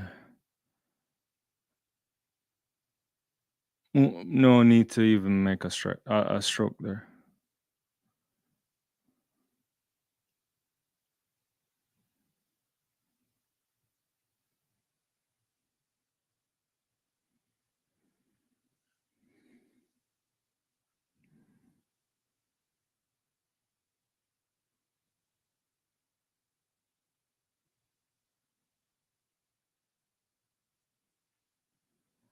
Gets smacked away from it, pulled all the way for 4 by Hodge. Lovely strike.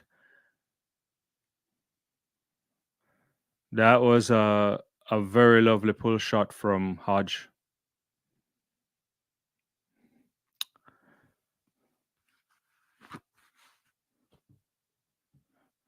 It's a bit too uppish, and he stands up into it and he pulls it and gets a lovely 4. Does that again, strain down the leg side when he whips it over there. He's gonna come back and get 2, should be 2 there. Hodge moves to 111. West Indies 293 now for 4. It's gonna be a drinks break, and I will be back in a second then.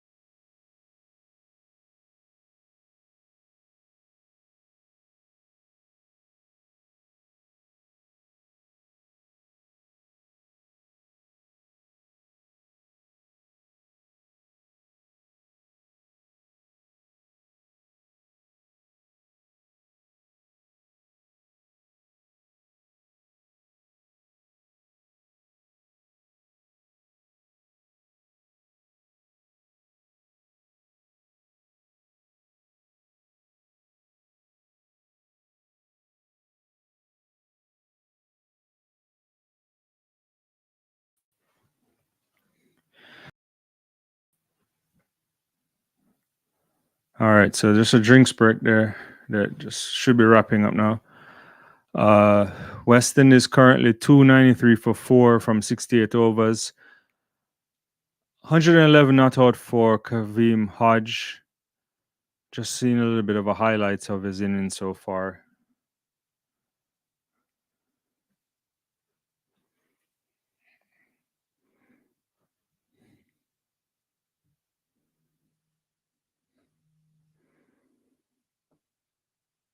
Really happy to see a West Indian picking up a century here, and should have been two probably. Unfortunate for Athens, but he did bat well, and his time will come, I imagine, as well.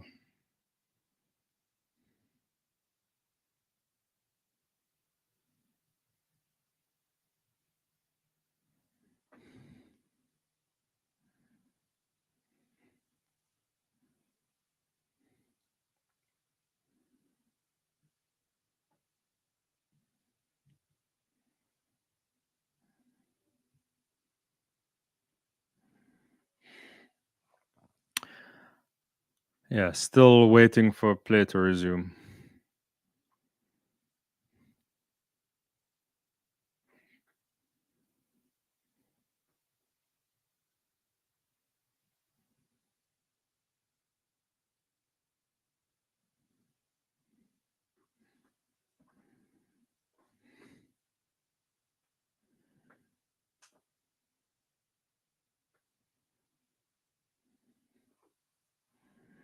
Hodge adjusting his helmet now.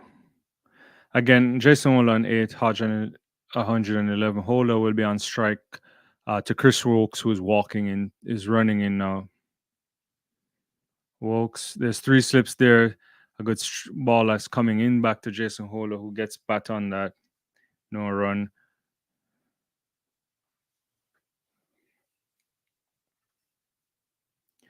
Also, a no ball given by the umpire.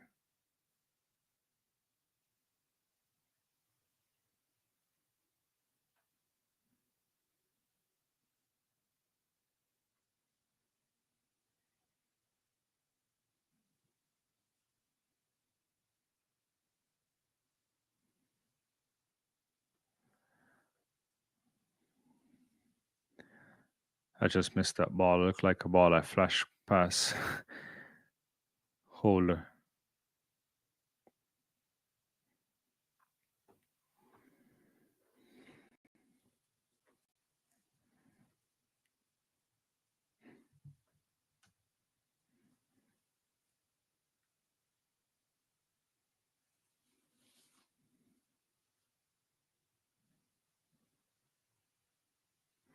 Three slips. Stokes comes in. Outside the line off, left alone by Holder.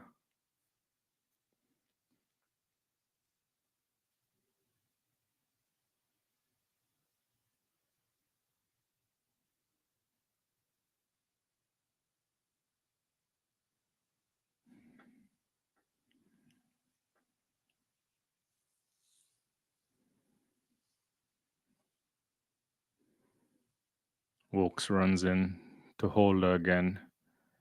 Bat on ball, forward defensive a bit. Comes down, slightly moves out of the crease. Nothing there. Again, no run. It's clear the target here is to try to attack Jason Holder.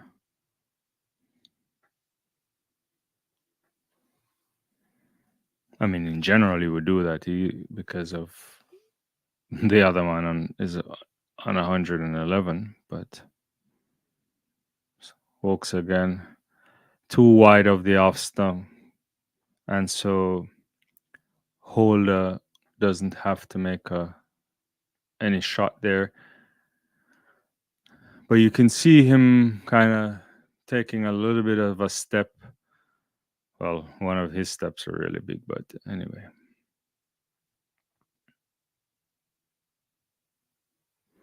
Holder batting outside of the crease as well. That one comes back in. That one came underneath him. I don't know if he was playing there, but definitely beat him for sure.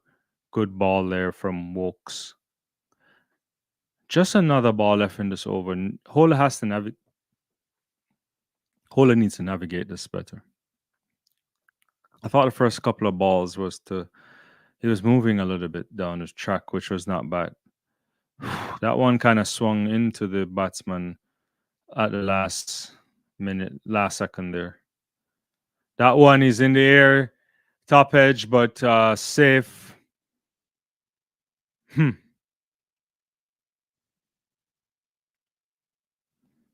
He gets a single, but that was not a shot under control. Maybe some slight adjustment from the bowler, but West Indies 295 for 4, trailing by 121. Holer retains strike. He's on 9 from 27.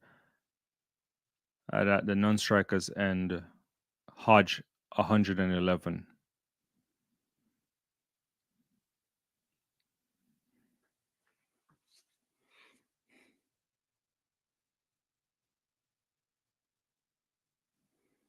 Cricket, lovely cricket, to quote a phrase from the great Kitchener. Holer on strikes. He gets bat on that. I'm not quite sure he wanted to hit it that way. Uh, went on to the. I don't know if that looks like cover point region. I'll have to see it again, but no run anyway.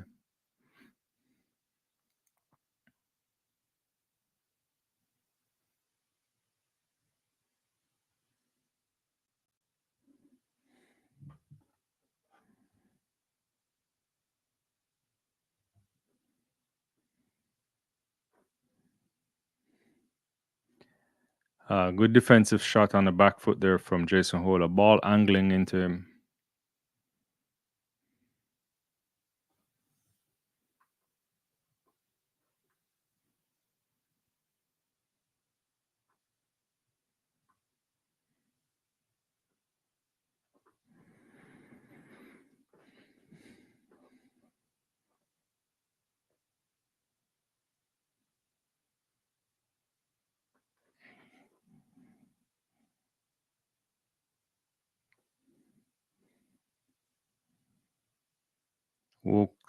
Wood rather to Holer.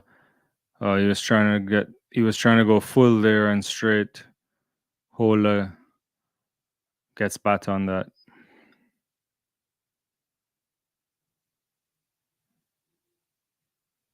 Yeah, good batting there from Holer. Missed that and he would have been yorked.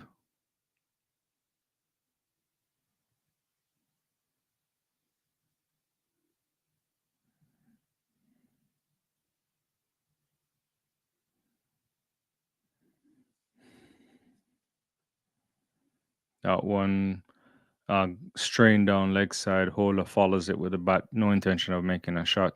Collected by the keeper.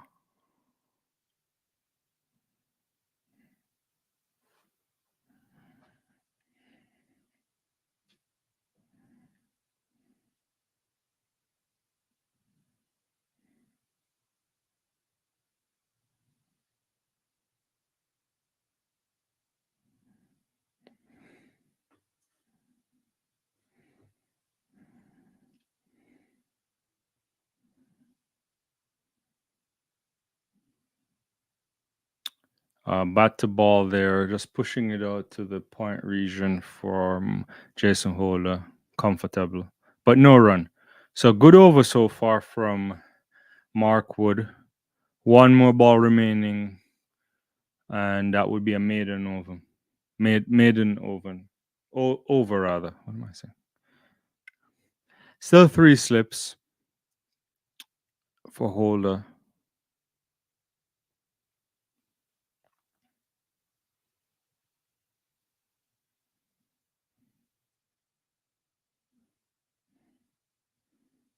That one comes into him. He just fends that off to the leg side. And the end of the over, maiden.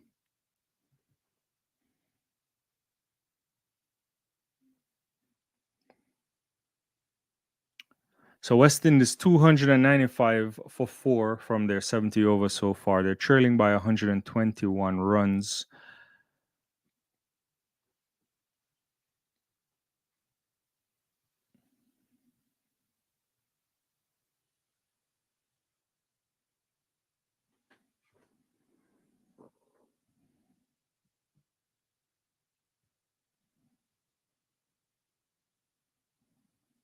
Hodge on strike. Wokes continues.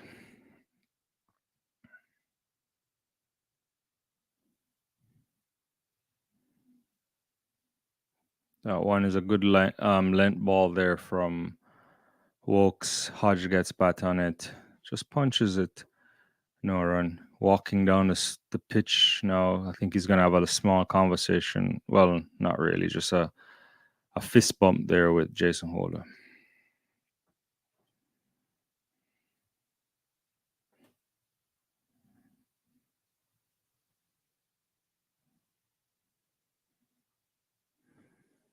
Wokes again comes into Hodge. Just the two slips that hits him on the pad. He's going down leg side. They make an appeal, but probably definitely strained leg for me.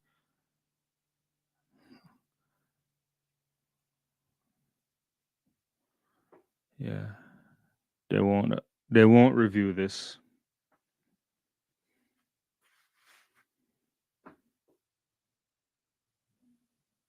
Yeah, that's going down. He was wide of the crease anyway, and then that's also going down leg side. There's no way that would have been out.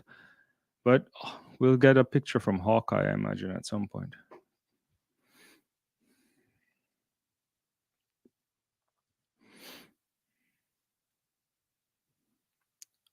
What in the world is Jason Willer doing? He's running down the pitch. Hodge didn't even make a move. He had to scramble back.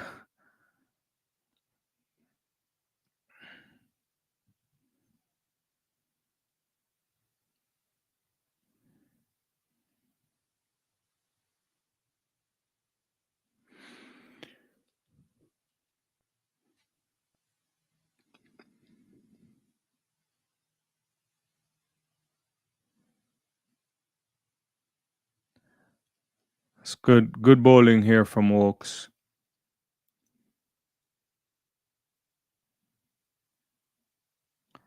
Just kind of staying in that offside region. Probably good length balls as well, forcing the batsman to put something on it. But not particularly difficult so far for Hodge, I would say.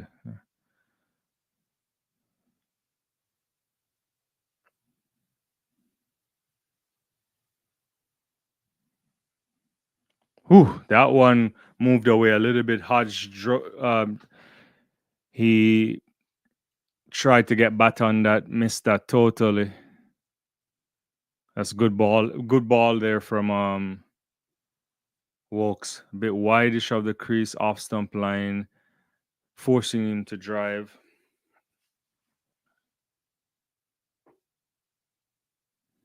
Nice ball there from Wokes. That could have taken the edge for sure.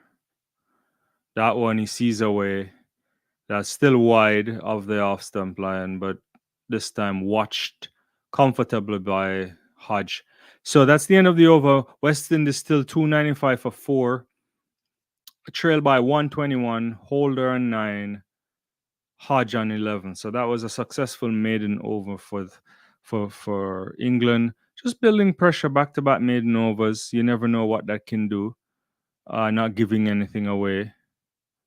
But it's important for the West Indies to continue to concentrate and play this out. It would be lovely if by the end of the day's play, both of these batsmen are walking back so they can walk out tomorrow morning.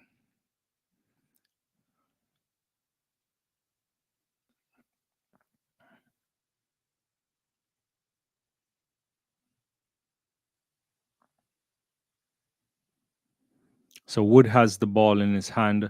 Jason Holder again on strike. 9.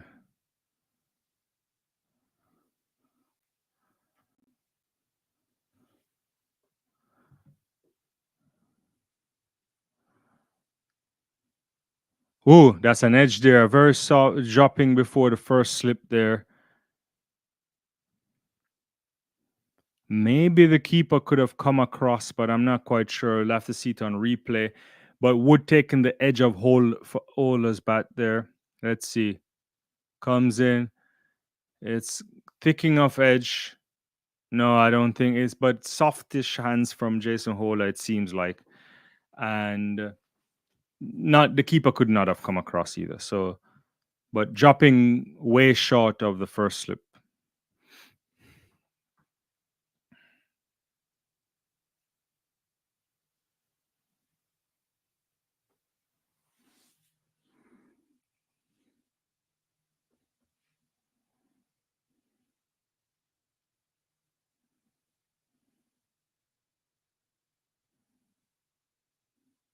Ooh, beats him up. Very much beating him there. Lovely ball. Getting a just beating the edge there of the batsman. 91 miles per hour. Slightly offside the off stump line. Swinging away too. That's a lovely ball there from Mark Wood. Peach of a delivery.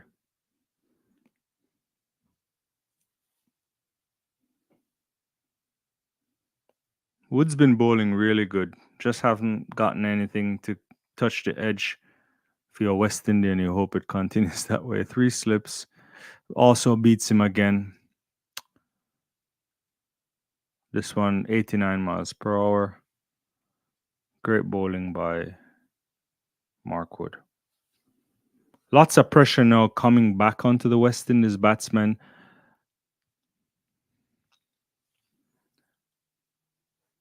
This is what? 15 deliveries without a run right now, if I'm calculating correctly. Tough times out there, but they have to stick it out. Hola faces Wood again. That one beating him is driving slightly offside. Slightly off stump. Outside the off stump. 90 miles. He's beating a lot of these batsmen right now. Just not getting any edge.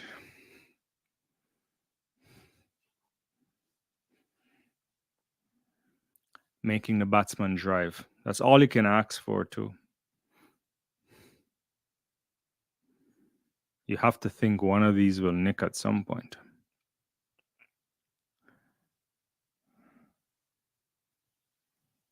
Whew, beats him upright again. Another 90 miles per hour. Trying times for West Indies batsman right now, but nothing is getting to the edge, but very close, very close.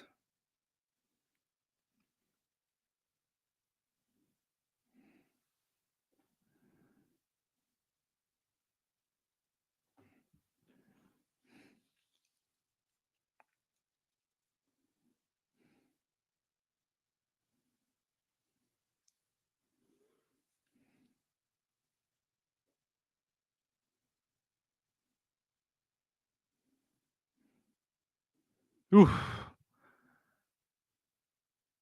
Another one.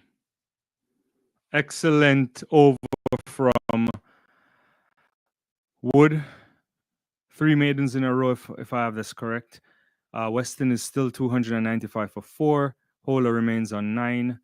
Hodge 111. Still trailing by 121.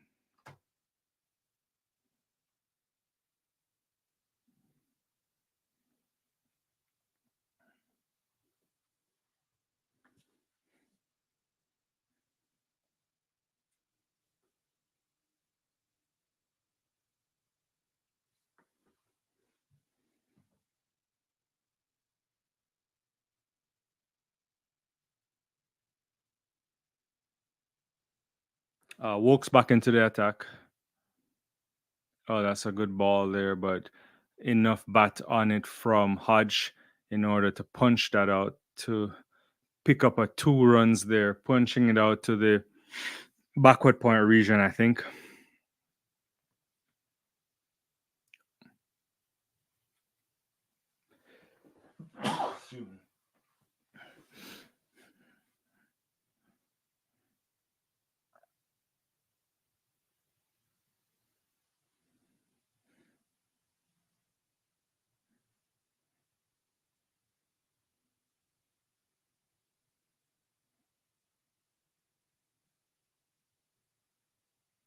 Lovely ball there, pushing back. That would have been a straight drive there. Had the bowler not get his hands on it.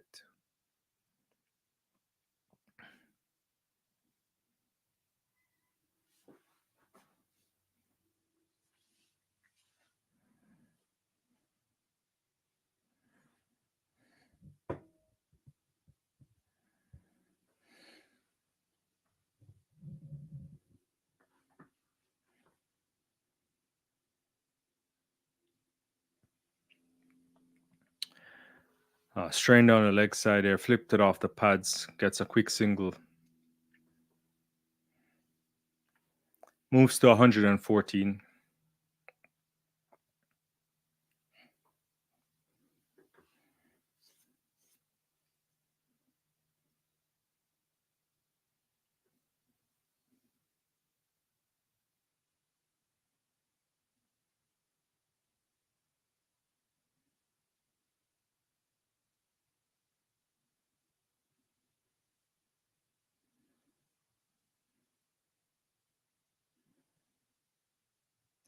Holder on strike. He pushes that down into the third slip, but guides it down there, on the ground.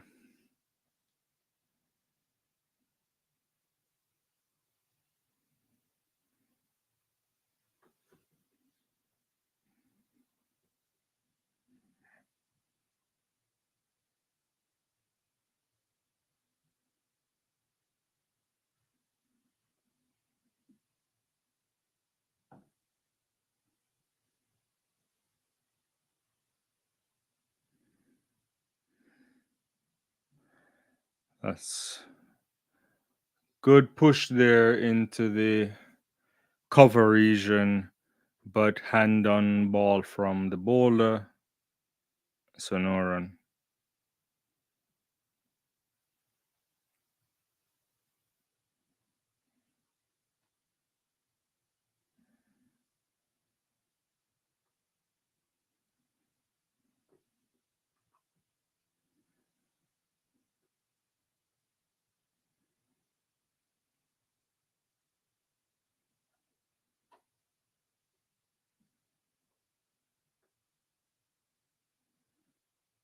Hold on strike.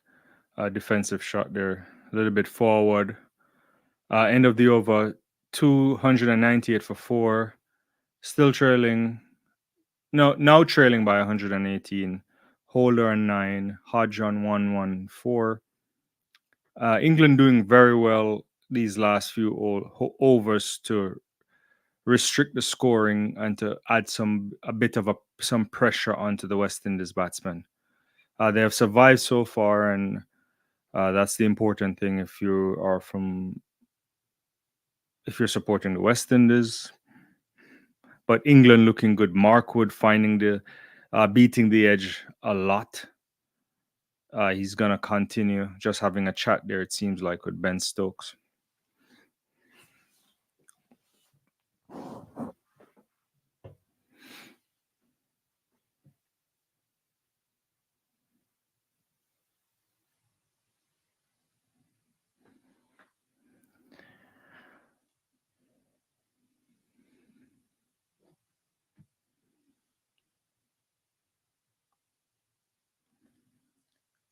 Bat to ball.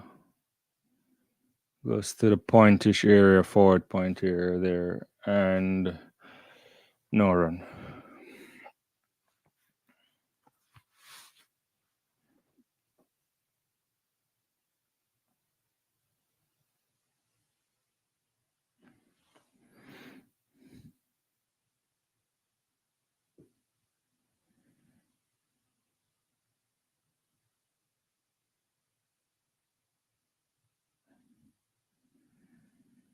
Hodge again on strike to Wood.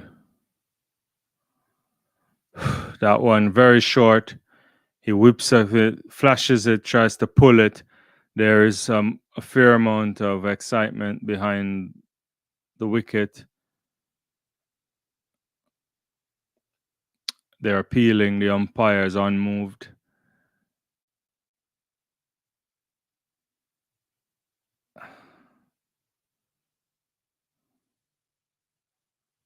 Totally missing. No review anywhere.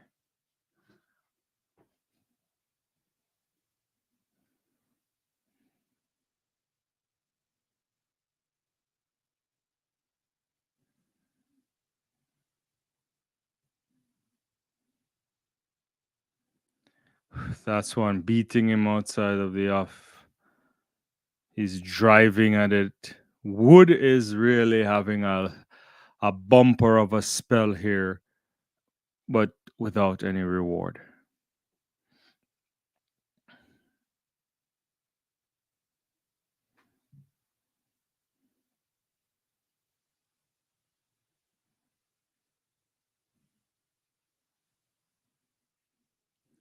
I mean, excellent stuff from Mark Wood.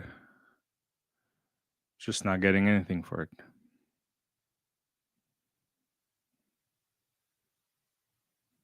This one, he gets bat on that, and it's going to go all the way to the boundary.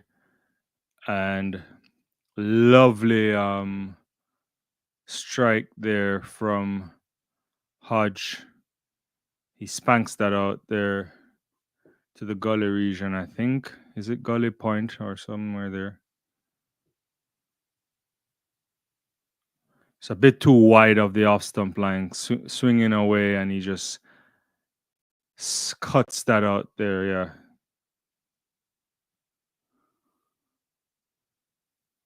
So a well-needed boundary for the West Indies. Probably one of the one poor delivery Wood has bowled for such a long time. That one, no, he gets pulled now, but there is a feeler out on the square leg area, backward square leg, and that's Ollie Pope, and he collects that. So I think they'll take a single holder on strike.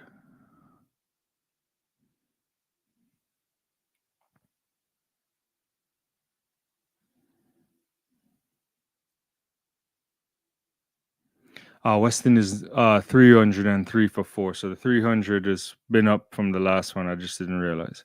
Yeah, 303 for 4.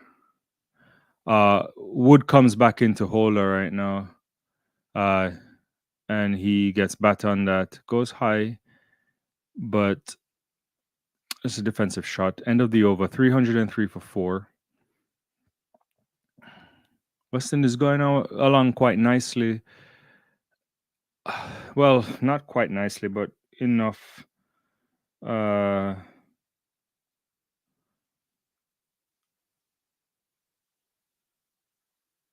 Since the departure of Athens.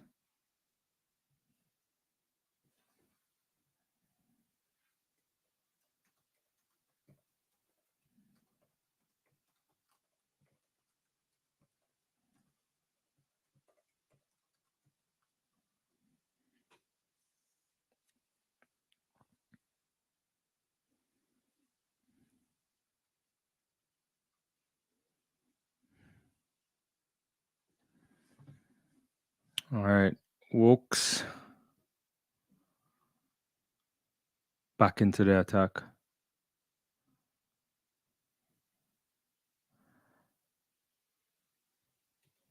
That I don't know if that's a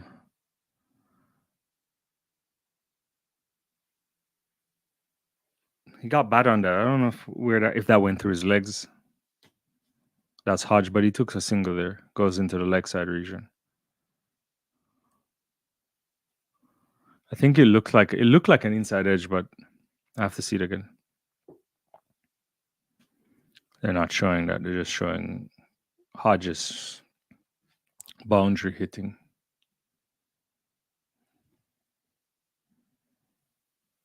Hodge moving to 120 quite nicely there, Ooh. Jason Holder there, kind of he's driving a bit, or he tried to pull out of that ball in the air for a little bit. No run though. Maybe he just like hit the bot. I don't know. He's taking a look at his bat.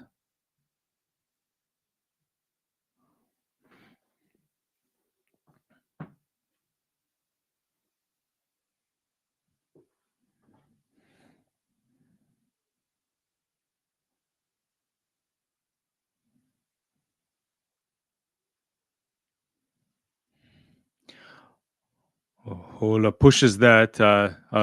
They're scrambling there, but I think the call was already made by Hodge, and he was halfway down the track. He gets a single. Hola moves on to 10. Hodge back on strike.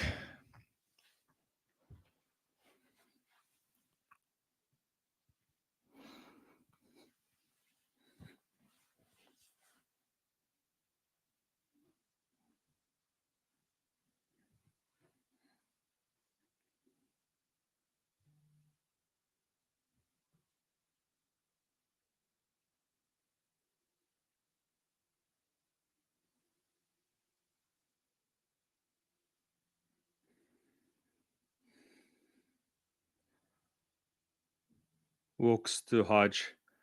His appeal is gone. LBW. He immediately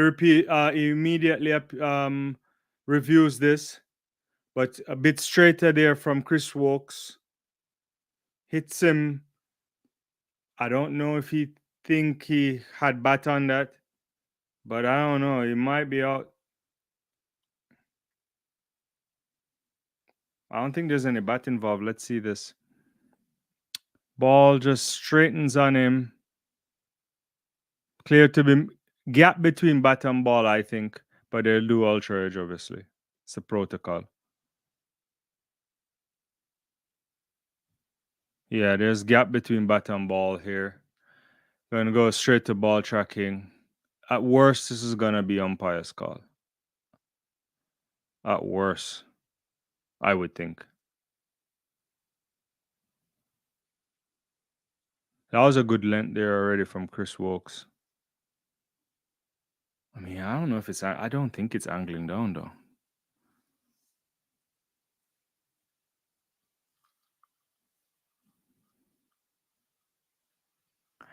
Ball tracking has not been populated yet.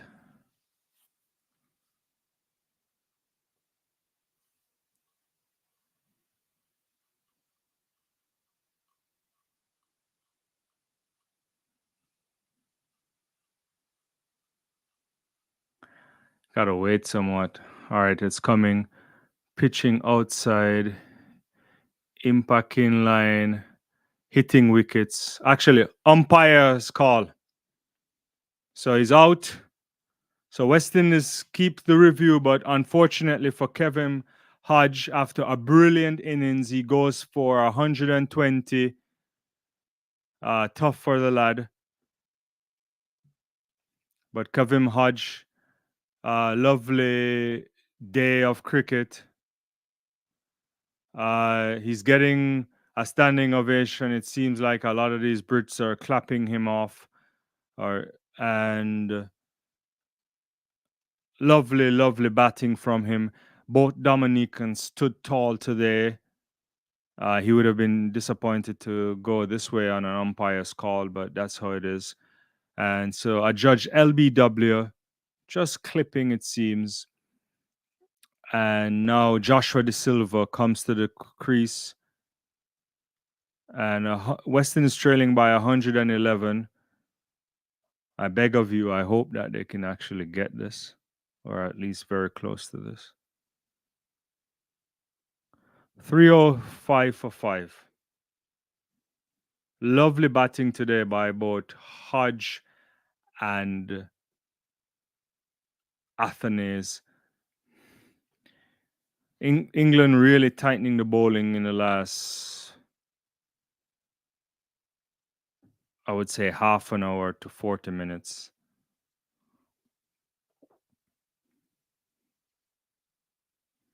Joshua De Silva out there, definitely in need of some runs.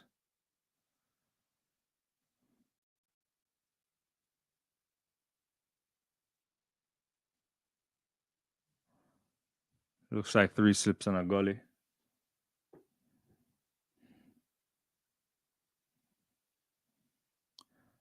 He pushes that immediately off strike, pushes it into the mid-off cover region there. It's going to go all the way to the boundary. 4 runs. Nice push. Nicely timed. Off the mark.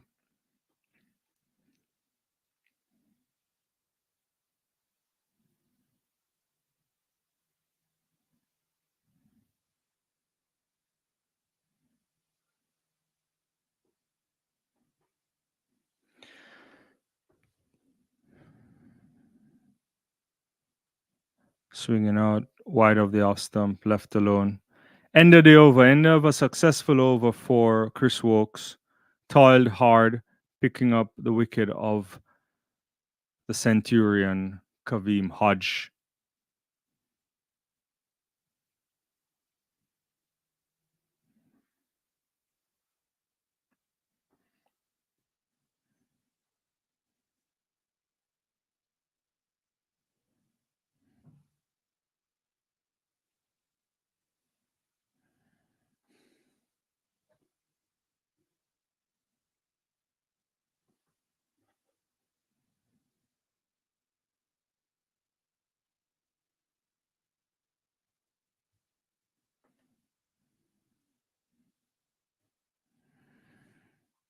But great batting again. Is just showing a shot of Hodge walking off. A whole lot on strike again to Mark with 3 slips. Ball coming good line there, I think. And he gets bat on that, pushes it into the mid wicket region, and no run.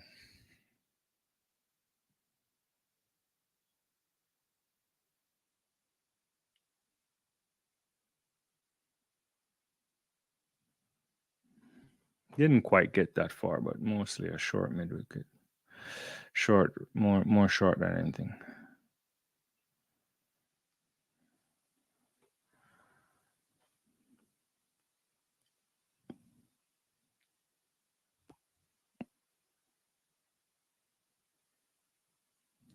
So somewhat of a conversation happening. Maybe Wood isn't. Yeah, yeah. Wood seems as if he's having some kind of a issue. Yeah, he's gonna walk off. So Wood seems as if he's feeling something. He wanted to walk it off and continue, but Ben Stokes intervened, and he's gonna walk off. So Atkinson will complete the Wood over.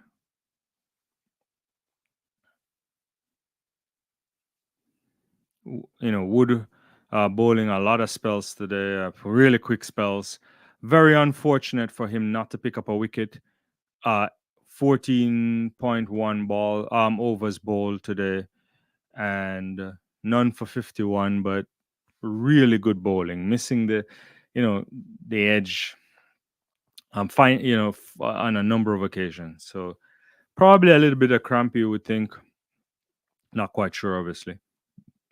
He will be assessed in the dressing room. And Gus Atkinson will complete Mark Wood's over. Still 3 slips, holder to face. Just a little bit of a dab there, putting into the gully region there between point, and he gets a single.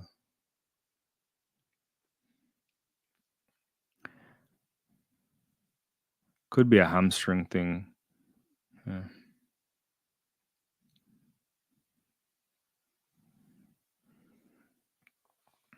Yeah, it's holding back of the leg. They're showing a replay of what was happening to Mark Wood.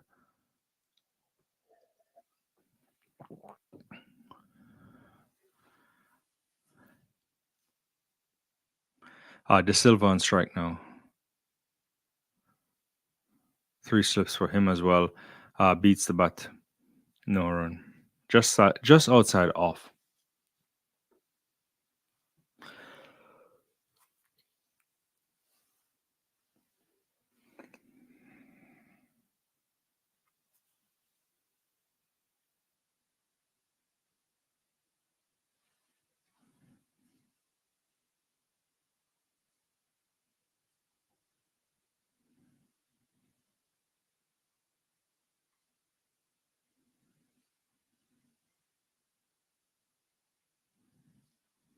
All right, bat on that.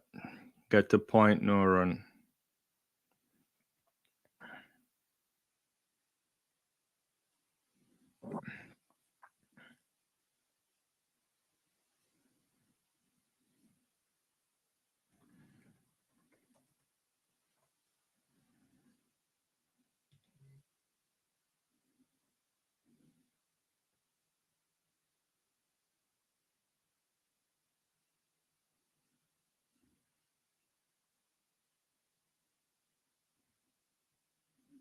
Very beating in there. That's gonna fly all the way down to for four.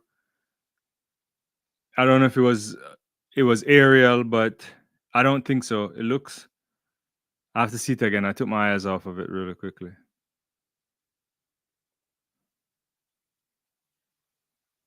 Atkinson gets there. I think he got bat on that. No, it went on the ground, so it wasn't that aerial. 4 runs. Did it edge? It looks like an edge though. I don't.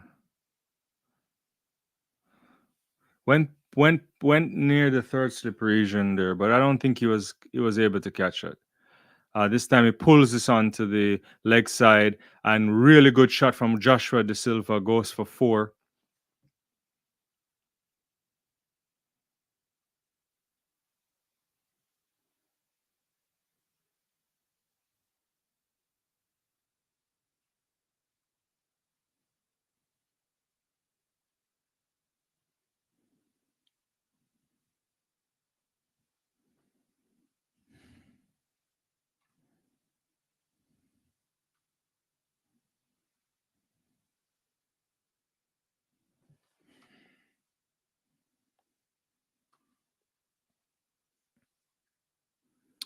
So Weston's 318 for five.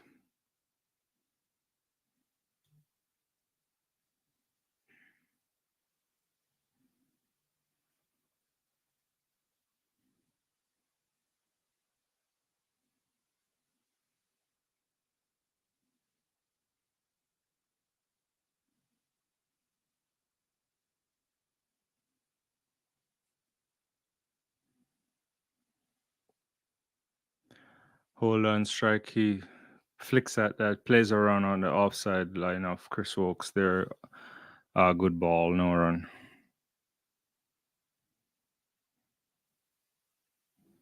Just responding to a quick message here.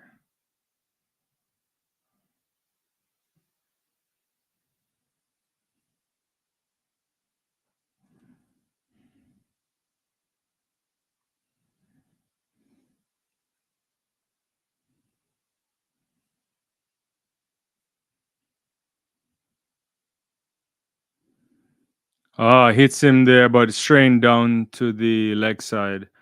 Half-hearted appeal, but next, yeah. Wokes is bowling really good. It's getting some movement for sure.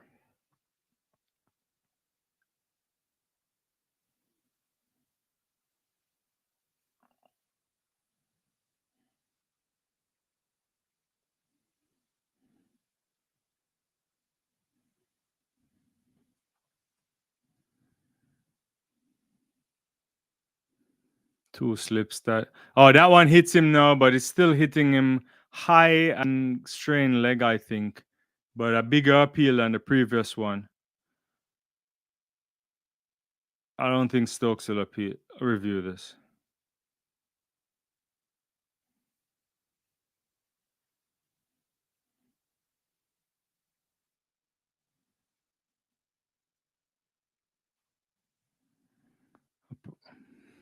Lots of swinging here for England.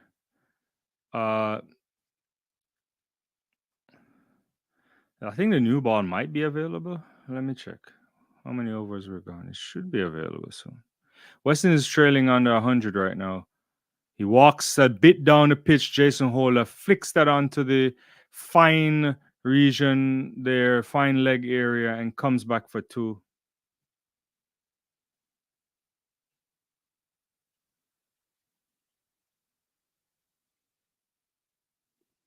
I think we're about 12 overs left in the day. I think something like that. Yeah.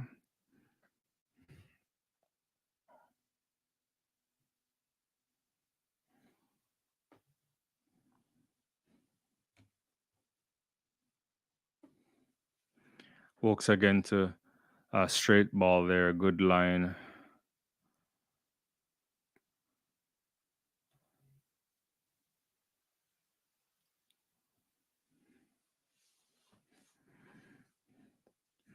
Stokes is doing a bit of a stretch there.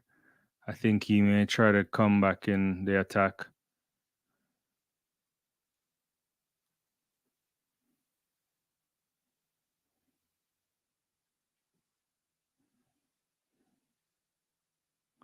That one strained down leg. Hola just dabs at that and picks up a quick single into the leg side area. And that's the end of the over. 321 for 5 off 77, trailed by 95.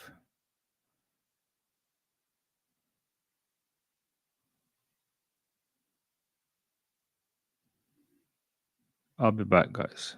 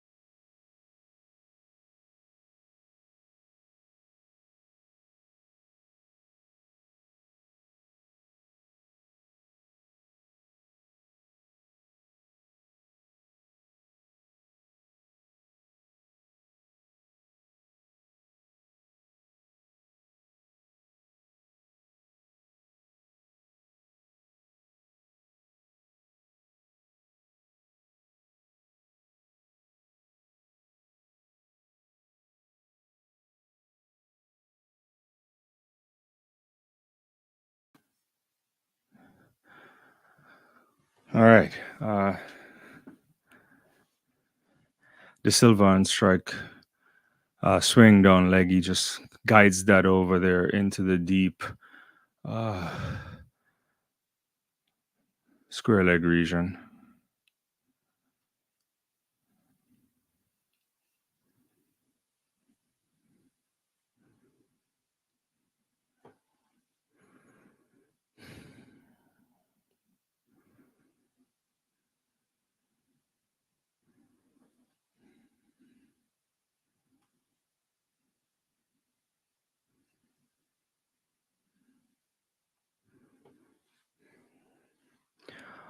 Holder just pushes that underground, guiding that into the third slip region.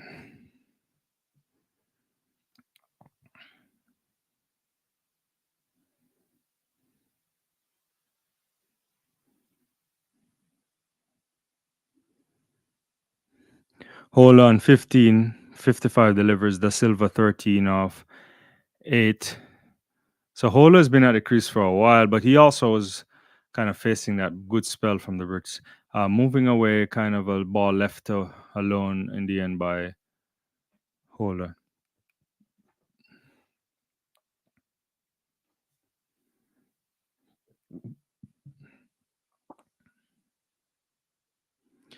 I mean, this ball is doing some movement for sure. The question is, I think, is the new ball should be available now.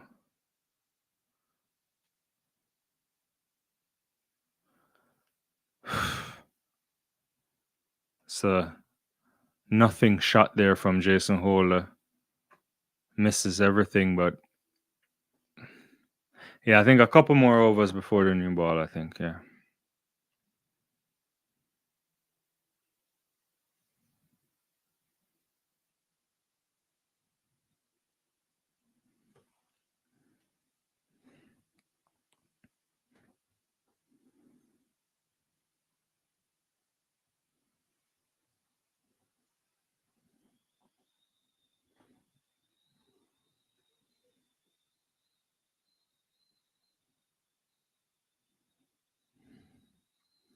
I'm just do one more.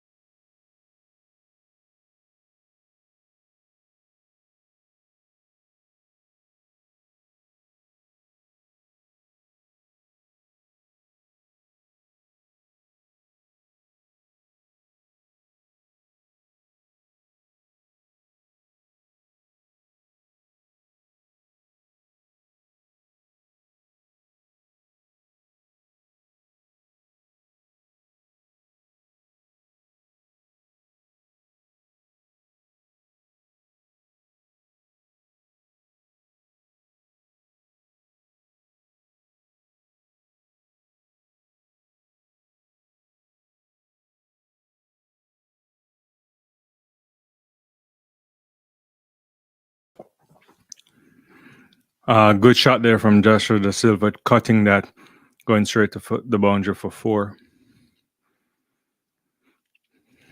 So Da Silva quickly moving to what, 17 here.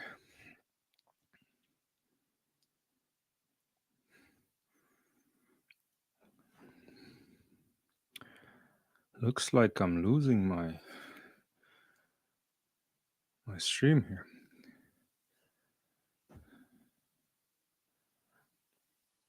I don't know what's happening to the stream, but they've basically gave us a different thing here, so I don't know what's going on in the cricket. Maybe there's some technical difficulties. Let me try to get it back. All right, I think it's gonna come back after these ridiculous ads.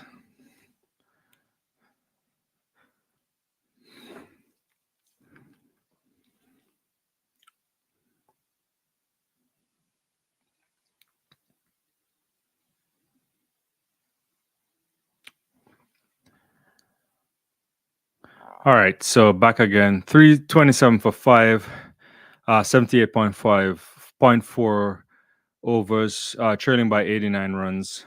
The Silva on strike for 17 on 17. Just seen a replay of a ball that beating the edge there, but not quite sure.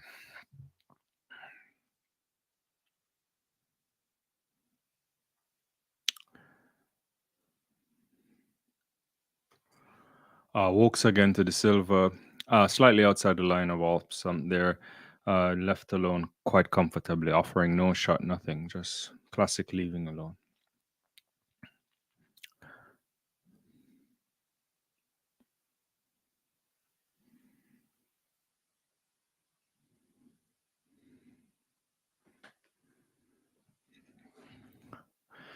So West Indies trailing by 89 runs. I think there's probably about 10 or 9-ish overs left for the day, depending on what happens. I believe they could extend it, but I don't know if they will. And at this stage, I would be happy with just Holder and the Silva seeing this off for tonight. They may take the new ball at some point, but this is move. There's a lot of movement with this current ball, so I don't know what Ben Stokes will do. But if we can go into the end of the day's play without losing any more wickets, I think the West Indies would find themselves in a very, very good position here, and then start the day and see if you can get to lunch and beyond. Nothing fancy. So Gus Atkinson has the ball in his hand. He's 1 for 64.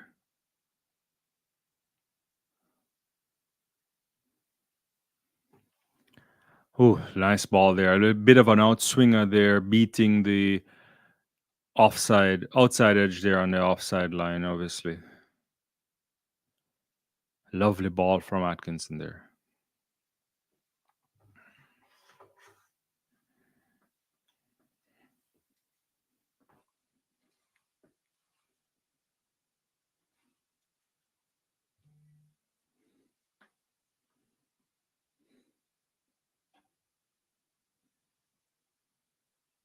This is just having a bit. For some reason, my stream froze. Sorry.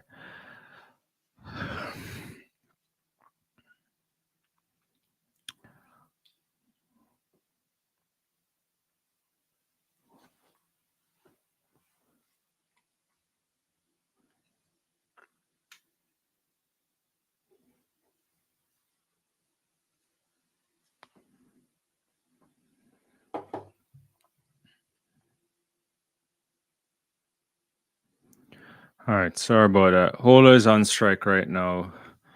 Uh, Atkinson gets into him. He punches it back straight down the field, the wicket rather. Picks up a single.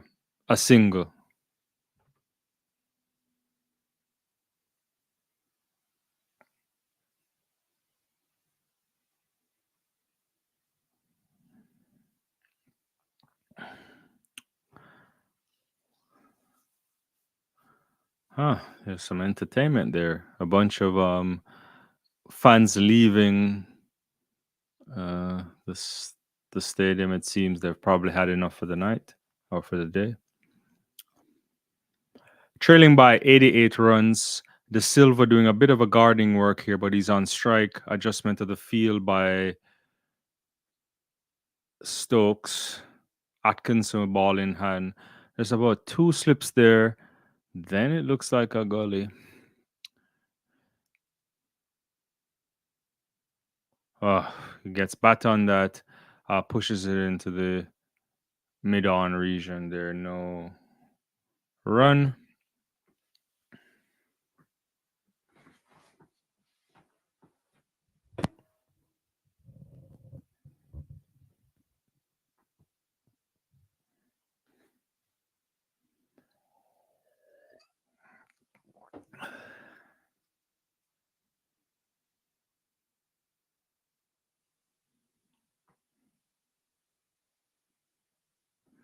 Good ball again from Atkinson. Pushed back by De Silva, but fielded by the bowler and no run.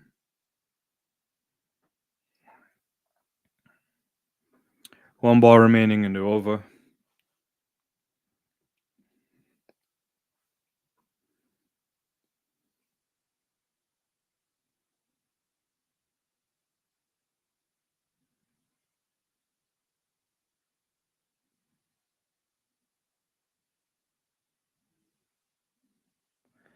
Straight down the leg, he clips that off the pads and into the mid wicket region there and picks up a single to end the over.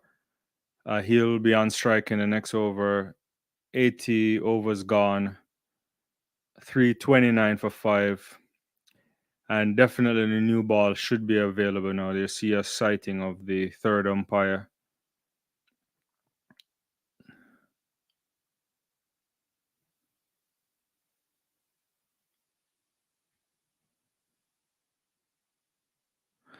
Ben Stokes will continue.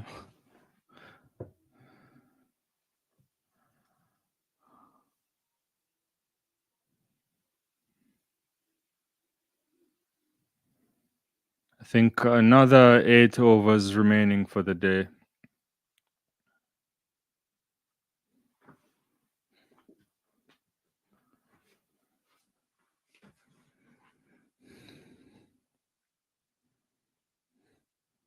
Ooh, inside edge there. Could have taken out the stumps, but lucky.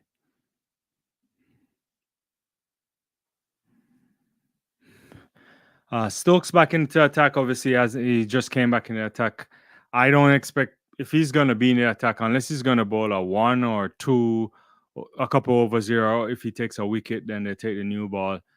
I'm not sure if they'll take this new ball tonight. Stokes again bowling into the silver, 2 slips. That one wide of the off stump for sure, offering no shot, left alone.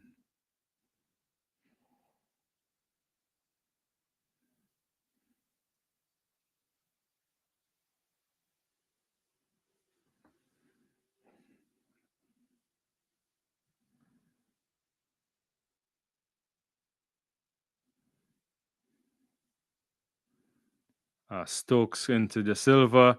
Nice kind of fuller length there. Uh, bat to ball, no run.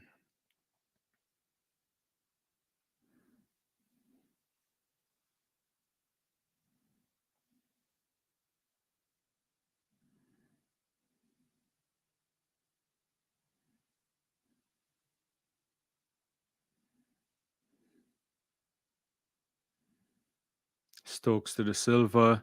Why? Oh yeah, lovely cover drive there. Slapped away. Uh, a bit too wide, like a half volleyish ball there. It looks like, yeah. But right into the covers.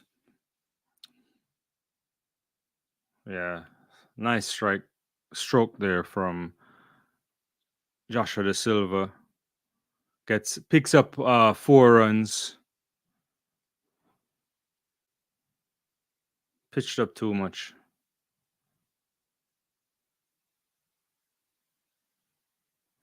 De Silva moves on to 22. Make that 23. Pushes that into cover region for a very quick single. And Jason Hola comes on to is on strike rather. Stokes trying to work the ball, cleaning it.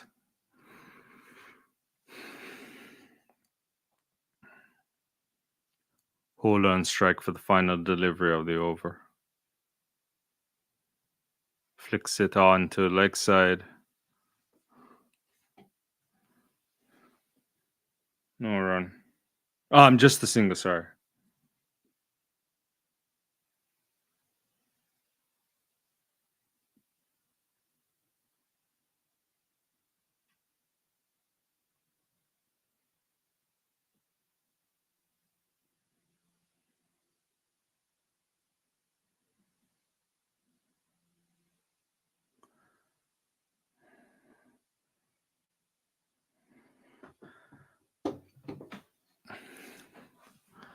So Atkinson will come back into the strike.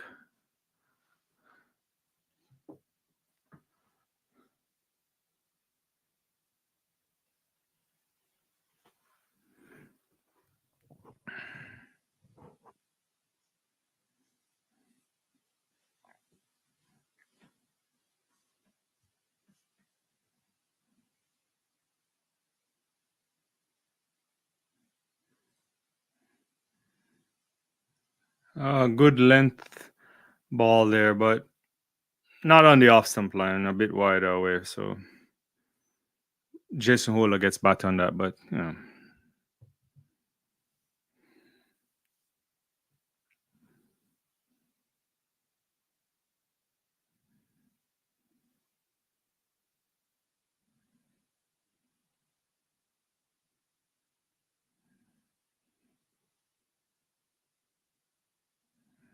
Whew, gets up on it, and he pulls it into the backward square leg region, but I don't think he pulled that clean. It may have been an edge. It's a shorter delivery there from Atkinson.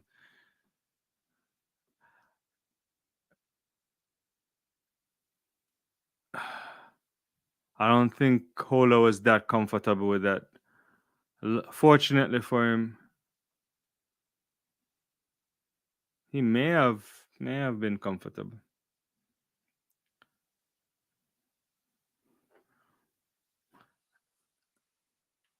Good steer, good ball there, but also steer down to gully from Joshua De Silva and n- no run.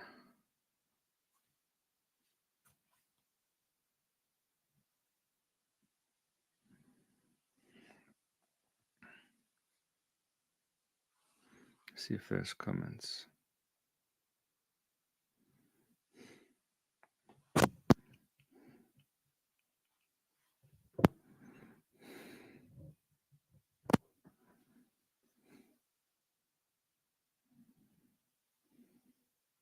De Silva on strike. He pulls that into the deep backward square leg region and gets a single and puts Holder back on strike. So De Silva now what 24 off 24 balls, so going really well. Strike rate of 100 there. Jason Holder 18 off 63.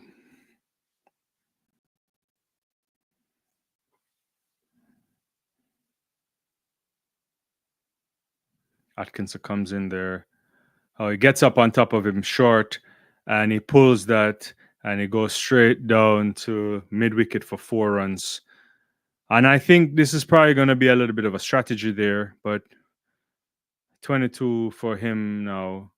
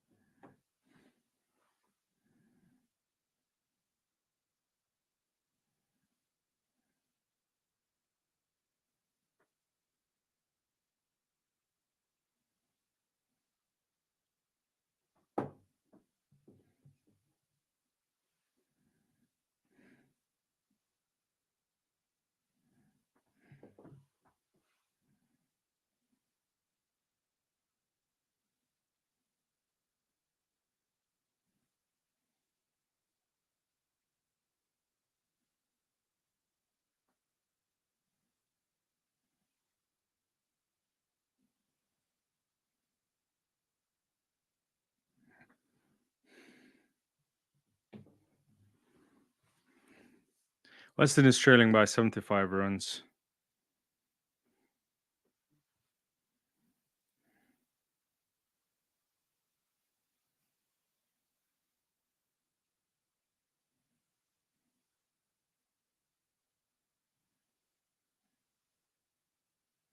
I mean, time wise, we're getting close to the end of the day's play. But I don't know if that looks like a no ball there. If we'll get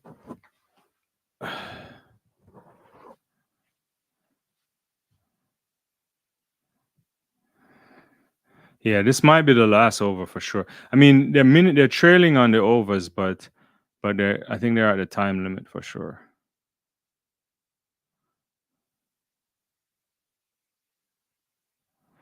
Good shot there from Joshua De Silva.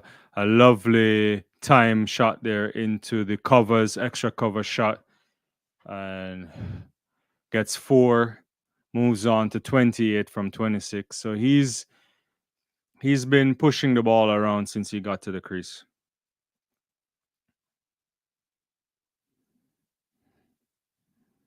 A lead trail now by 70.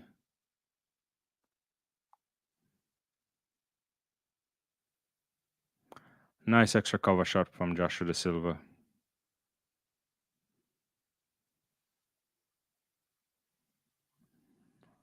Stokes to De Silva, offering no shot, too wide of the off stump.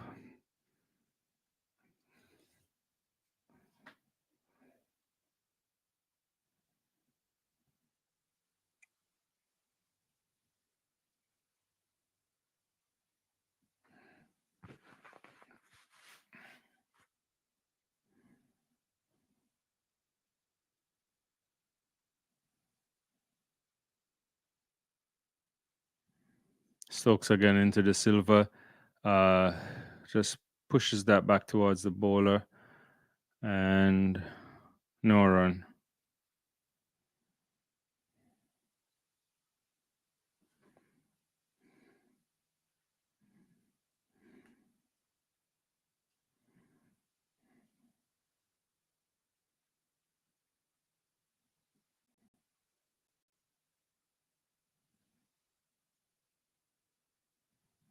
Now one going down leg side. Joshua De Silva just following it. And no run.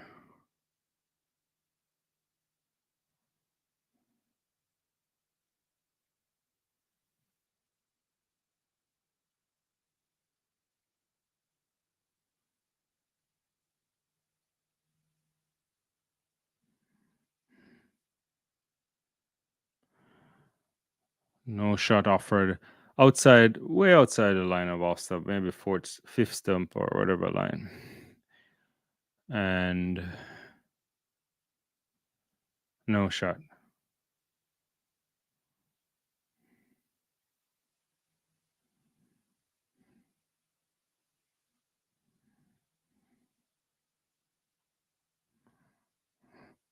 That's a foolish ball, kind of a full toss. He just pushes back to the fielder, to the cover region. End of the over. 346 for 5. I think they'll do another over because got a minute or so.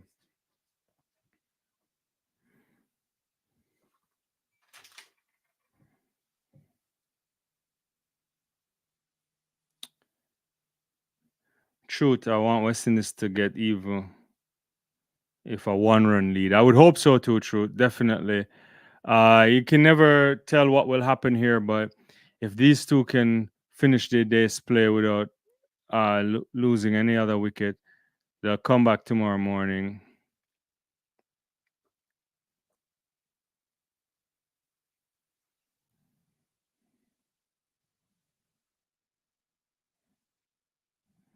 So De Silva is getting new gloves coming out.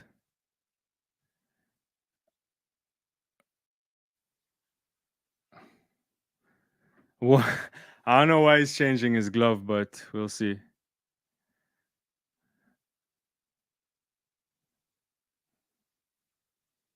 New ball available. So the last ball of the over will be a new ball. With the new ball taken, Atkinson will bowl one over. I think this is the only thing we'll get for the rest of the day. Jason Holler is on strike, 22 runs from his 65. But to answer that truth, if they can finish unscathed and start the morning well and get that runs, you should be looking at a 50-run lead or so, hopefully more. Yeah.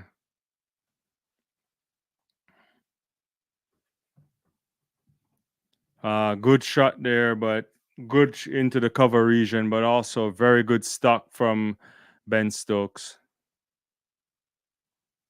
Yeah.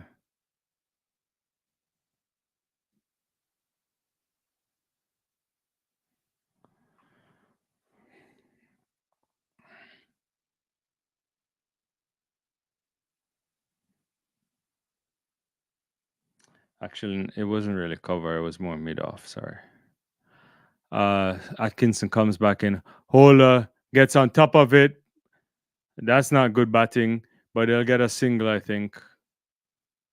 I don't know what Hola is doing there. He really tried to attack him there. Totally mistimed it. Let's see. There's a short ball. Uh,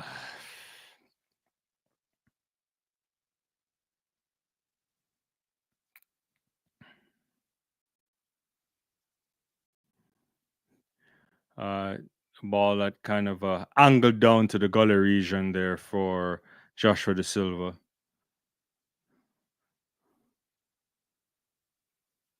Trailing by 69 here.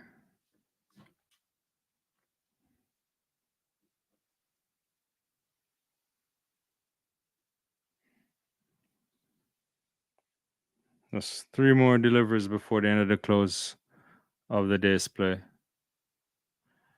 Atkinson to him. Pulls that. It's a lovely shot. And 4 runs.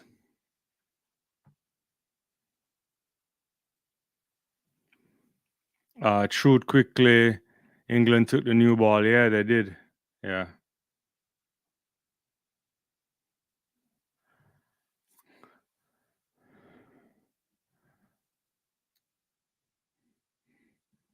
So a couple more balls remaining before the end of the day's play.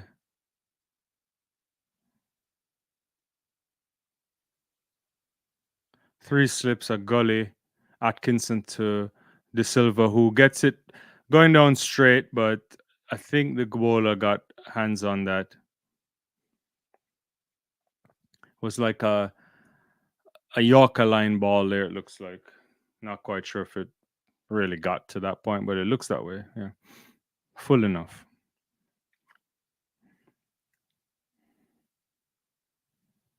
So one more ball left.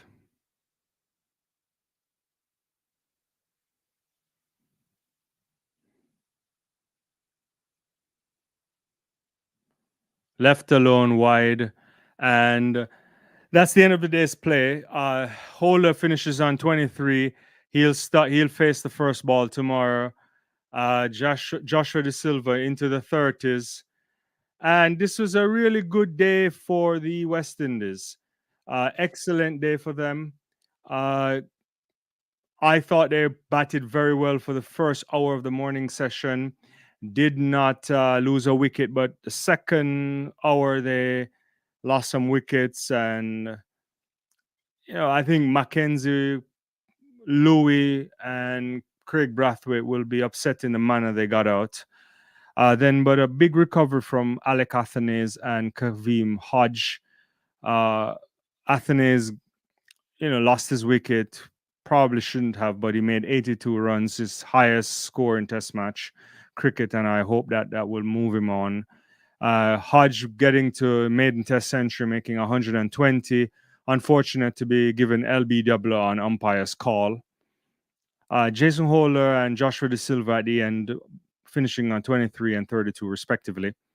And after a humiliation in the first match at Lords, where they offered little resistance with the bat, a much more favorable pitch to bat on. The West Indies end the day on 351 for 5. And you have to think that if they come back tomorrow, trailing by 65 runs, if they can bat well in the morning session, get those 65 runs, they might be able to put a lead on. And depending on how much it could be, I would say try to think about a minimum lead of 50. If you can get to 100, then that puts you in a good position. But it's a good pitch to bat on. Third day should also be a good day to bat on. But for sure, this match will definitely go into 4 days for sure, which is a marked improvement for the West Indies than what happened in that 2 days and first part of a session loss at Lords. Yeah. Truth is saying, the way Hola batted apparently was not feeling well. Interesting. Yeah. I mean, Hola, he needs a score too, but let's see. Guys, it's been a good one. I thank everybody for joining. Hopefully, you will like the video, subscribe. I suspect many of you are already subscribers, so I thank you. Thank you for being here. I will try to be back some point tomorrow. I have a number of things I want to do tomorrow. I also might be doing a track and field live in the evening as well. The London Diamond League is going on. I was supposed to go live for that, but there's some new developments and things that I may have to take care of. But anyway, you guys stay safe. It's been close to 5 hours on this live, and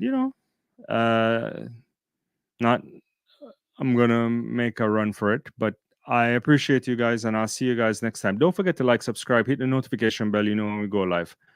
You guys take care.